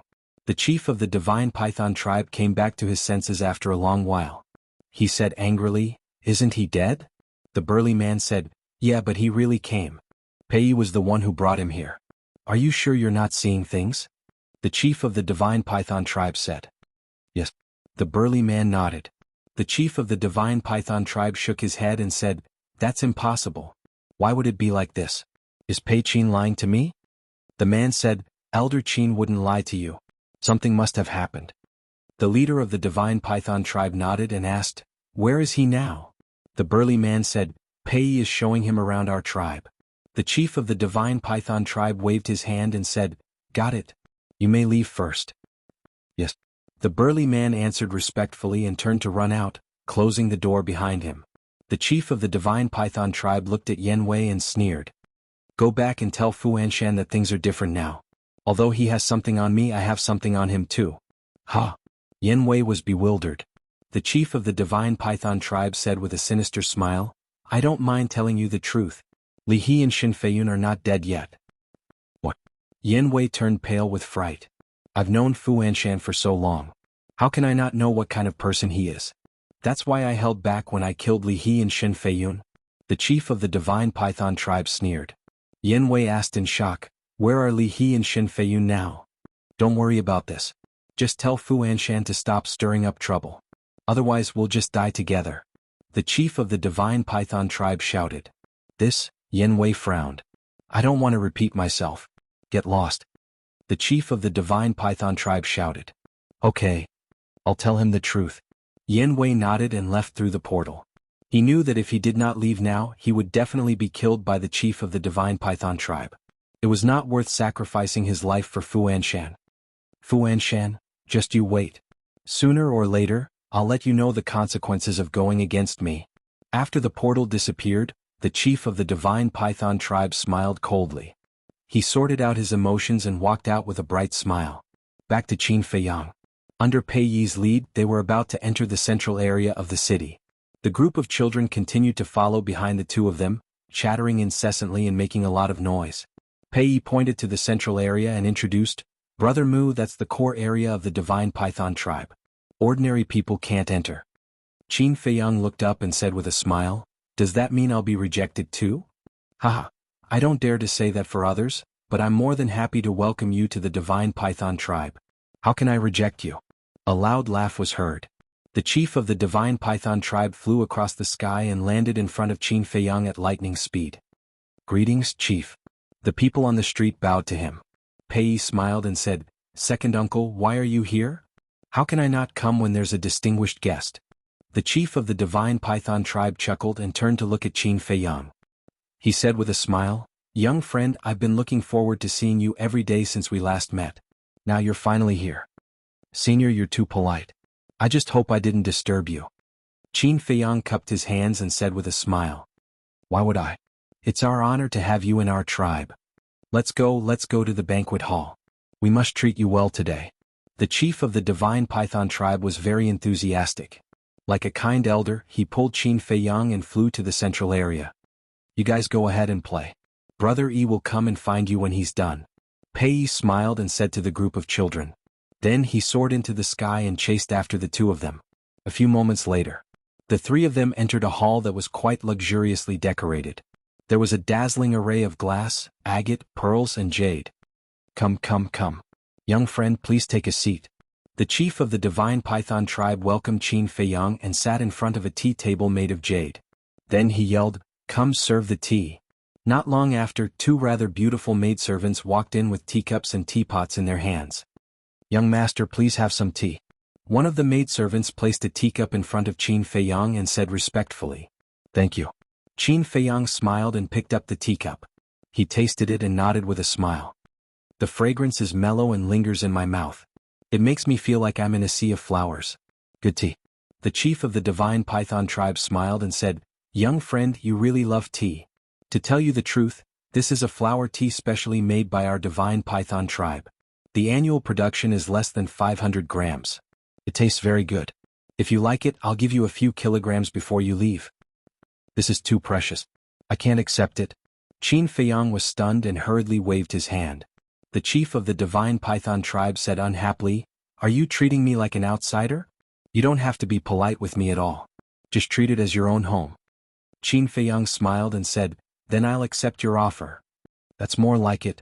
The chief of the Divine Python tribe smiled and then sighed. Actually, to be honest, and I should thank you properly. If it weren't for you, my unfortunate elder brother might never be able to return to his roots. As he spoke, there was an indescribable sadness on his face. Pei also lowered his head and fell silent. He could not hide his sadness. Qin Feiyang glanced at Pei before looking at the leader of the Divine Python tribe.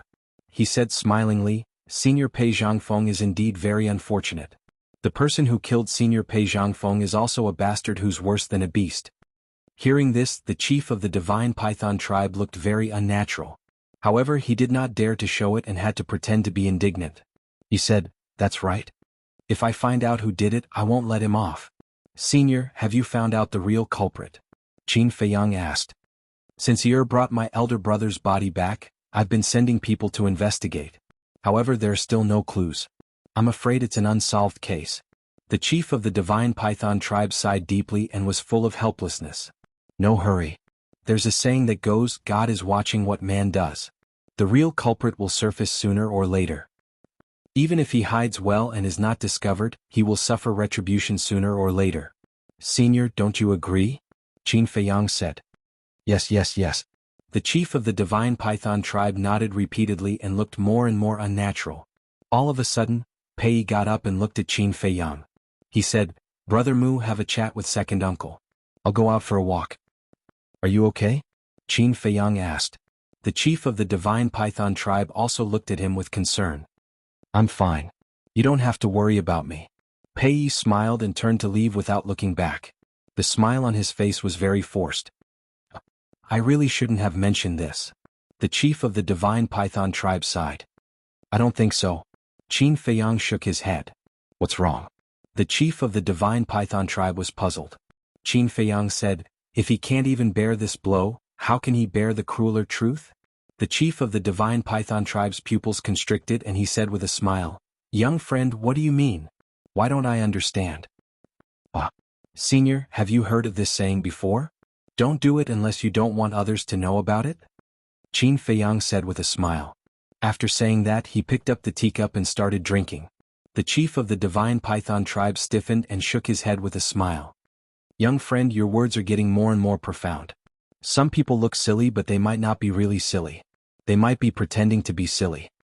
There are also some people who look silly but they are really silly. Senior, what kind of person do you think you are?" Chapter 1064. The leader of the divine python tribe was silent as he looked at Qin Feiyang with an uncertain expression. Qin Feiyang put down his teacup and looked up at the two maidservants. He smiled and said, "I have some private matters to discuss with your leader. Wait outside." The two of them froze and looked at the leader of the divine python tribe. "Go out." The leader of the divine python tribe waved his hand. "Yes." The two of them replied respectfully. Qin Feiyang said, "Close the door while you're at it." "All right." The two of them nodded and turned to leave, closing the door tightly. The leader of the divine python tribe said, "Young friend, you've been speaking ambiguously ever since you left. What do you mean?" "What do I mean? Don't you know?" Qin Feiyang sneered. The leader of the divine python tribe's heart skipped a beat, but he did not say anything. That was because he did not know what to say now and could only deal with the situation by remaining unchanged. Heaven's net has a long grind, but nothing escapes. You can hide it from Pei Yi, your tribesmen, and everyone else in the world, but you can't hide it from me. You're the real culprit who killed Pei Zhangfeng," Qin Feiyang said. The leader of the divine python tribe stood up abruptly when he heard that, his eyes filled with shock. "Are you curious as to how I know?" Qin Feiyang said. The leader of the divine python tribe remained silent. Qin Feiyang took out the image crystal and played the video he obtained in the Black Lion tribe. The leader of the divine python tribe clenched his fists when he saw the video, and the killing intent in his eyes was undisguised. A moment later, the video ended. Qin Feiyang put away the image crystal and said with a smile, "Did you see that? You thought that you were very secretive, but you've already been exposed." The leader of the divine python tribe said in a deep voice, "Where did you get this video?" Qin Feiyang chuckled. "Do you think I'll tell you? What do you want?" The leader of the divine python tribe asked. Qin Feiyang said, "Simple. Give me an antidote." "What antidote?" The chief of the divine python tribe frowned. Qin Feiyang shook his head and said, "I don't know what kind of antidote it is. I only know that it's a kind of poison concocted by Pei Qin. This kind of poison, even the detoxification pill can't remove it." The chief of the divine python tribe looked at Qin Feiyang in surprise and said, "Are you poisoned?" "You want me to be poisoned, but it's a pity that I'm not the one poisoned. Let's cut the crap. I believe you must have the antidote on you. Give it to me." Qin Feiyang said lightly. "I didn't." The chief of the divine python tribe shook his head. "Oh, don't joke around. With your cautious personality, how could you not have some antidote on you? Also, you have to understand that I'm not begging you now. If you don't give me the antidote, the video in my hand will soon spread to every corner of the divine city. When the time comes, I don't need to tell you the consequences you will face. You should be clear about it," Qin Feiyang joked. Before he finished speaking, the chief of the divine python tribe stepped forward and grabbed Qin Feiyang's neck. His eyes were filled with murderous intent. "Are you trying to silence me? Then you'd better think carefully. After all, your tribesmen know that I came to your divine python tribe. Of course, you can also bribe your tribesmen. But even if you do that, it's meaningless. Because I'm not the only one who has this video." Qin Feiyang grinned. "Well," the chief of the divine python tribe's eyes trembled as he said in a low voice, "Who knows?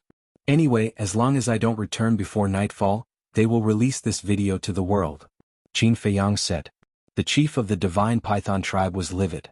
In the end, he let Qin Feiyang go. He took out a jade bottle from his Chengkuan bag and said, "This should be the antidote you want. But I have a condition. You have to destroy that video. You don't have the right to negotiate. If you want to keep your current status and reputation, you have to give it to me," Qin Feiyang said. "You win." The chief of the divine python tribe said coldly and threw the jade bottle to Qin Feiyang. Qin Feiyang caught it in his hand and looked at it carefully. He said, "You go out first. This is my territory. You should go out." The chief of the divine python tribe shouted. Qin Feiyang said lightly, I don't want to say it again. The chief of the divine python tribe clenched his hands tightly. If looks could kill, Qin Feiyang would have died many times. But in the end, the chief of the divine python tribe compromised and went out with anger and grievance. After the door was closed, Qin Feiyang waved his hand and Viper immediately appeared out of thin air. Qin Feiyang handed the jade bottle to him and said, "Try it. Can't you?" Viper grabbed the jade bottle and couldn't wait to take a drop. Then he closed his eyes. After a dozen breaths, he suddenly opened his eyes and his face was full of ecstasy. He said, "Young master, this is the real antidote." Qin Feiyang also breathed a sigh of relief. He sent Viper back to the castle and said lightly, "Come in." The chief of the divine python tribe pushed the door open and closed it. He said gloomily, "I've given you what you want. If you don't keep this secret, I'll drag you down with me even if I die." Qin Feiyang said with a smile, "Don't worry. I won't tell anyone. By the way, don't wait for Pei Qin anymore. He died in Qinghai." What? The chief of the divine python tribe was shocked. "Your expression is really cute. Okay, I finished my business. I won't disturb you." After Qin Feiyang finished speaking, he stood up and left. "Where are you going?" The chief of the divine python tribe asked hurriedly. "It's not easy to come here. I have to take a good look around." Qin Feiyang chuckled. He opened the door and strode out. However, when Qin Feiyang went out, he saw a purple-clothed woman walking towards him. Qin Feiyang cupped his hands and said with a smile, "Senior High Priestess, long time no see. How are you?" The High Priestess smiled and said, "Thank you for your concern. Everything is fine." "That's good." Qin Feiyang smiled and brushed past the purple-clothed woman. Soon he disappeared into the crowd on the street outside. The High Priestess raised her eyebrows and looked away. She turned and entered the main hall. Seeing the angry chief of the divine python tribe, she asked with concern, "What's wrong?" The chief of the divine python tribe said, "Close the door first." The High Priestess was stunned. She closed the door and walked to the chief of the divine python tribe. "Elder Qin is dead. Ancestor Mu knows about that too. And he has a video in his hand." The chief of the divine python tribe rubbed his head and said helplessly, "What?" The High Priestess' expression froze. Where did he get the video? Could Elder Qin have given it to him? But that's impossible. Elder Qin did not record those videos back then when we were not paying attention. Could it be Fu Anshan? It's not Fu Anshan. That's because the video in Ancestor Mu's hands was from a different angle from the one in Fu Anshan's hands. They were not recorded by the same person. The chief of the divine python tribe said. Not the same person? The High Priestess was stunned. Does that mean that other than Fu Anshan there were others present? Yes. The chief of the divine python tribe nodded. How could this be? The High Priestess lay on the chair. She thought that it was flawless. However, she did not expect them to appear one after another with the video in their hands. At this rate, there was no guarantee that this would not be exposed one day. The most frightening thing was, how many people knew about this? How many people had evidence? So, it's all because of my desire and greed. I shouldn't have done that. The chief of the divine python tribe sighed and looked as though he had aged dozens of years in an instant, looking haggard. The High Priestess said faintly, "What's the use of regretting it now that it's already happened? Why don't you come clean? I believe that as long as you show your sincerity, our tribesmen will forgive you." No. I must not come clean. It wasn't easy for me to obtain everything that I have now. I don't want to lose it just like that. The chief of the divine python tribe shook his head. The High Priestess shook her head. You still can't let it go. Is power really that important? If it wasn't, I wouldn't have done what I did back then. In any case, I must think of a way to get rid of everyone who knows about this. The chief of the divine python tribe gripped his fingers tightly and the killing intent in his eyes was menacing. Sigh. The high priest looked at him deeply and sighed inwardly. He did not say anything else. North City. Trading Pavilion. What? Li He and the others aren't dead. Fu Anshan stood in the study and looked at Yen Wei in shock. That's what the chief of the divine python tribe said. Furthermore, by the looks of it, he didn't seem like he was trying to scare me. Yen Wei said respectfully. Fu Anshan kicked the desk away and said furiously, "That damned bastard. How dare he backstab me?" Yen Wei said, "Sir, it's useless to be angry now. We have to think of a way to resolve this matter quickly. They're in the divine python tribe. Tell me, how do we resolve this?" Fu Anshan roared. Yen Wei shrank his neck. "Initially, I had the absolute initiative. However, with this sudden turn of events, it's equivalent to me losing the capital to threaten the chief of the divine python tribe. Damn it. Fu Anshan flew into a rage and was beyond furious.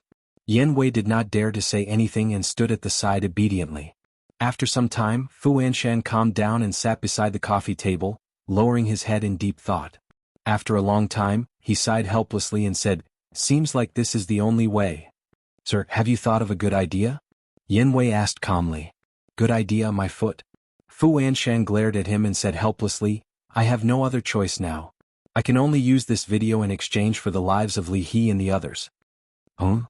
In that case, sir, you won't be able to threaten the chief of the divine python tribe in the future, right?"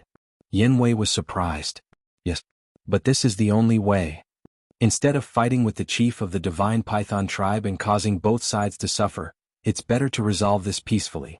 As long as I destroy this video, he will definitely kill Li He and the others. Speaking of which, it's a happy ending." Fu Anshan sighed and looked very reluctant. Yan Wei's heart skipped a beat.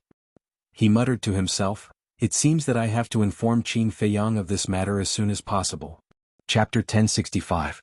In the Divine Python Tribe. Qin Feiyang was looking for Pei Yi in the central area. There were very few people in the central area, but he would still bump into them from time to time. Due to the fact that no one knew about the conflict between Qin Feiyang and the leader of the Divine Python Tribe, they would all greet him with a smile when they saw him. After all, Qin Feiyang was now the personal disciple of the chief pagoda master and they would definitely suck up to him. About a few hundred breaths passed. Qin Feiyang finally saw Pei Yi beside a stream. Pei Yi was seated by the stream and staring at the flowing water with a tinge of melancholy in his eyes. "Didn't you say that you've already gotten over it?" Qin Feiyang walked forward and stood beside Pei Yi with a faint smile.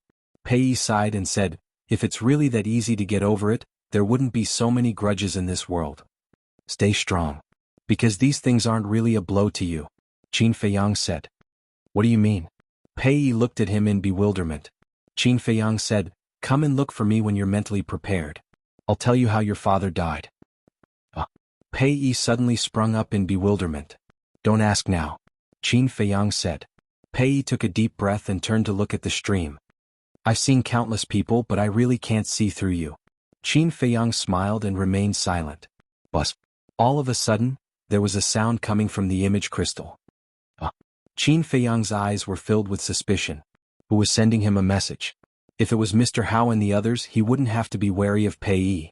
However, if it was Wang Zicheng and the others, he couldn't let Pei Yi see it. He pondered for a while. Qin Feiyang looked at Pei Yi and said with a smile, "Wait a moment, I'll be back soon." He then opened the portal and appeared in the attic of the calming lake. He then took out the image crystal. But a short man with a hideous face appeared. "Yan Wei?" Qin Feiyang was slightly taken aback. Yan Wei shouted without hesitation, "Something bad has happened." "What is it?" Qin Feiyang was stunned. Yan Wei said, "They want to harm Li He and Shen Feiyun." Qin Feiyang was stunned. What the hell was this? Didn't Li He and Shen Feiyun die long ago? Yan Wei said, "Li He and the other two are not dead. They are currently imprisoned somewhere in the Divine Python Tribe, but if you don't think of a way quickly they will really die." "Wait." Qin Feiyang raised his hand to interrupt Yan Wei and asked in surprise, "You said they're not dead?" "Yes. Didn't I go to the Divine Python Tribe before?" The chief of the Divine Python Tribe said it himself. Yan Wei said in a deep voice. "This." Qin Feiyang was stunned. When he came back to his senses, he urged, "Tell me in detail." "Okay." Yan Wei nodded and recounted everything that had happened in detail. "I see." Only then did Qin Feiyang understand, and a sneer crept up in his eyes. These people were indeed not easy to deal with. Qin Feiyang said, "You don't have to worry about this. I will think of a way. You just have to keep an eye on Fu Anshan."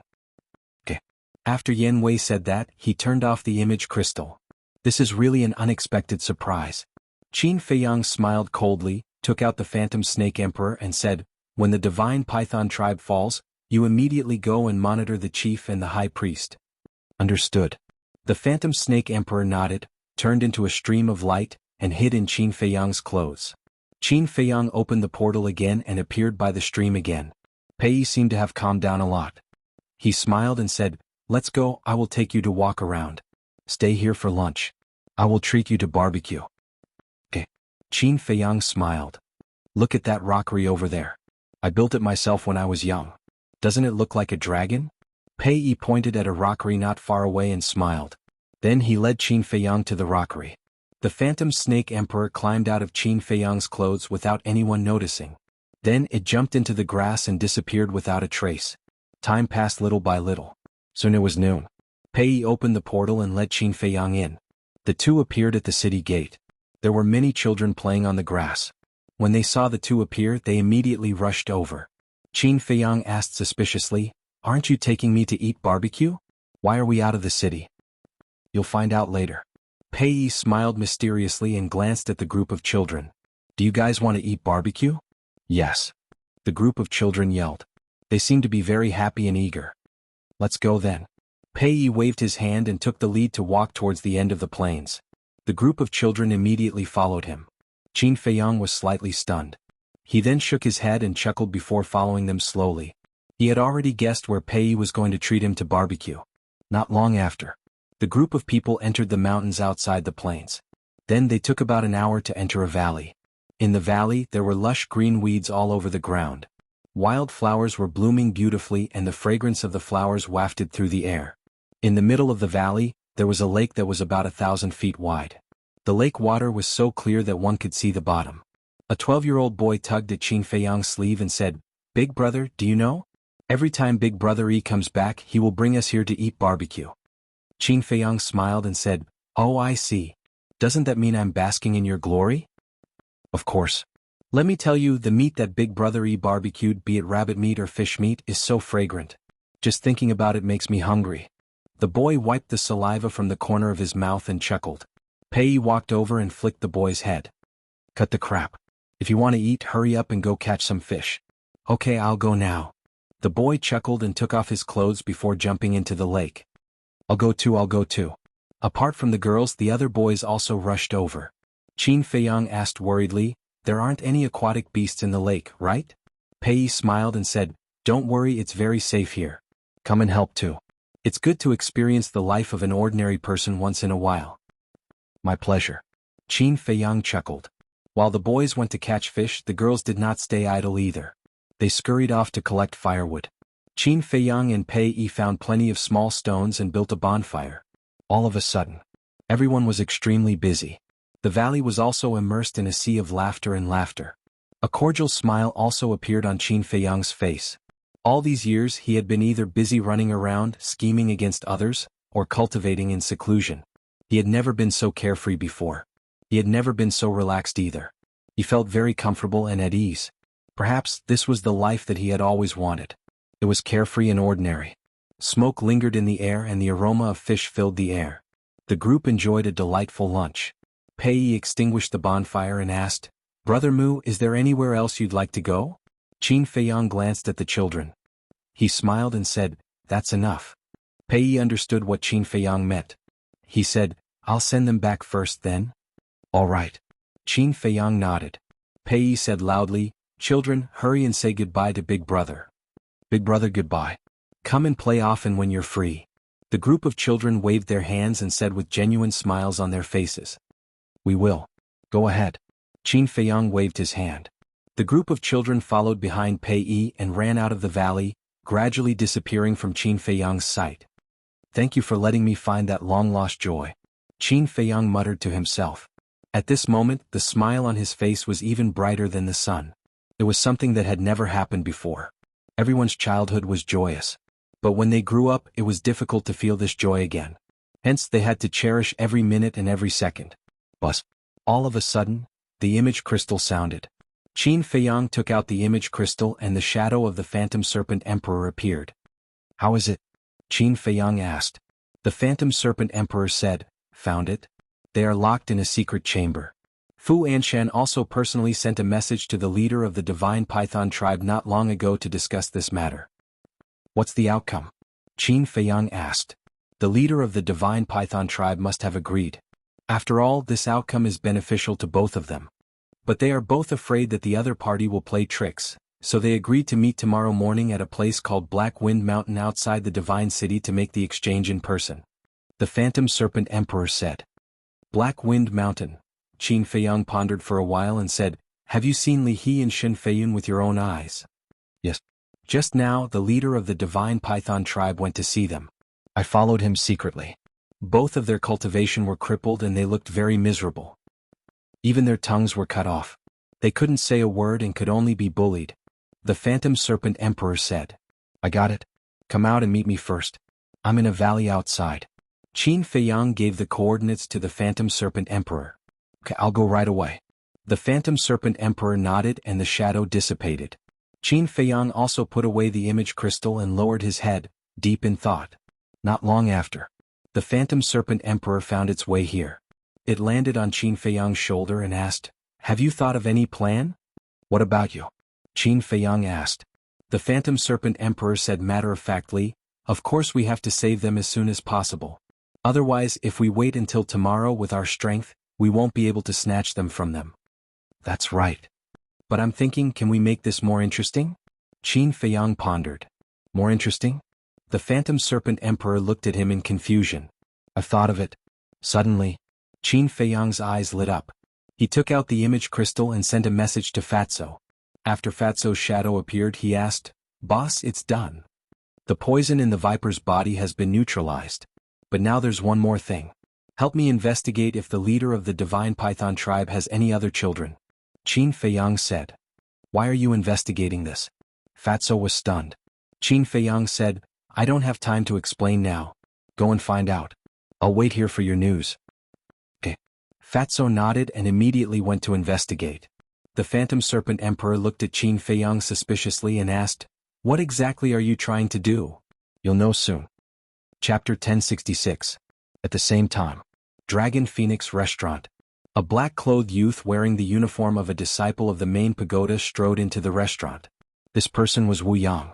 Compared to before, the current him seemed to have encountered something good that made him look energetic and radiant. Young Master Wu Yang, you're here again. A waiter greeted him with a smile. And? Wu Yang nodded. Same old place. The waiter asked with a smile. Yes. Wu Yang nodded again. All right, please follow me. The waiter brought Wu Yang to the opposite corner. There was a window there and beside it was a dining table. Sitting there, one could clearly see the pedestrians on the street outside through the window. When Wu Yang sat down, the waiter asked, Young master, what would you like to drink today? 2 jars of dragon wine. As for the rest, you can do as you deem fit. Wu Yang said. All right, please wait a moment. The waiter shouted and turned around to run away.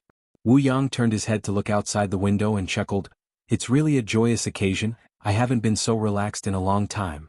At this time, a red-haired youth at the next table stood up and walked to the opposite side of Wu Yang. He sat down and said, Wu Yang, you seem to be a little off recently. This person was also wearing the uniform of a disciple of the main pagoda. Wu Yang looked at the red-haired youth and said with a smile, It's you, why am I off? The red-haired youth said, A while ago it was very difficult for me to meet you here, but recently I can see you every day.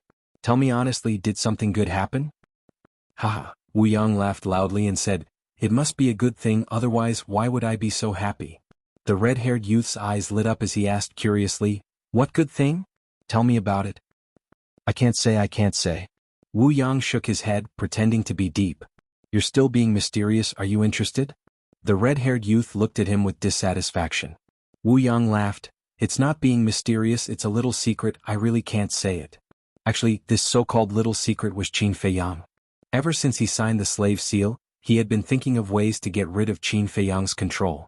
However, no matter what he did, it was useless. However, some time ago he suddenly received a message from his tribe, saying that Qin Feiyang had been killed in Qinghai. At that time he was dumbfounded. He had never dared to believe that this was real. Later on, he personally returned to the tribe and asked the chief of the Qilin tribe. He learned that the news was actually sent back by Wu Kai from the Blue Sea. Wu Kai was a clansman of their Qilin tribe. He definitely wouldn't send back a fake news. Now that he had confirmed Qin Feiyang's death, of course he was happy. Because like this, not only would he be able to escape the control of the slave seal, but no one would know that he had refined the blood demon pill. This could be called perfect. Therefore, during this period of time he came to Longfeng Pavilion every day to celebrate his freedom and rebirth. He looked out of the window again and murmured with a smile, It's better to keep a low profile as a person. Otherwise, sooner or later you'll get yourself killed. Wu Yang, what are you mumbling about? The red-haired youth looked at him in confusion. Nothing. Wu Yang waved his hand. Then he stood up and looked at everyone in the hall. He laughed and said, I'm in a really good mood right now. All of your expenses today will be on me. What? Everyone couldn't help but look at him in shock. Wu Yang laughed, I'll treat everyone to a drink. That's great. Someone's treating, it's a waste not to drink. Waiter, give me a few jars of dragon's wine. I must drink to my heart's content today. I'll have a few jars too. The Longfeng Pavilion was in an uproar. Looking at everyone's excited expressions, Wu Yang became even more pleased with himself. Breaking news, breaking news. But at this moment, a man in black in his 20s ran into the Longfeng Pavilion in a hurry. What news is it that made you so anxious? Everyone looked at him suspiciously. Wu Yang also returned to his seat. He crossed his arms and looked at the waiter curiously. Ancestor Mu is not dead. He's back, the man in black roared. What? Everyone's expressions changed. Wu Yang was even more shocked. Before his but could even warm up, he suddenly stood up, his face filled with disbelief. Shwa. Suddenly, he took a step forward and landed in front of the man in black. He grabbed the man's clothes and shouted, Is this true? The man in black was shocked. He nodded and said, This news came from the Northern Region Trading Pavilion. It's definitely true. Why is it like this? Wu Yang weakly lowered his arms. The joy on his face was swept away. Big news, suddenly. Another young man hurriedly ran into the Longfeng Pavilion.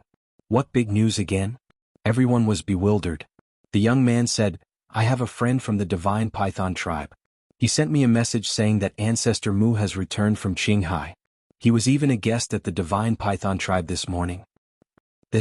Everyone looked at each other. Looks like Ancestor Mu is really not dead. Actually, thinking about it, how could such a monster be a short-lived ghost? Right, someone must have deliberately spread rumors in the past. Everyone started to discuss. Damn it. Wu Yang's face was sinister. He turned around and walked out with a gloomy face. Wu Yang, where are you going? Didn't you say you were treating us to a drink? Why did you run away by yourself? You can't be like this. You have to keep your word. Seeing this, everyone was anxious. But at this moment, how could Wu Yang still be in the mood to treat them to a drink? Without looking back, he entered the crowd and disappeared. At the peak of the mountain, Qin Feiyang finally received Fatso's reply. How is it? Looking at Fatso's shadow, Qin Feiyang asked with a smile. With Fat Lord taking action, of course it's a piece of cake. Fatso smiled proudly and said, The leader of the Divine Python tribe, other than Pei Yu, has 4 sons called Pei Zhe, Pei Luo, Pei Yu and Pei Lang. They are all in the martial artist mountain range, and their cultivation is between 5-star and 7-star War Master. Not bad, they have a thriving population. Qin Feiyang laughed in ridicule and asked, What about their character and character? Pei Zhe and Pei Luo are both quite low-key. Usually, if there's nothing important, they're basically cultivating. But Pei Yu and Pei Lang are 2 famous playboys. Relying on their own strength and family background, they bully and humiliate disciples with no status or background. Fatso said. Qin Feiyang pondered for a moment, then grinned. All right, the target is the 2 of them. Fatso's pupils constricted and asked carefully, Boss, why does your smile look a little strange? Is that so? Qin Feiyang smiled and turned off the image crystal. What about now? The Ghost Snake Emperor looked at him suspiciously. Of course I have to find someone to invite them out. Qin Feiyang pondered for a moment, and suddenly thought of a person. This person would definitely be able to contact Pei Yu and Pei Lang directly. The battle chi surged and poured into the image crystal. And then there was Wu Yang. He returned to the alchemy room in a daze and sat weakly beside the tea table. His eyes were filled with panic and his body was trembling. He was scared. But suddenly, the image crystal in his arms began to vibrate. He immediately sat up straight, his eyes full of surprise. Who was sending him a message? Was it the tribesman of the tribe? Or was it that devil? He took out the image crystal with fear and took a lot of effort to summon the courage to activate the image crystal. An illusory figure appeared. Immediately, his gaze trembled and he quickly stood up, his expression becoming incomparably respectful. It's been a long time, did you miss me? Qin Feiyang looked at him mockingly. Miss you? Humph, I can't wait to kill you right now. Wu Yang secretly sneered, but he didn't dare to show the slightest difference on the surface. He smiled flatteringly. Of course, you don't know how worried I was when I received the news of your death. Really? Qin Feiyang asked. He knew what Wu Yang was thinking in his heart, but he didn't show it. Of course it's true. How would I dare to lie to you? Wu Yang nodded and bowed submissively. Qin Feiyang couldn't be bothered to talk nonsense and said, "All right, stop flattering me. I'll give you a task now, bring Pei Yu and Pei Lang to me." Wu Yang was stunned and asked suspiciously, "Why are you looking for them?" "Don't worry about that. Bring them here as soon as possible." After Qin Feiyang finished speaking, he gave the coordinates to Wu Yang and turned off the image crystal. The Phantom Snake Emperor said in surprise, "You're not going to use them to threaten the leader of the Divine Python tribe, are you?" "Threaten? You're too naive. The leader of the Divine Python tribe can even kill his own brother, would he care about two good-for-nothing sons?" Qin Feiyang sneered. "Then why are you doing this? Can you stop keeping me in suspense?" The Phantom Snake Emperor glared at him angrily. Qin Feiyang laughed. "It's not a good thing for you to be so impatient. You have to be calm when you encounter trouble, understand?" The Phantom Snake Emperor rolled his eyes. Who didn't understand these principles? But now he just couldn't control himself. He couldn't wait to find out what Qin Feiyang was up to. Time flew and an hour passed in the blink of an eye. Whoosh. Suddenly, the void shook and three figures appeared in front of Qin Feiyang one after another. The leader was Wu Yang. The other two looked to be in their mid-20s. They looked decent, but their faces were full of arrogance. Wu Yang bowed and said, "Greetings, Senior Brother Mu." Qin Feiyang nodded and looked at the two people. One of the young men stepped forward and said with a flattering smile, "Senior Brother Mu, I'm Pei Yu, and this is my fourth brother, Pei Lang." "Greetings, Senior Brother Mu." Pei Lang also had a flattering look on his face. Qin Feiyang was no longer the same as before. Even the descendants of the leaders of these super tribes had to curry favor with him. Qin Feiyang said with a smile, "I've long heard of the two of you. Now that I've met you today, you're indeed extraordinary." Pei Yu said with a smile, "Senior Brother Mu, you're too polite. Compared to you, we're still far behind." Pei Lang added, "Yes, please take care of us in the future, Senior Brother Mu. Of course we're all friends." Qin Feiyang said. Pei Yu looked around and said in surprise, "Senior Brother Mu, isn't this near the Divine Python tribe?" "Yes. Pei Yi and I were just here barbecuing meat with a group of children." Chapter 1067. Hearing Pei Yi's name, Pei Yu and Pei Lang raised their eyebrows subtly. However, Qin Feiyang caught it clearly and said with a smile, "Brothers, you don't seem to like Pei Yi very much." "How should I put it?" Pei Yu and Pei Lang were a little hesitant. Qin Feiyang smiled faintly and said, "It's all right, we're all on the same side. There's no need to hold back. I'll get straight to the point then." Pei Yu's eyes were full of jealousy and hatred. Pei Yi has shown extraordinary talent since he was a child. Not only do the elders of the tribe dote on him, but even our parents like him very much. Qin Feiyang smiled and said, "That's for sure. It's his fault for being so talented." "So what if he's talented? Isn't he still an orphan that no one wants?" Pei Yu sneered. Pei Lang also snorted and said, "Exactly. He was born without a mother to teach him well. All he does is pretend to be pitiful and win the sympathy and love of the tribe members." "Pretend to be pitiful? I've spent some time with him and he doesn't seem like such a person," Qin Feiyang said. Pei Yu said, "Senior Brother Mu, don't be fooled by his appearance. He's not a good person. Stay away from him in the future." Yes. "He's not on the same side as you at all." Pei Lang flattered. Qin Feiyang was stunned and he said mockingly, "Then who should I be on the same side as?" "Us, of course. Look, you're the disciple of the chief pagoda master. You have a noble status and no one can compare to you. Although the two of us can't compare to you, we're still the descendants of the leaders of the super tribes. We won't embarrass you if we're together, right?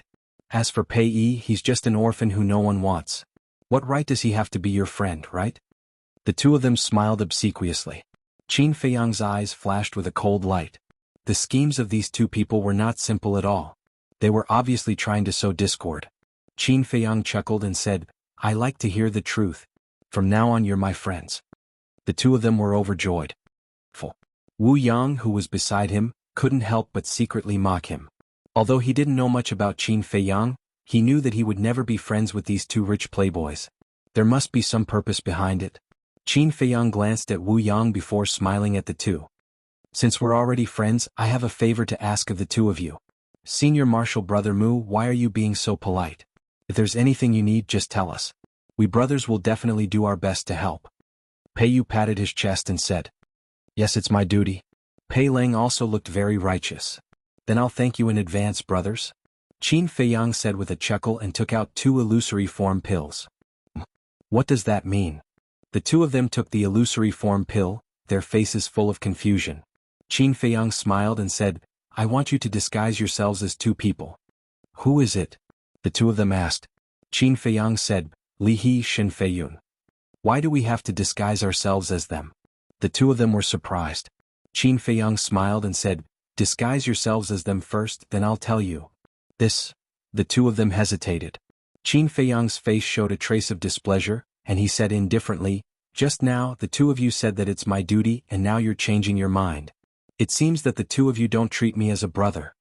Pei Yu's face changed and he hurriedly waved his hand and said, No, Senior Marshal Brother Mu, you've misunderstood.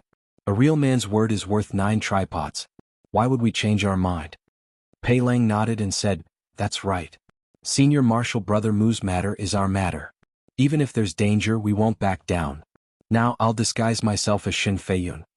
With that, Pei Lang threw the illusory form pill into his mouth and quickly changed into Shin Feiyun's appearance. Seeing that Pei Lang had already done it, Pei Yu didn't hesitate anymore. He took the illusory form pill and changed into Li He. Then the 2 of them looked at Qin Feiyang and asked, what's next? Next?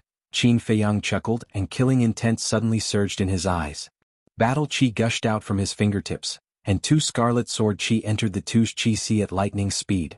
Ah! The 2 of them immediately fell to the ground, clutching their lower abdomens and howling miserably. Wu Yang next to them was even more shocked. He glanced at the 2 of them, then looked up at Qin Feiyang and asked, Senior Marshal Brother Mu, why are you doing this?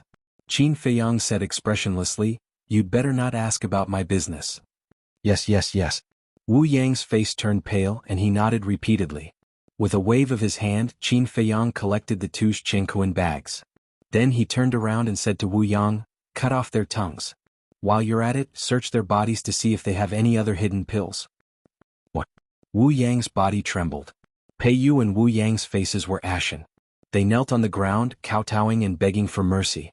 Seeing that Wu Yang didn't move, Qin Feiyang raised his eyebrows and shouted, didn't you hear me?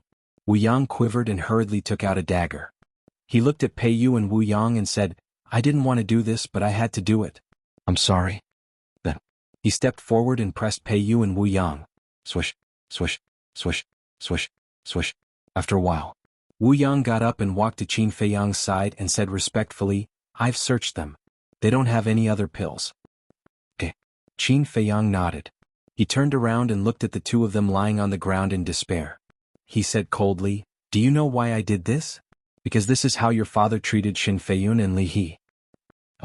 Shin Feiyun and Li He's deaths are related to the leader of the Divine Python tribe. Wu Yang was surprised. Pei Yu and Wu Yang didn't realize it until now.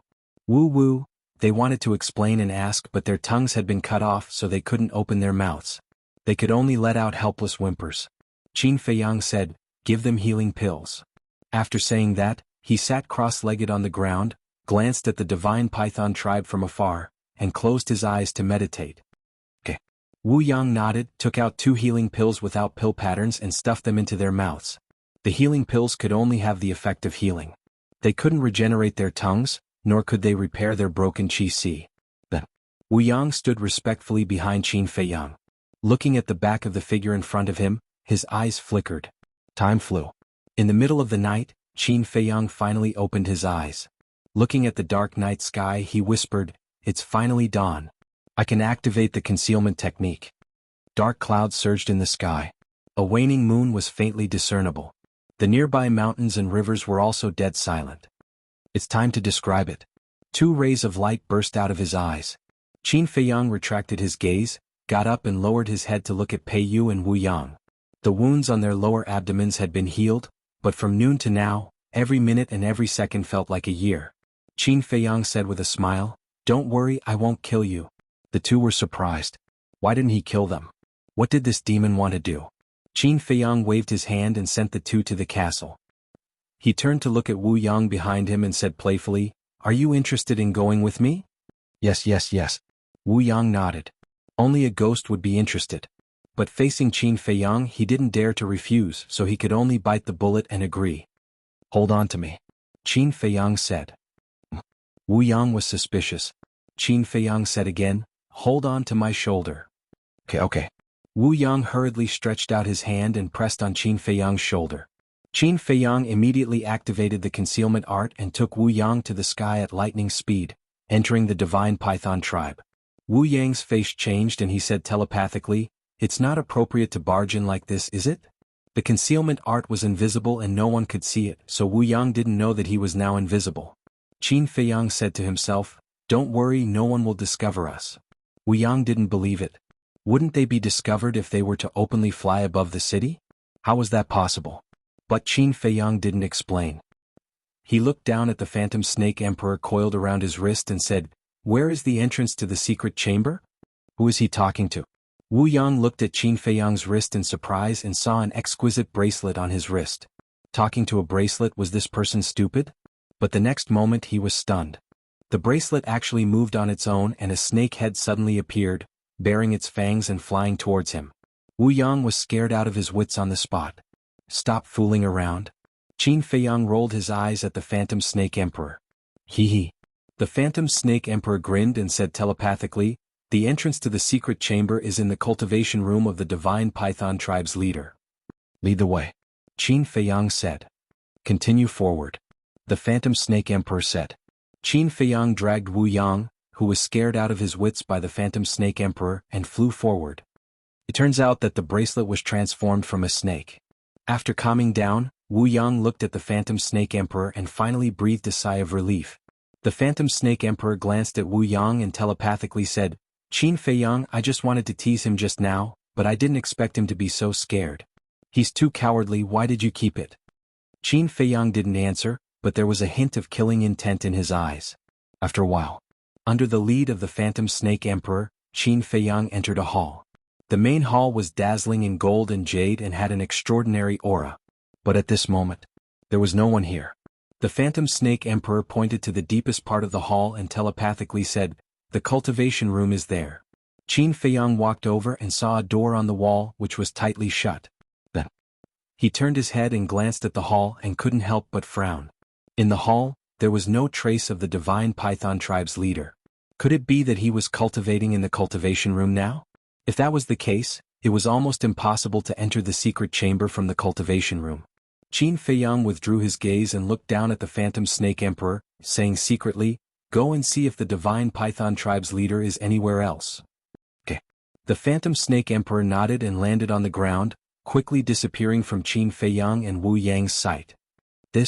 Wu Yang was dumbfounded, because he found that when the phantom snake emperor landed on the ground, its skin immediately turned the same color as the floor. He turned to look at Qin Feiyang and telepathically said, "It can't be the phantom snake, right?" "That's right." Qin Feiyang nodded. Chapter 1068. About an hour later, the spirit snake emperor came back and laughed in a low voice. "He's not in the cultivation room, but you'll never guess what he's doing now." "What's he doing?" Qin Feiyang was curious. The spirit snake emperor said, "He's having fun with his woman and he even unlocked all kinds of positions. So exciting." Qin Feiyang was stunned. He was already so old but he still liked to play these tricks. No wonder he had so many children. But suddenly, his expression became strange. He looked at the spirit snake emperor and asked, "How do you know that they unlocked many positions? Could it be that you've been peeping for the past hour?" The spirit snake emperor laughed evilly. "It's so exciting, of course I have to watch for a while more." "Fuck.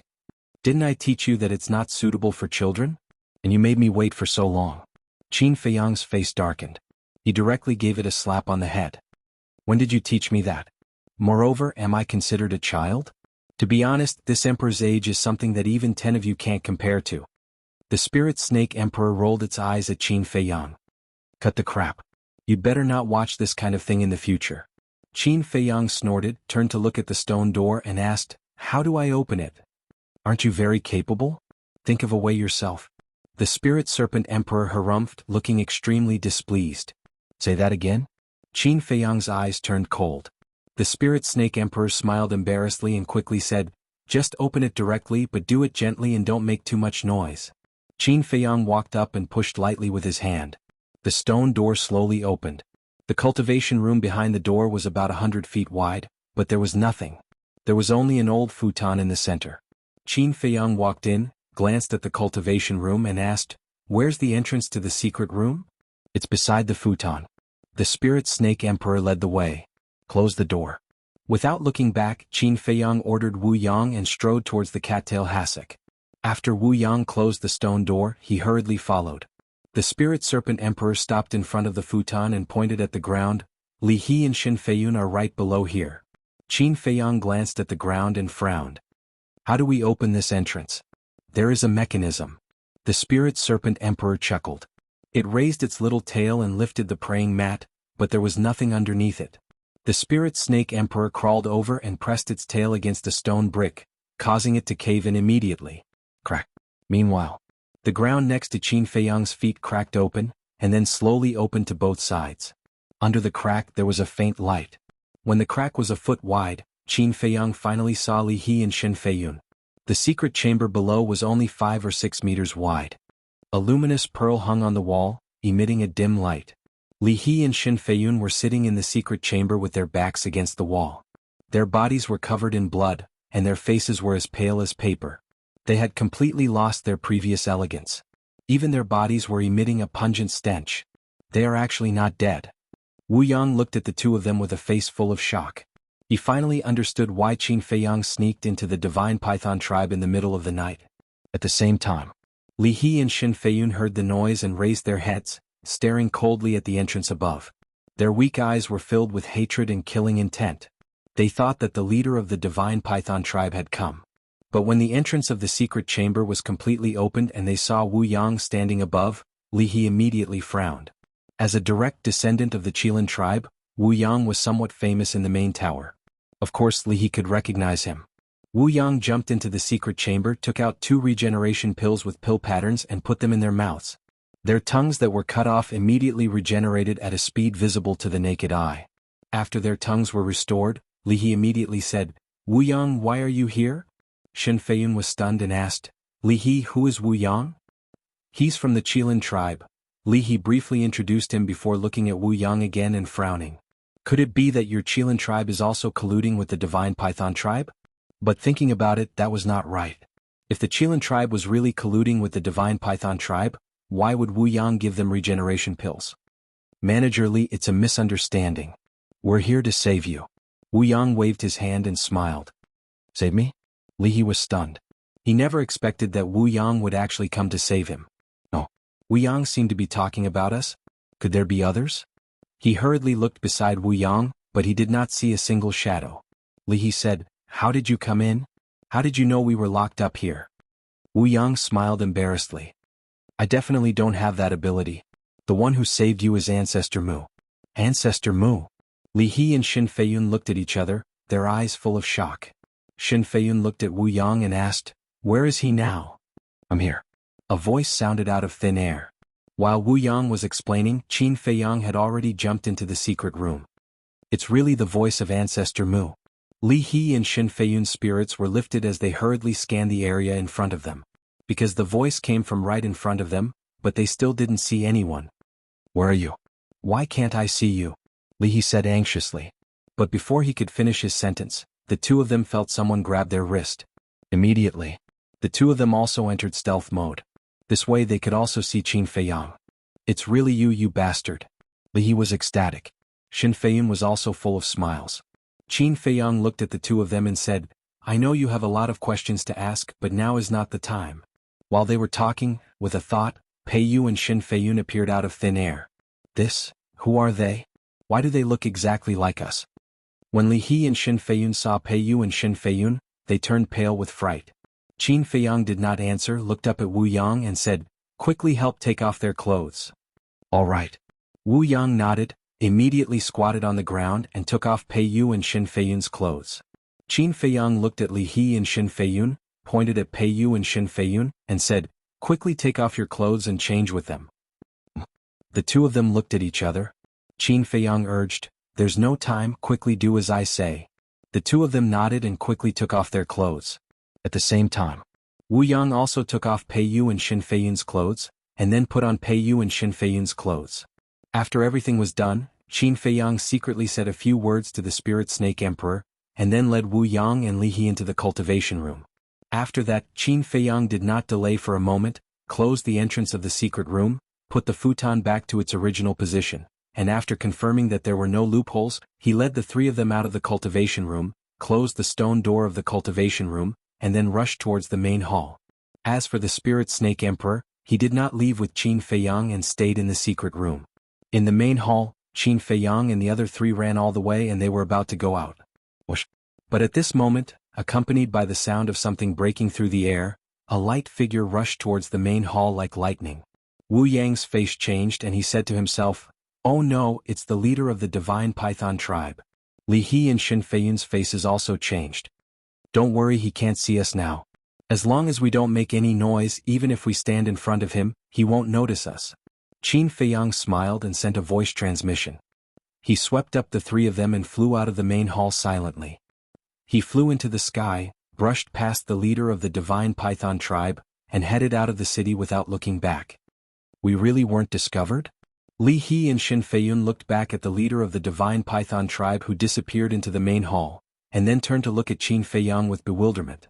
A moment later, Qin Feiyang finally flew out of the Divine Python tribe and landed on a mountain peak outside the city. The mountain peak was about a few hundred feet tall, and the vegetation was flourishing. Li He turned to look at the Divine Python tribe in the night and sighed. "I didn't expect that we would be able to escape alive." "That's right."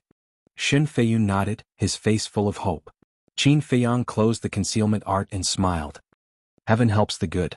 Both of you are good people, and you will definitely be able to turn misfortune into blessing." "Good people?"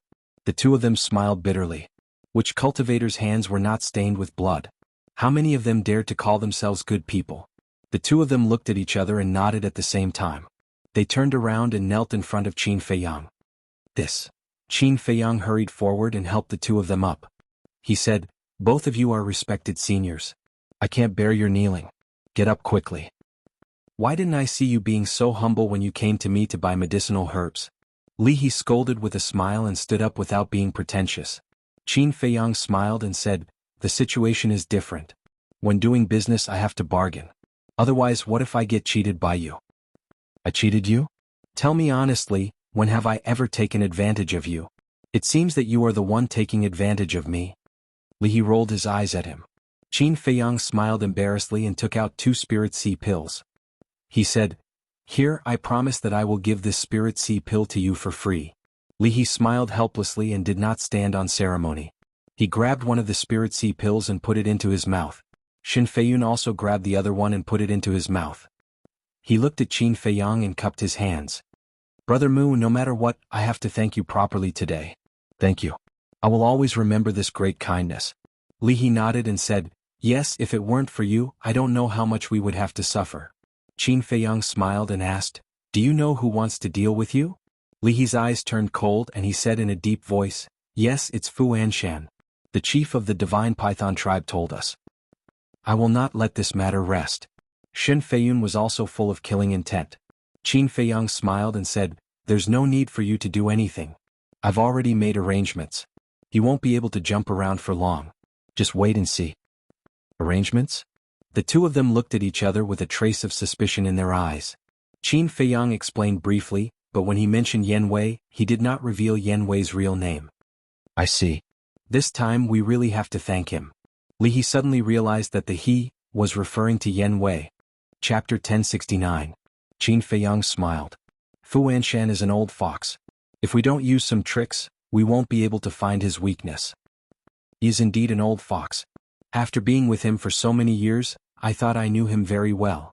But in the end I realized that was not his true face at all." Li He's face was filled with disgust. Hearing the conversation between the three of them, Wu Yang could not help but shudder. He did not expect Fu Anshan to be such a person. But compared to Fu Anshan, Qin Feiyang scared him more.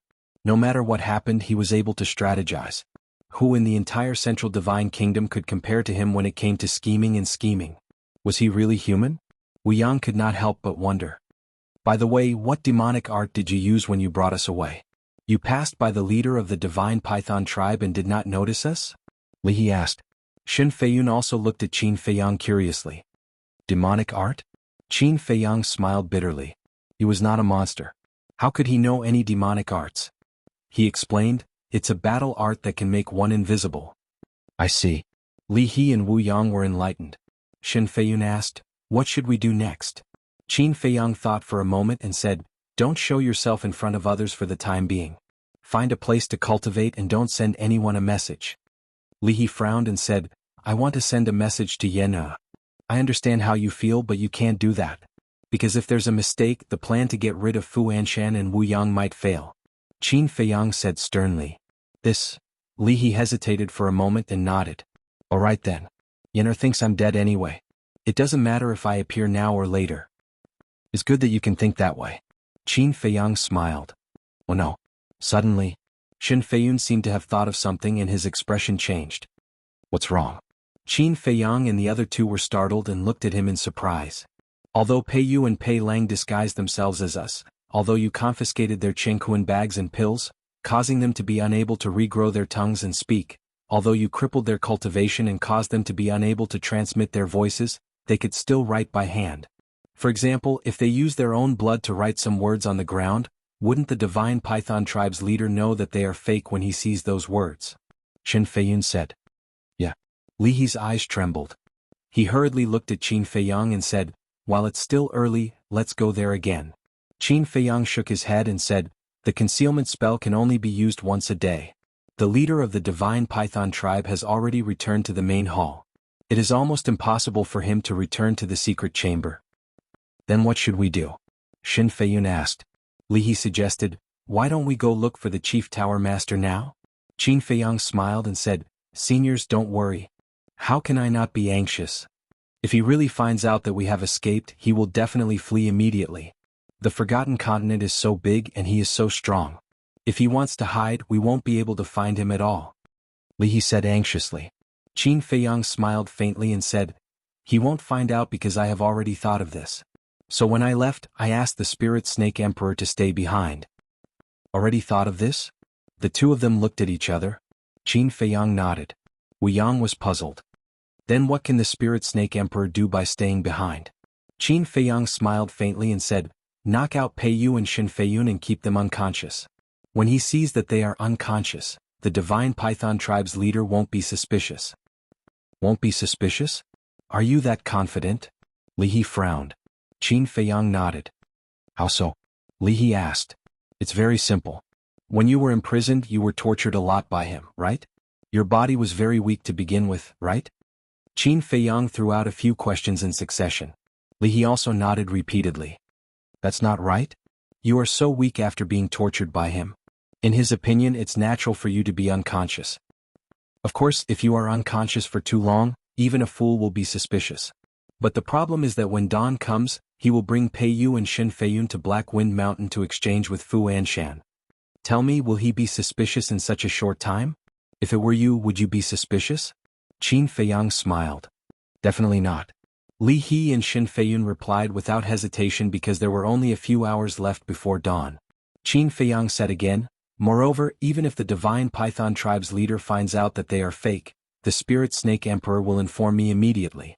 How can he escape? There is no chance at all. Li He and Shen Feiyun looked at each other, their faces full of shock. How amazing. He had even thought of this in advance. This brat's temperament was a little too terrifying. He simply didn't miss a single detail. Qin Feiyang smiled and said, let's go to Black Wind Mountain now and wait for the show to begin. You actually came up with such a bad idea. You are too bad. Li He rolled his eyes at him and added, but I like it. When the Divine Python tribe's leader finds out that it was his own son who was killed, his expression will be very interesting. After saying that, he could not help but laugh. Shen Feiyun was also full of smiles, but there was a hint of fear in his eyes when he looked at Qin Feiyang. This kid was not only meticulous, but his methods of torturing people were also hair-raising. Qin Feiyang asked, do any of you know the coordinates of Black Wind Mountain? I know. Black Wind Mountain is not far from the Divine City. After saying that, Li He gave the coordinates to Qin Feiyang. Qin Feiyang waved his hand, and a portal quickly opened. Can I go back first? Wu Yang asked. No. Qin Feiyang shook his head. Wu Yang's expression froze, and he could only helplessly follow behind the three of them and enter the portal. Time flew by. Early morning. The sun gradually rose from the horizon. The red sunlight shone on the earth, causing all things to recover. On a mountain peak, Qin Feiyang and the other three sat cross-legged, absorbing the essence of heaven and earth, cultivating their bodies and minds. After a night of rest, Shin Feiyun and Li Hixi of Qi had recovered, their injuries were healed and their spirits were better. Buzz. Suddenly, a buzzing sound was heard. Qin Feiyang suddenly opened his eyes, and two rays of light burst out. He took out the image crystal. The phantom of the spirit snake emperor quickly appeared. Shin Feiyun, Li He, and Wu Yang also opened their eyes at this moment and looked at the spirit snake emperor. How is it? Qin Feiyang asked. The spirit snake emperor said, he has already left with Pei Yu and Li He. Qin Feiyang smiled and asked again, did anything happen during this time? No. However, when the leader of the divine python tribe entered the secret chamber just now, he woke the two of them up. They immediately cried out, but the leader of the divine python tribe ignored them. Not only did he ignore them, but he also gave them a good beating. That's really miserable. The spirit snake emperor sneered. Qin Feiyang smiled and said, it's all within my expectations. The spirit snake emperor asked, then should I rush to meet up with you now? Or should I wait for you at the tranquil lake?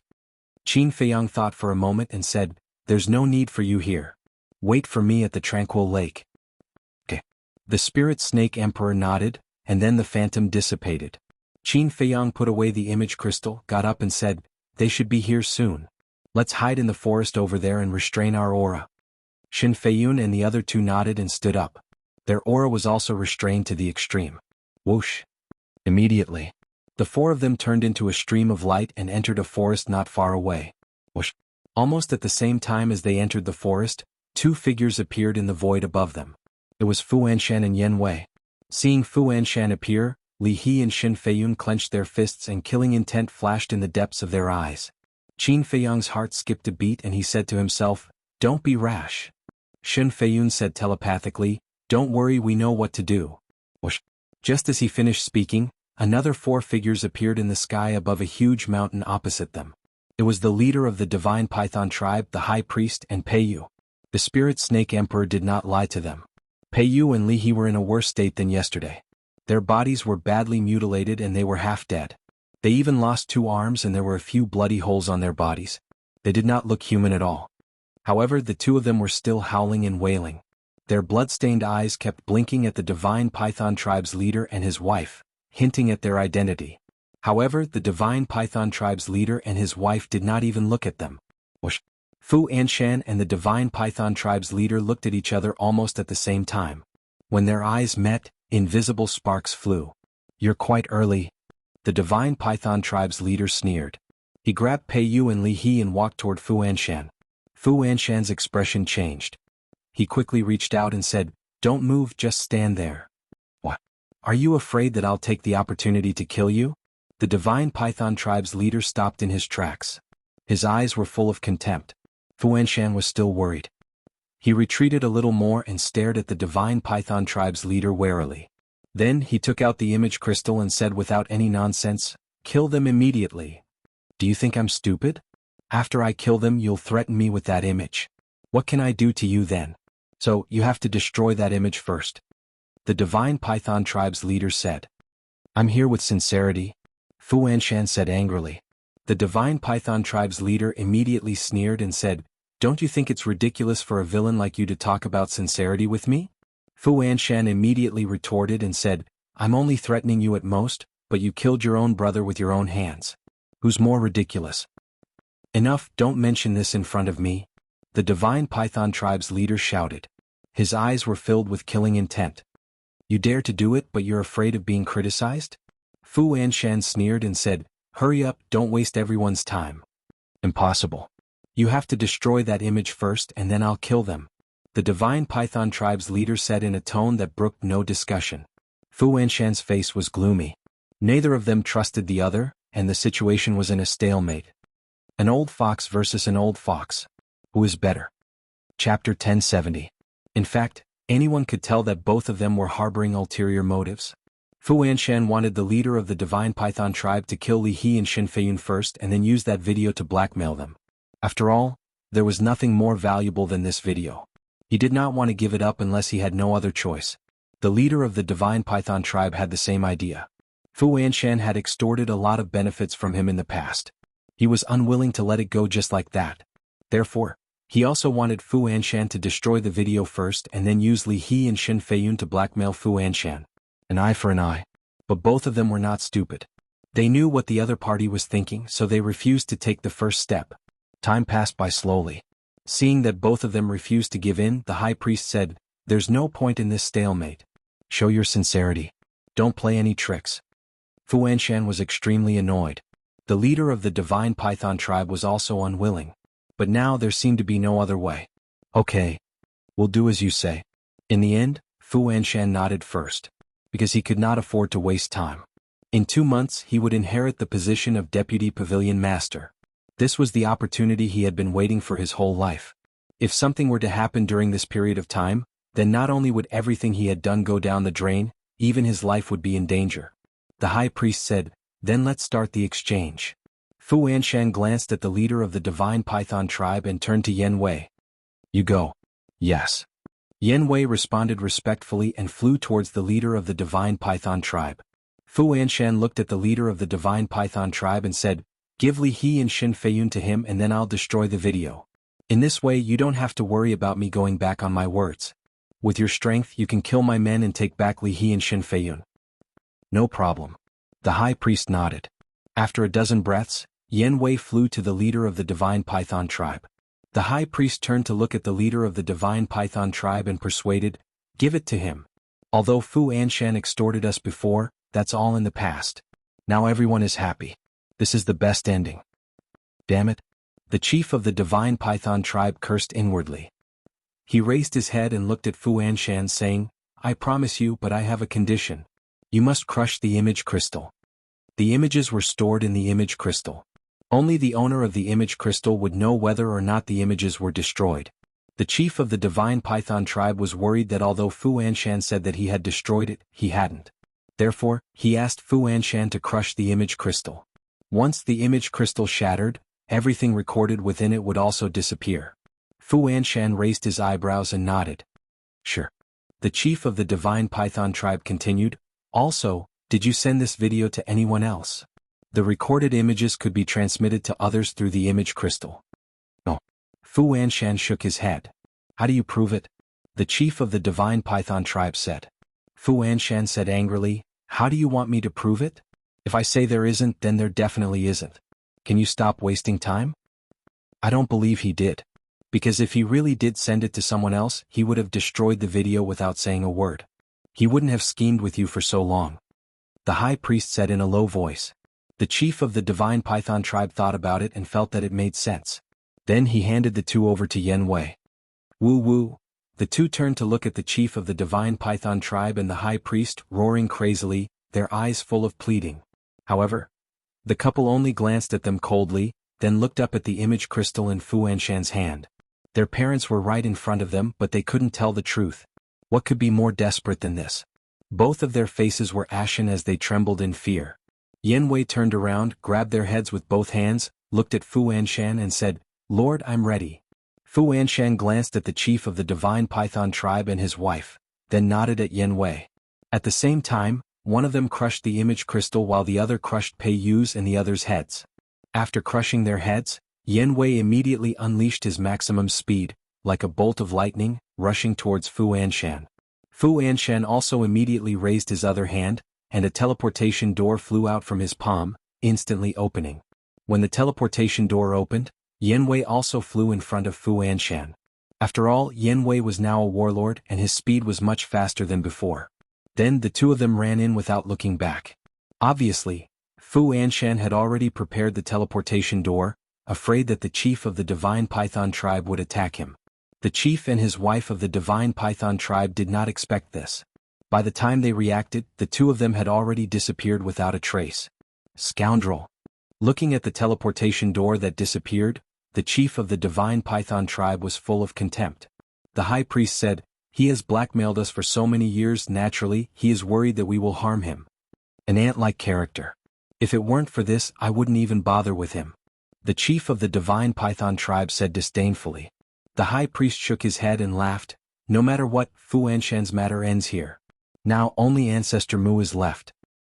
Hearing this, the chief of the divine python tribe immediately raised his eyebrows and said, Ancestor Mu is not someone Fu Anshan can compare to. That's right. Although this kid is weak, he is very shrewd. Moreover, as the direct disciple of the chief tower master, he doesn't lack anything at all. It will be difficult to get him to destroy that video. The high priest was worried. The chief of the divine python tribe sneered, It's impossible for there to be no weakness in this world. It's just that we don't know about it. That's true. The high priest nodded. After pondering for a while, he asked, Do you want me to talk to him? Just take it as a test. The chief of the divine python tribe thought for a while and nodded, Okay. The high priest said, Then I'll go look for him tomorrow. Okay.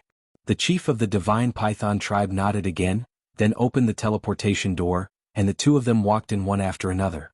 Black Wind Mountain quickly regained its peace. Qin Feiyang and the other three did not continue to hide and walked out of the forest. Li He asked, She's going to look for you tomorrow? Do you want to meet her? Qin Feiyang smiled and said, Of course, because she'll definitely prepare a valuable meeting gift. You're really a greedy brat. Li He rolled his eyes at him. Qin Feiyang did not feel that this was mocking at all. He chuckled and said, It's a waste to reject something that's delivered to my door. Alright, I have to go back. You guys find a place to hide. Okay. Li He and Shin Feiyun nodded. Qin Feiyang opened the teleportation door and was about to walk in, but suddenly he slapped his head and said, Right, I forgot something. What is it? The two of them were suspicious. However, Qin Feiyang did not look at them. Instead, he looked at Wu Yang. What?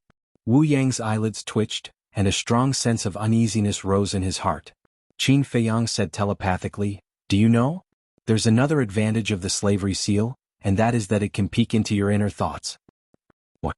Wu Yang's gaze trembled. There was actually such a thing? Then, didn't that mean that the thoughts that had appeared in his heart before were already known by this person?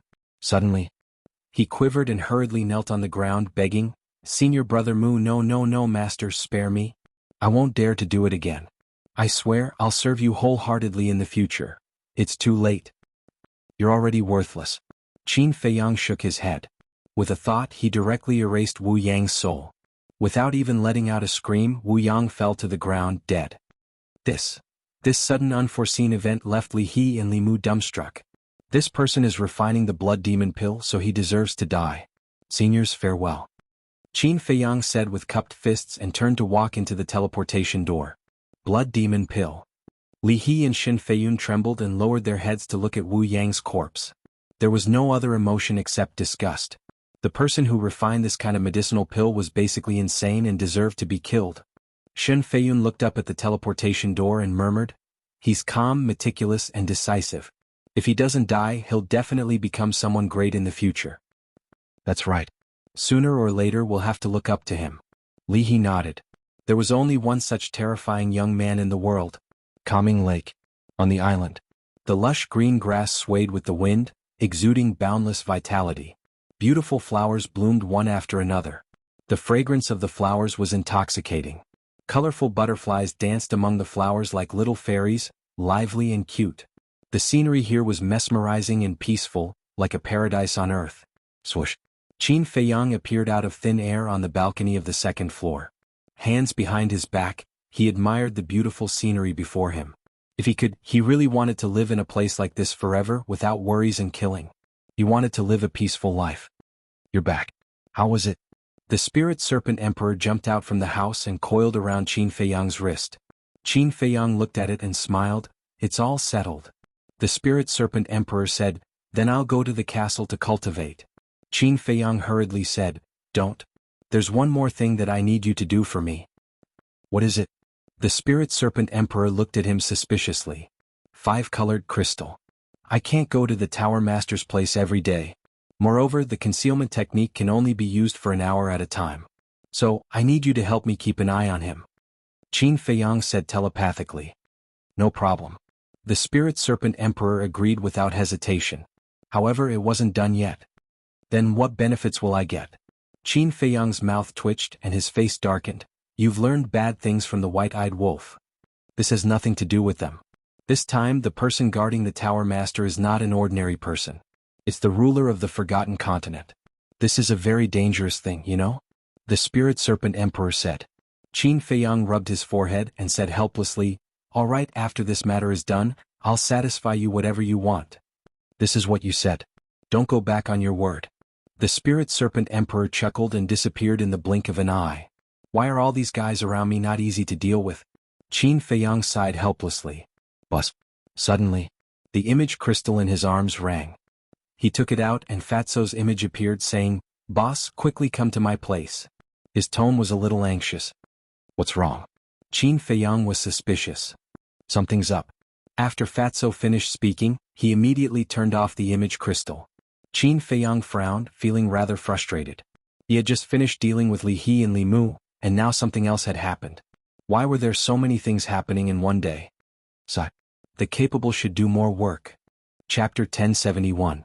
Martial Artist Mountain Range. Fatso paced back and forth in the cave abode, restless like an ant on a hot pan. Swish. Suddenly, Qin Feiyang appeared out of thin air. "Boss, you're here." Fatso immediately went up to him. "Did Chu Xian's parents give you some problems?" Looking at Fatso's anxious look, Qin Feiyang couldn't help but frown slightly. "No.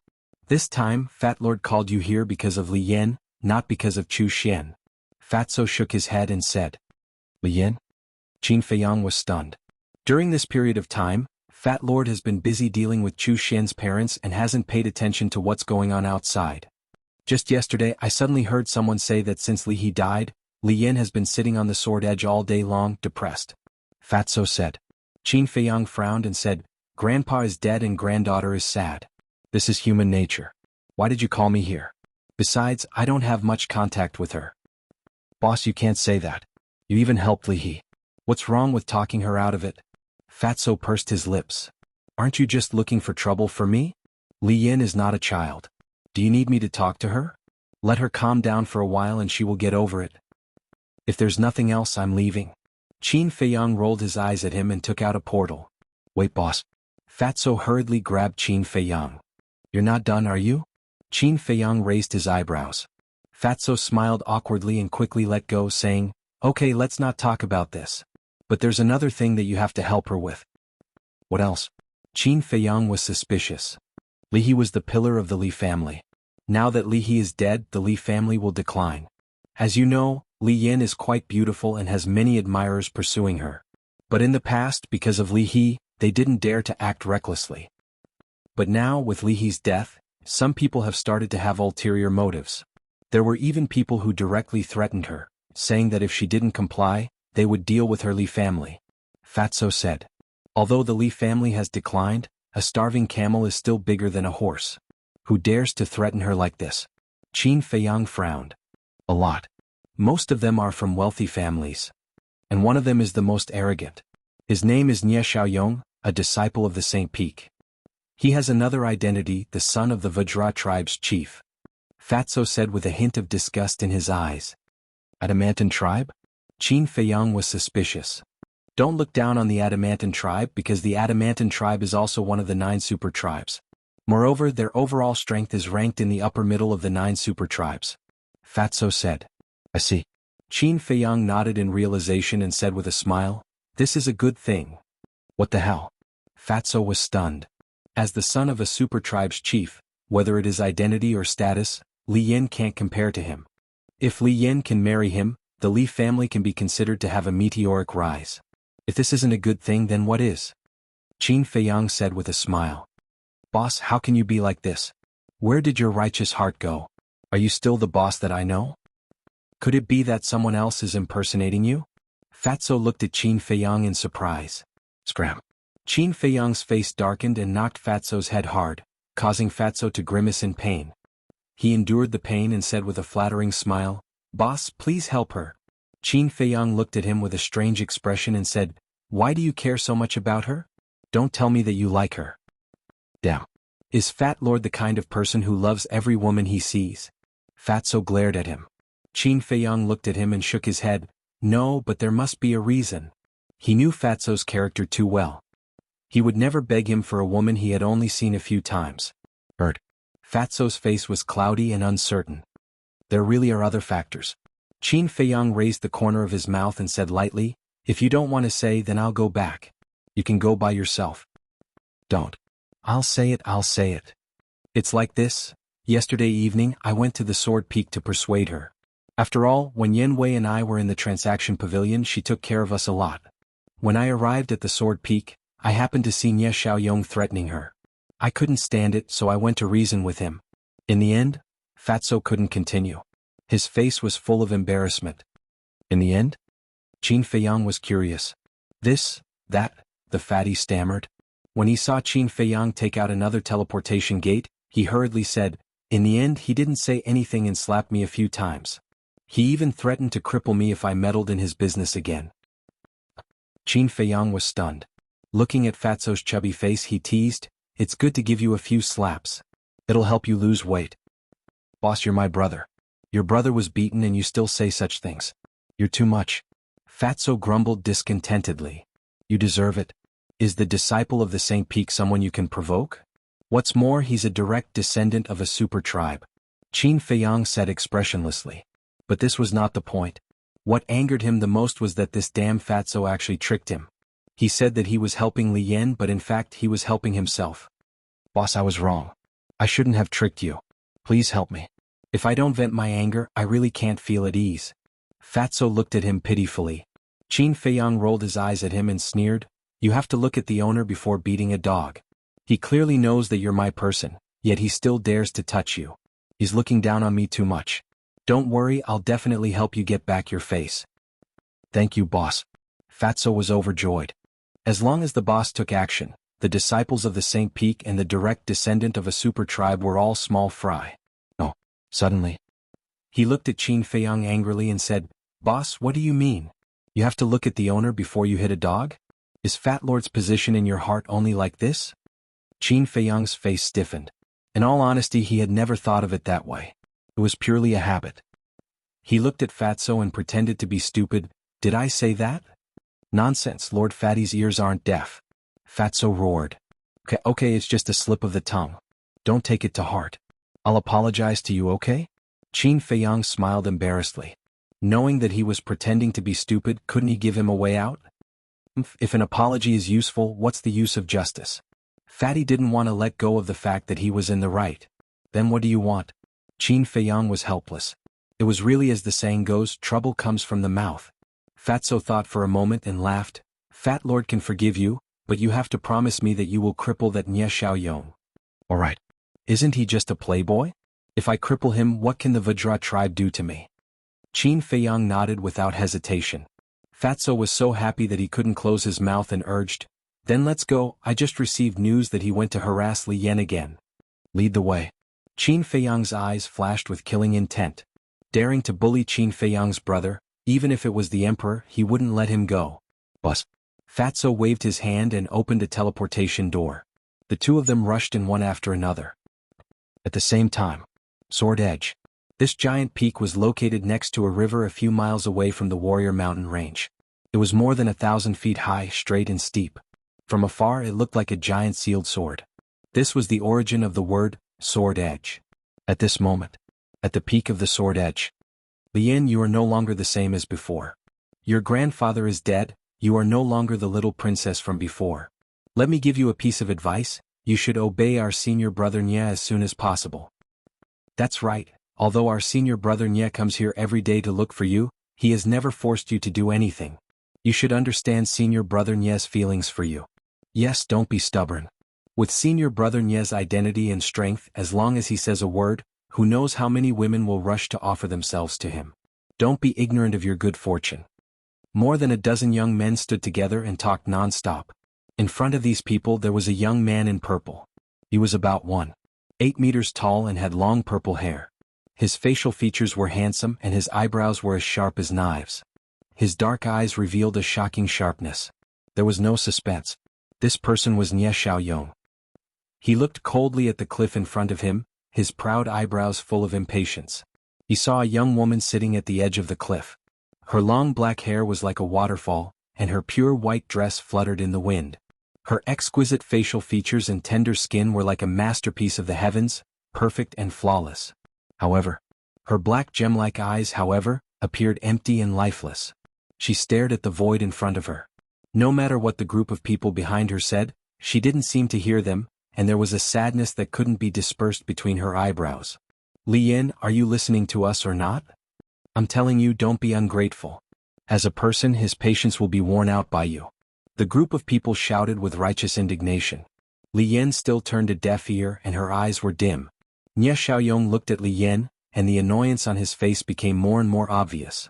Suddenly, a touch of hostility flashed in his eyes. He raised his hand and grabbed in the air. His saint power roared and forcibly pulled Li Yan in front of him. Then, Nie Xiaoyong grabbed Li Yan's hair and pulled it down hard. Li Yan's pale face suddenly looked up at him. Nie Xiaoyong greedily glanced at Li Yan's chest, then looked into Li Yan's eyes and said sternly, I'm telling you, don't challenge my patience again. However, Li Yan neither struggled nor said anything. She just looked at him in disgust. The anger in Nie Xiaoyong's heart became more and more uncontrollable. The more you act like this, the more I like it. Today I must have you and no one can stop me. He smiled coldly and threw Li Yan on the ground. He turned to the dozen young men and shouted, Take her, let's go. The two young men ran over, picked up the embarrassed Li Yan and prepared to leave. Where do you want to take her? Chapter 1072. Who is it? How dare you peep at us from the dark? Come out and die. The group of people immediately turned their heads to look at the forest, their faces full of hostility. Isn't it just watching? Is there a need to be so vicious? With a mocking laugh, Qin Feiyang and Fatso walked out of the forest. They had arrived long ago. They just didn't show up and wanted to see what these people were going to do. The result was far beyond their expectations. This Nie Xiaoyong actually planned to force himself on her. To be able to do such a dirty thing, he was really worthy of being a famous playboy. Ancestor Mu. At the same time, seeing that it was Qin Feiyang, Nie Xiaoyong and the others' pupils shrank, their fear could not be concealed. But Li Yan was still the same as before, there was no color in her eyes. What a pitiful girl. Qin Feiyang secretly sighed. He couldn't help but want to tell Li Yan the truth, but in the end, reason prevailed over impulse. Fatso stepped forward, stared at Nie Xiaoyong arrogantly and shouted, I didn't expect you to be such a scum. Let her go immediately for Fat Lord. With Qin Feiyang here, he was full of confidence. Nie Xiaoyong frowned and said in a deep voice, Let her go. The two young men who were holding Li Yan immediately let go of Li Yan and then hid behind Nie Xiaoyong, looking at Qin Feiyang warily.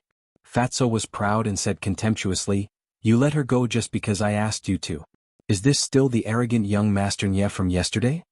Nie Xiaoyong's eyes were cold as he looked at Qin Feiyang and said, Junior brother Mu, we have always minded our own business. Why are you meddling in other people's business today? What? Qin Feiyang glanced at Nie Xiaoyong, then at the others and laughed, Don't you know that Fatso is my brother? Just now he had clearly seen everyone's cultivation base with a single glance. Nie Xiaoyong was a 3-star battle saint, and the others were 1-star and 2-star battle saints. Obviously they were all disciples of the Holy Land. If it was placed in front of him, he might have stayed away. But now he could deal with these small fries with one hand. Brother. Nie Xiaoyong and the others turned pale with fright. They weren't the only ones who knew about the relationship between Fatso and Qin Feiyang. Everyone in God City knew about it. Everyone thought that they were just friends, but they didn't expect them to be brothers. The difference between a friend and a brother was not just a little bit. Qin Feiyang smiled and said, Fatso, how many slaps did he give you yesterday? 20. Fatso said. Nie Xiaoyong's face darkened and he said angrily, Bullshit, I clearly only slapped you 5 times, where did the 20 come from? Does the interest not count? Fatso snickered. Interest? Nie Xiaoyong was about to explode. In just one night it had increased by 15%. Wasn't this interest too high? Okay, slap him the same way he slapped you yesterday. Qin Feiyang said and pointed to the dozen people next to Nie Xiaoyong and said lightly, and then each of them will be slapped 20 times. What? The dozen people's faces turned green on the spot. A young man in green shouted, Junior brother Mu, most of us weren't here yesterday, why are you slapping us too? 40. Qin Feiyang said expressionlessly. The young man in green was furious and wanted to speak again. The others quickly stopped him and shouted, If you speak again it won't be 40, it will be 80 or even 160. So, can you shut up? The young man in green felt wronged. He was fighting for the injustice for everyone, but in the end he was blamed by everyone. Did they have a conscience? Fatso walked toward Nie Xiaoyong with a smirk on his face and said, Young Master Nie, I really hope you can show your arrogance yesterday and show my boss, but unfortunately you don't have the guts. Humiliation. What a blatant humiliation. Nie Xiaoyong clenched his hands and looked at Qin Feiyang saying, "You'd better think it through." Slap. Qin Feiyang said. Fatso immediately raised his arm and slapped Nie Xiaoyong's face. A bright red palm print immediately appeared. Nie Xiaoyong was stunned. He actually slapped him? He shouted in exasperation, "Ancestor Mu, my big brother is one of the 3 kings of the St. Peak. If you dare to touch me, even if you are the direct disciple of the Chief Tower Master, you won't have a good ending." One of the 3 kings of the St. Peak? Qin Feiyang was stunned. Seeing this, the other dozen people thought that Qin Feiyang was a little timid, and became arrogant. That's right. Senior brother Nie's big brother is called Nie Zhan. Senior brother Nie Zhan's talent is extraordinary, and can be said to be a rare talent in 10,000 years. And he is deeply loved by the Peak Master of the St. Peak, and the Peak Master has the intention to take him as a disciple. His future is limitless. And senior brother Nie Zhan usually loves senior brother Nie the most, so you'd better restrain yourself. The dozen people clamored. Take him as a disciple? Qin Feiyang raised the corner of his mouth and said with a smile, "So what? Your Peak Master of the St. Peak is my future father-in-law?" Wang Yuer's father was the Peak Master of the St. Peak. Everyone was stunned. That's right. This person was already engaged to Wang Yuer, and was considered a family with the Peak Master of the St. Peak. Even if they made a big fuss, the Peak Master of the St. Peak would definitely help his own family. What's more, this matter was originally their fault. Senior brother Mu, we were wrong, please let us go this time. Yes, we have no grudges in the past and we have no grudges today, so there's no need to make a fuss like this. The dozen people were scared and hurriedly flattered him. Seeing that the dozen people began to curry favor, Nie Xiaoyong's face turned livid. Continue to slap them. Qin Feiyang ignored those people. They were all clowns and were not pleasing to his eyes. Fatso chuckled and raised his hand to slap them again. Hey! Isn't that Ancestor Mu? Nie Xiaoyong is here too. What are they doing? A few disciples passed by in the air, and when they noticed Qin Feiyang and the others, they immediately stopped and looked down at them.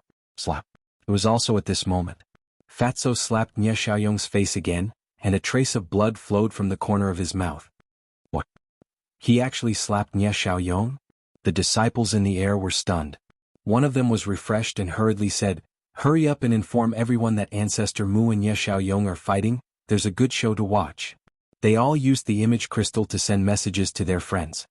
No way. When did Ancestor Mu become so high profile that he actually let someone slap Nie Xiaoyong in public? The news spread from 1 to 10, from 10 to 100, and very quickly, it spread throughout the main pagoda. Those who received the news were all shocked without exception. Continue to be arrogant. Fatso was overjoyed now. The humiliation he suffered yesterday was finally washed away. However, facing this scene, Li Yan did not react at all. She turned around and walked to the edge of the cliff, continuing to be in a daze. Qin Feiyang looked at her back and couldn't help but frown. Enough. Suddenly, a shout rang out. Nie Xiaoyong grabbed Fatso's wrist and said in a deep voice, "I advise you to stop before you go too far." Fatso turned to look at Qin Feiyang and said, "Boss, he's threatening me again." Qin Feiyang looked at Nie Xiaoyong. Nie Xiaoyong also looked at Qin Feiyang, a trace of killing intent lurking in his eyes, and said, "If you have the ability, let's fight one-on-one regardless of life and death." Qin Feiyang looked at him in surprise and suddenly laughed. This smile made Nie Xiaoyong's scalp go numb, and he began to regret saying that. Regardless of life and death? In other words, this is a duel of life and death? The few people in the sky looked at each other. It seemed that this matter had gotten out of hand. Fatso also looked at Nie Xiaoyong in shock and asked, "You really want to have a duel of life and death with boss?" Nie Xiaoyong's eyes darkened as he nodded and sneered, "Yes, but this young master is afraid that he doesn't dare." Ha! Fatso also laughed. Challenging Qin Feiyang? This was really borrowing courage from the heavens. However, even if he wanted to challenge, these 20 slaps couldn't be let go just like that. He suddenly raised his other arm and slapped towards Nie Xiaoyong's face again. "You're courting death." The killing intent in Nie Xiaoyong's eyes was no longer concealed. "You're the one who's courting death." At the same time, Qin Feiyang also moved. Like a ghost, he landed in front of Nie Xiaoyong. His palm was like a blade as battle chi gushed out and directly entered Nie Xiaoyong's lower abdomen. Ah! Nie Xiaoyong immediately knelt on the ground and screamed in pain. Qin Feiyang retracted his palm and shook off the blood on his hand. He turned to look at Fatso and said indifferently, "As you wish, you're crippled. Now you can do whatever you want. Boss is still the best." Fatso smiled flatteringly and stepped forward to punch and kick Nie Xiaoyong. "Ancestor Mu, you despicable person, you actually sneak attacked me when I wasn't paying attention." With his Chi-Si crippled, even if Nie Xiaoyong was a 3-star battle saint, he had no power to resist. He could only let Fatso destroy him as he howled in pain. "Despicable person? You knew that I was here to cause trouble for you, yet you didn't take any precautions. Aren't you stupid? Also, fighting one-on-one with a hedonistic scum like you is purely a waste of time." Qin Feiyang shook his head and smiled. He walked to Li Yan's side and looked at her pale face. His lips moved, but in the end, he swallowed the words that were about to come out of his mouth and lowered his head to look at the river below. For a moment, only Fatso's arrogant voice and Ye Xiaoyong's screams could be heard. Swish. Figures continued to appear in the sky. They were all disciples of the main pagoda. Even some disciples of the Holy Lands came after hearing the news. He actually crippled Nie Xiaoyong's Qi-Si? Isn't that too cruel? Yes, our main pagoda has a rule that disciples are not allowed to fight in private. Even if he is the direct disciple of the main pagoda lord, he can't violate it. Someone said with dissatisfaction. I don't agree with this. If Nie Xiaoyong never harassed Li Yan, would this have happened? Speaking of which, he only has himself to blame for this. That's right. Senior brother Mu is punishing evil and upholding justice. We should support him. There were also people who supported Qin Feiyang. It's so lively. At this moment, accompanied by a strange laughter, a purple-clothed youth broke through the sky and landed beside Qin Feiyang. This voice. Chapter 1073. The purple-clothed youth snickered. I was worried that you would be alone in the main pagoda, isolated and helpless. That's why I came back to help you. Then shouldn't I thank you? Qin Feiyang sneered. The purple-clothed youth said, If you really want to thank me, I will accept it. Qin Feiyang coldly glanced at the purple-clothed youth, then continued to look at the river below, his eyes flickering. Awesome. At this time, Fatso finally stopped, looking at Nie Xiaoyong who was like a dead dog. His fat face was full of pleasure. Then he looked at the other dozen people and shouted, Line up for me one by one. The group of people's faces were ashen. They were all disciples of the sacred land. Usually, in front of ordinary disciples, they were high and mighty monarchs, and no one dared to disobey them. But now they had actually fallen to this point, being bullied by an ordinary disciple in public. How could they raise their heads in the main pagoda in the future? But they didn't dare to resist, because there was a fierce person watching from the side. They glanced at Qin Feiyang, and with a heart full of humiliation, they obediently lined up and went up one by one to be slapped in the face. Pa! Not long after, more than a dozen people's faces were swollen like pig heads. The people in the sky looked at each other in dismay. As the saying goes, don't hit people in the face. But this damn fatso, he didn't hit anywhere but the face. Wasn't this deliberately embarrassing the disciples of the sacred land?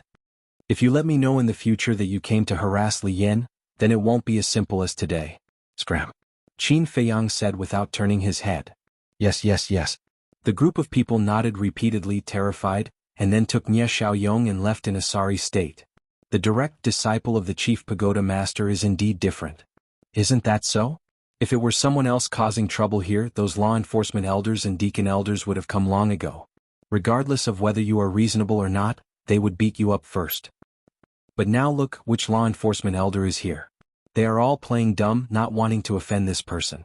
The crowd in the sky whispered secretly. Fatso looked up at those people and shouted, Do you all have nothing to do? Hearing this domineering shout, some people immediately raised their eyebrows. They were either members of famous clans, super tribes, or disciples of the Holy Lands. Who would dare to scold them like this? But when they saw Qin Feiyang standing at the edge of the cliff, they chose to swallow their anger and left. Very soon, only Qin Feiyang, Li Yan, Fatso, and the purple-clothed youth were left in this place. Alas! After a long time, Qin Feiyang sighed softly. He turned to Li Yan and said, I understand your current feelings, but what's the point of doing this? I'm sure your grandfather wouldn't want to see you like this. Then what should I do? Laughing heartlessly? I can't do it. Li Yan murmured. Qin Feiyang said, You need to have the courage to face it. If you can't even bear this blow, how can you face more brutal blows in the future? After all, life is unpredictable and anything can happen. Li Yan was silent. Qin Feiyang looked at her for a while and simply ignored it. Because this kind of thing outsiders couldn't interfere. Li Yan could only rely on herself to walk out of it.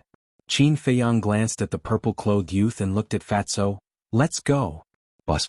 At this moment, a buzzing sound rang out. Boss, your message? Fatso was stunned and asked.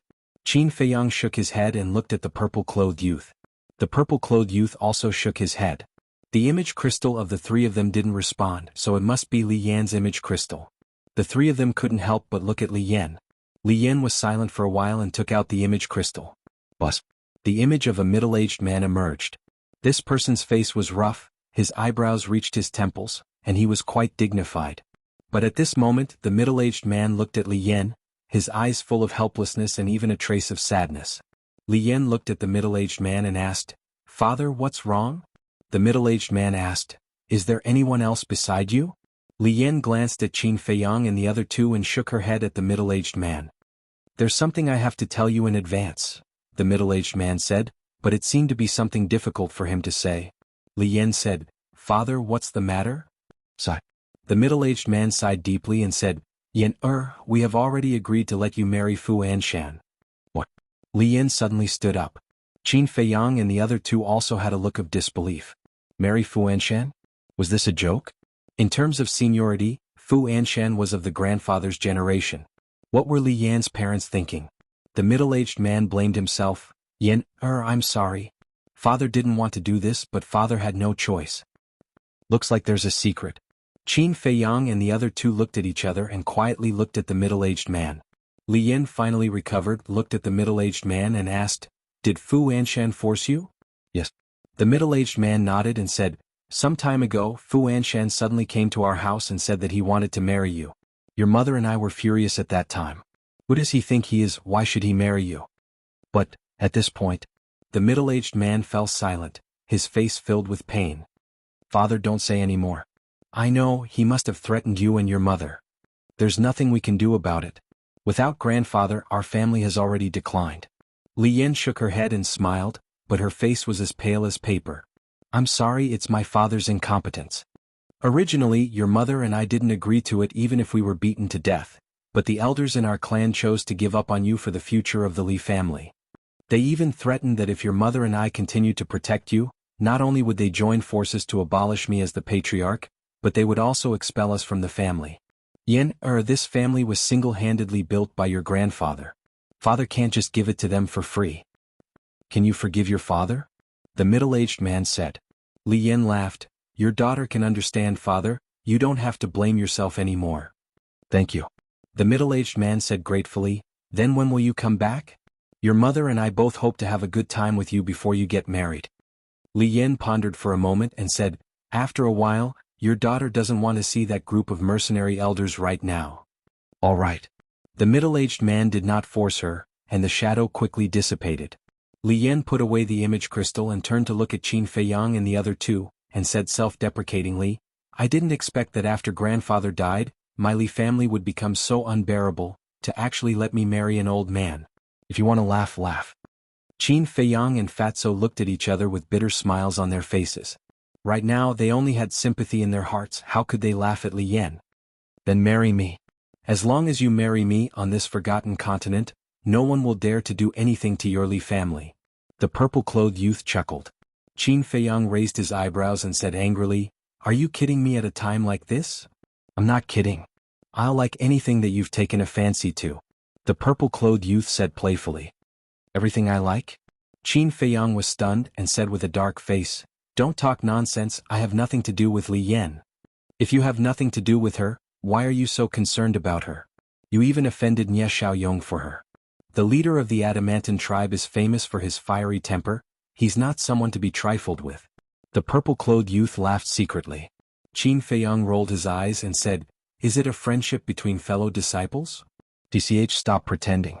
The purple-clothed youth raised his middle finger. Li Yan said, You guys go, I want to calm down by myself. Then you take care. Qin Feiyang looked at her deeply, then turned and left with Fatso. The purple-clothed youth's eyes flashed, and he quickly chased after the two. After leaving the sword peak, Qin Feiyang stopped and turned to look at Fatso and said, I'm worried that Li Yan might take things too hard and do something stupid, You must keep an eye on her before the succession ceremony. Fatso hurriedly said, Fat Lord hasn't even dealt with Chu Xian's parents, how can he have time to take care of her? Qin Feiyang said helplessly, let's put Chu Xian's matter aside for now. If Li Yan really does something stupid, he will kill me. Li? The purple-clothed youth was stunned and said suspiciously, isn't he dead? Qin Feiyang ignored him and looked at Fatso, don't worry, after I rest for a few days, I will personally go to the Chu family and ask Chu Xian's parents. Okay then. Fatso nodded. Qin Feiyang didn't stay any longer. He opened a teleportation door and walked in with large strides. Seeing this, the purple-clothed youth hurriedly followed. Calm Heart Lake. On the balcony of the attic. Qin Feiyang stared at the purple-clothed youth angrily and said, why are you following me? Do you know where this is? If someone sees you, you will be in trouble. The purple-clothed youth glanced at the island and said with a smile, of course I know this place, Calm Heart Lake. What do you want to do? Qin Feiyang raised his eyebrows. The purple-clothed youth said, I just want to know, when you were in the Azure Sea, how did your cultivation suddenly become a 3-star combat emperor? That's right. This person was Mu Qing. However, he was Mu Qing after changing his appearance and now he was called Qin Day. So it's because of this. Qin Feiyang suddenly understood, and then the corner of his mouth curled into a mocking smile. Speaking of this, it reminds me of what you said to me. Mu Qing's face darkened.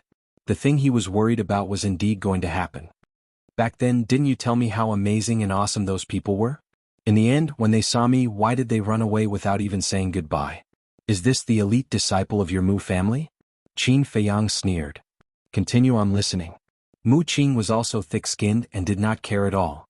Do you think I'll say it just because you want me to? Qin Feiyang disdainfully turned around and entered the attic. Mu Qing said, if you don't say it, then I will. I have been wondering a question. When we first entered the main tower, it was for the heavenly astral flames. Now that we have obtained the heavenly astral flames, why are you still staying in the main tower? Qin Feiyang's pupils shrank, he turned to look at Mu Qing and suddenly shouted, Wang Yu, I have something to talk to you about. Come over here. You win. Mu Qing's face changed and he immediately opened the portal. If I wasn't afraid of your Mu family's strength, I would have already crippled you. Qin Feiyang snorted from his nose. Mu Qing's body stiffened and he sneered, then let's wait and see. Let's see who will cripple who in the end. After saying that, he stepped into the portal without looking back. Then let's wait and see. Chapter 1074. What's the matter? Whoosh. Wang Yuer flew over and landed in the courtyard, looking at Qin Feiyang suspiciously. Qin Feiyang looked at her in shock. He had thought that with Wang Yuer's character she wouldn't come, but she did. This was awkward. What's the matter? Tell me. Wang Yuer urged impatiently. Qin Feiyang had an idea and asked, didn't you say in Qinghai last time that you would ask your grandpa and your parents to break off the engagement? Why didn't you do anything? Wang Yuer's face stiffened. He called her over just for this? Bastard. Did he hate her that much? He couldn't wait to break off the engagement. I've told them but they don't want to. There's nothing I can do. Go to them if you can. If there's nothing else, I'll go back first. Wang Yuer said coldly, then turned around and flew back to the attic. Her face was colder than her tone. Why are you angry? Don't you all want to break off the engagement? Qin Feiyang looked at her in confusion. This woman's mind was indeed deeper than the bottom of the sea. Shaking his head, he turned around and entered the room. The next day, the news that Qin Feiyang was still alive had already spread to all the big and small cities and tribes. Similarly, the news of Nie Xiaoyong being abused also spread like wildfire. In the Adamantine tribe, in a certain hall, a burly man in black slammed his hand on a desk and said angrily, Bastard, he even dares to provoke the chief tower master's personal disciple. Is he tired of living? Husband, you can't blame Xiaoyong for this. Xiaoyong took a fancy to Li Yan. Although what he did was wrong, he didn't provoke Ancestor Mu. Why did he treat Xiaoyong like this in public? A middle-aged woman next to him said unhappily. This woman was wearing luxurious clothes and her long hair was tied up. She was still charming. Chief, Madam is right. Ancestor Mu bullied Xiaoyong in public, which means that he doesn't take our Adamantine tribe seriously at all. A young man below said. This person was thin and wore a fitted white robe. He looked to be in his 30s and held a jade flute in his hand. He looked rather scholarly. He was the high priest of the Vajra tribe. The Adamantine chief said, Then what do you think we should do? He is the chief pagoda master's disciple. The purple-clothed woman said, Even if he is the chief pagoda master's disciple, he still has to be reasonable. That's right. In that kind of situation you could have just asked Xiaoyong to apologize. Why did you have to do that? He even crippled Xiaoyong's qi. He's simply taking advantage of his position to bully others. The high priest said. The two of them echoed each other, thoroughly arousing the fury in the Vajra tribe's chief's heart. He nodded and said, "All right, I'll go look for Chief Tower Master to reason with him." After the chief of the Adamantine tribe left, the high priest shook his head and laughed. Our chief's temper is really fiery. If he didn't do that, would we have a chance? The purple-clothed woman smiled and snuggled into the high priest's embrace. That's true. While he's at the chief pagoda, let's go have some fun. The high priest picked up the purple-clothed woman and walked towards the bed with a lewd smile on his face. Xiaoyong is in trouble and you still have the mood to think about this? The purple-clothed woman looked at him with dissatisfaction. Isn't someone worried about this? Why are we in such a hurry? The high priest threw the purple-clothed woman on the bed and impatiently pounced on her. For a moment. In the main hall, clothes were flying and moaning. The chief pagoda. Shwa. A purple-clothed youth holding a folding fan appeared above Calm Heart Lake. He looked at the pavilion where Qin Feiyang was and said loudly, "Ancestor Mu, come out for a moment." Qin Feiyang was meditating when he heard the voice. He opened his eyes and walked out of the pavilion. He looked up at the purple-clothed youth and smiled. "Brother Gongsun, what's the matter?" Gongsun Bei said, "The chief pagoda master wants you to go over." "Why does master want me to go over?" Qin Feiyang was suspicious. "The leader of the Adamantine tribe is here." After hearing this, "I don't need to tell you. You should know." Gongsun Bei smiled. "The leader of the Adamantine tribe?" Qin Feiyang frowned and asked, "Brother Gongsun Bei, can I not go?" "What do you think?" Gongsun Bei said. Qin Feiyang smiled helplessly and flew over. He landed beside Gongsun Bei and said, "Then let's go." Gongsun Bei said, "We'll fly over." Fly over? Qin Feiyang was stunned. Wasn't there a portal? Flying over would be a waste of time. Gongsun Bei looked at Qin Feiyang and smiled. "I want to take the opportunity to talk to you." "Talk about what?" Qin Feiyang asked with a smile. "Let's talk as we walk." Gongsun Bei smiled and flew towards the chief pagoda master's courtyard. Qin Feiyang followed behind him suspiciously. However, after flying for a long time, Gongsun Bei didn't say anything. He just silently flew forward. Qin Feiyang frowned and said, "Brother Gongsun Bei, if you have anything to say, just say it. Don't be afraid." Gongsun Bei shook his head and smiled. "I'm not only the chief pagoda master's disciple, but also the temple master of the Oracle Temple. What's there to be afraid of?" "Then you?" Qin Feiyang looked at him in confusion. Gongsun Bei said, "Did anything happen when you entered Qinghai?" "How do you want me to answer that?" Qin Feiyang smiled bitterly and said, "Anyway, a lot of things happened." Gongsun Bei said, "Then is there anything about the chief pagoda master?" Qin Feiyang's pupils shrank as he looked at Gongsun Bei in surprise. Why did this sound strange? Gongsun Bei turned his head and looked at Qin Feiyang's expression. His eyes flashed with an inexplicable light, then he looked back and smiled. "Actually, I'm the same kind of person as you." "What do you mean?" Qin Feiyang was even more surprised. However, Gongsun Bei didn't explain.